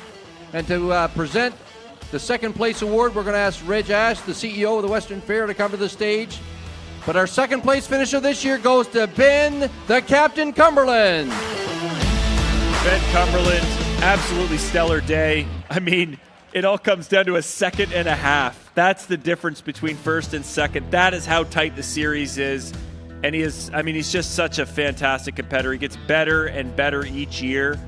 I know he's not standing on top this year, which is odd for him. He has the last two. But I mean, him and Marcel have been competing against each other for a very long time. And I know he's proud of his finish regardless. Great job by Ben Cumberland. But now, of course, we have the presentation of the STIHL Timbersports Peter Colliver Memorial Trophy. This year's champion will have their name etched onto the STIHL TIMBERSPORTS Peter Colliver Memorial Trophy, continuing a decade-long tradition of celebrating the sport and honoring the life of an iconic figure in Canadian STIHL TIMBERSPORTS series.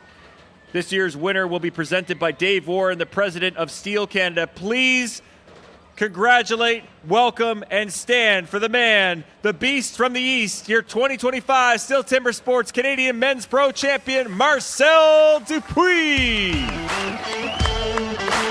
Again and again, 4 times the national champion. He won it for the first time in 2015. 2015 run, 10 years later, and he's still on top. Great to see, and again, big thanks to that hot saw run. He had a great run. And also the standing block. Great finish in the standing block chop. And that's what catapulted him a second and a half ahead of second place finisher Ben. Absolutely remarkable stuff. Marcel Dupuis, the best in Canada, once again in the STIHL TIMBERSPORTS series. And of course, these guys, we've got to celebrate with our ceremonial champagne shower. And of course, we want to thank our fantastic audience. Be sure to join us tomorrow, 1 p.m. for the Hot Sauce Showdown right here again. And you can follow all the action from the STIHL TIMBERSPORTS series on TSN, as well as TSN Plus, and check out our brand new series, Beyond the Cut. Thanks to Boston Pizza, Toyo Tires, and of course, STIHL Canada for all their support. Thank you all for joining us. I'm Ryan McIntyre, along with Rod Cumberland, and we're signing off from London. That's what that is. And Jeff's been doing it forever, and that's why he's now really coming into his own, coming into his prime. It makes the tree roll on top of the stump. So if you're not holding it down as you push in, the nose is going to drop.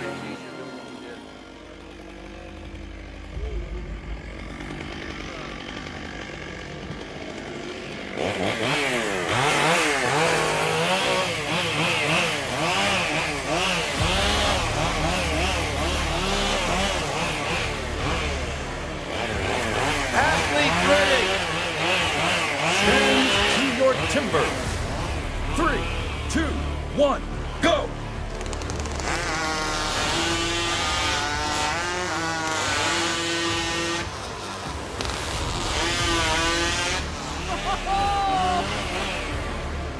Wow! Marcel Dupuis did not come to mess around.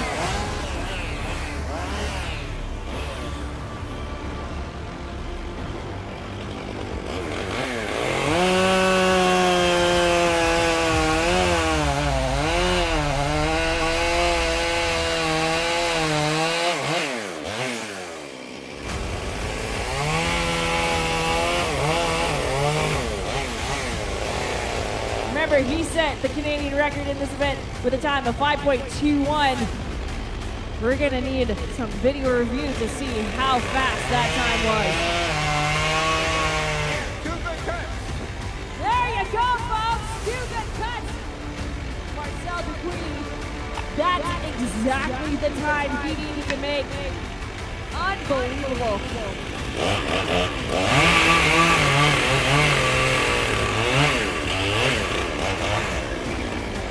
The amount of accuracy, steadiness that guy has is so fast to the wood.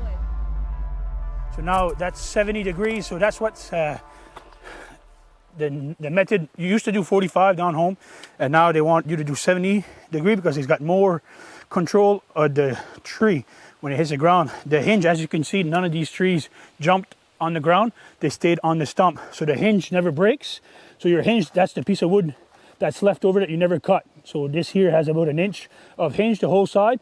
So that just folds. So it keeps control of your tree so that your tree doesn't bounce out and fall. So, and you leave that attached, you limb your tree so your tree doesn't roll when you limb, and then you cut your hinge off. So it's just a more safer way to cut the tree that are being taught here in New Brunswick now. So.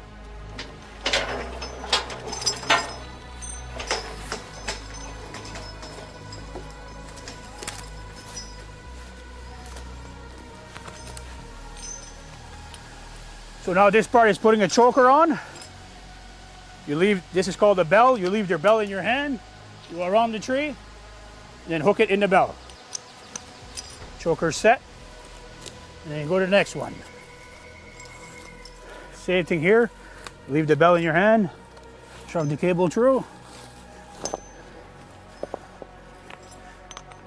and set the bell. So here, because the stump, we might have the tree roll, so we're gonna put the choker on the back side of it. So it makes the tree roll a little bit on top of the stump. All right? Now we'll winch it in.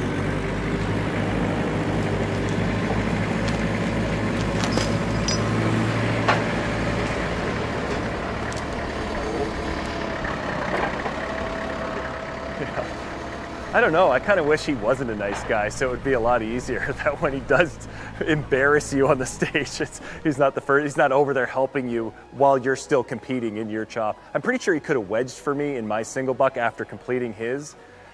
Yeah, Marcel, man, he's just this guy that, end of the day, he pushes himself to his limits. There's a physical prowess that he brings. He's a big, strong, powerful guy, no question. But there's a mental strength that Marcel has that you can't teach and you can't train. He shows up and he turns himself into this animal, this beast. I think Beast of the East is the proper nickname for this man. He is a beast. When he steps on the stage, he flips a switch and you do not want to get in his way. Athletes ready. Stand to your timber. 3, 2, 1, go! A quick start for Nick Hall and Marcel Dupuis. A bit of a jump off for Nick Hall on stand number 2. He's making up that time, hitting his lines perfectly. There we go, Marcel Dupuis on stand number 1. He's your reigning Canadian champion, and he's looking like it on the underhand yet again. He's gonna drive, and he's done. Holy smokes. Keep it going.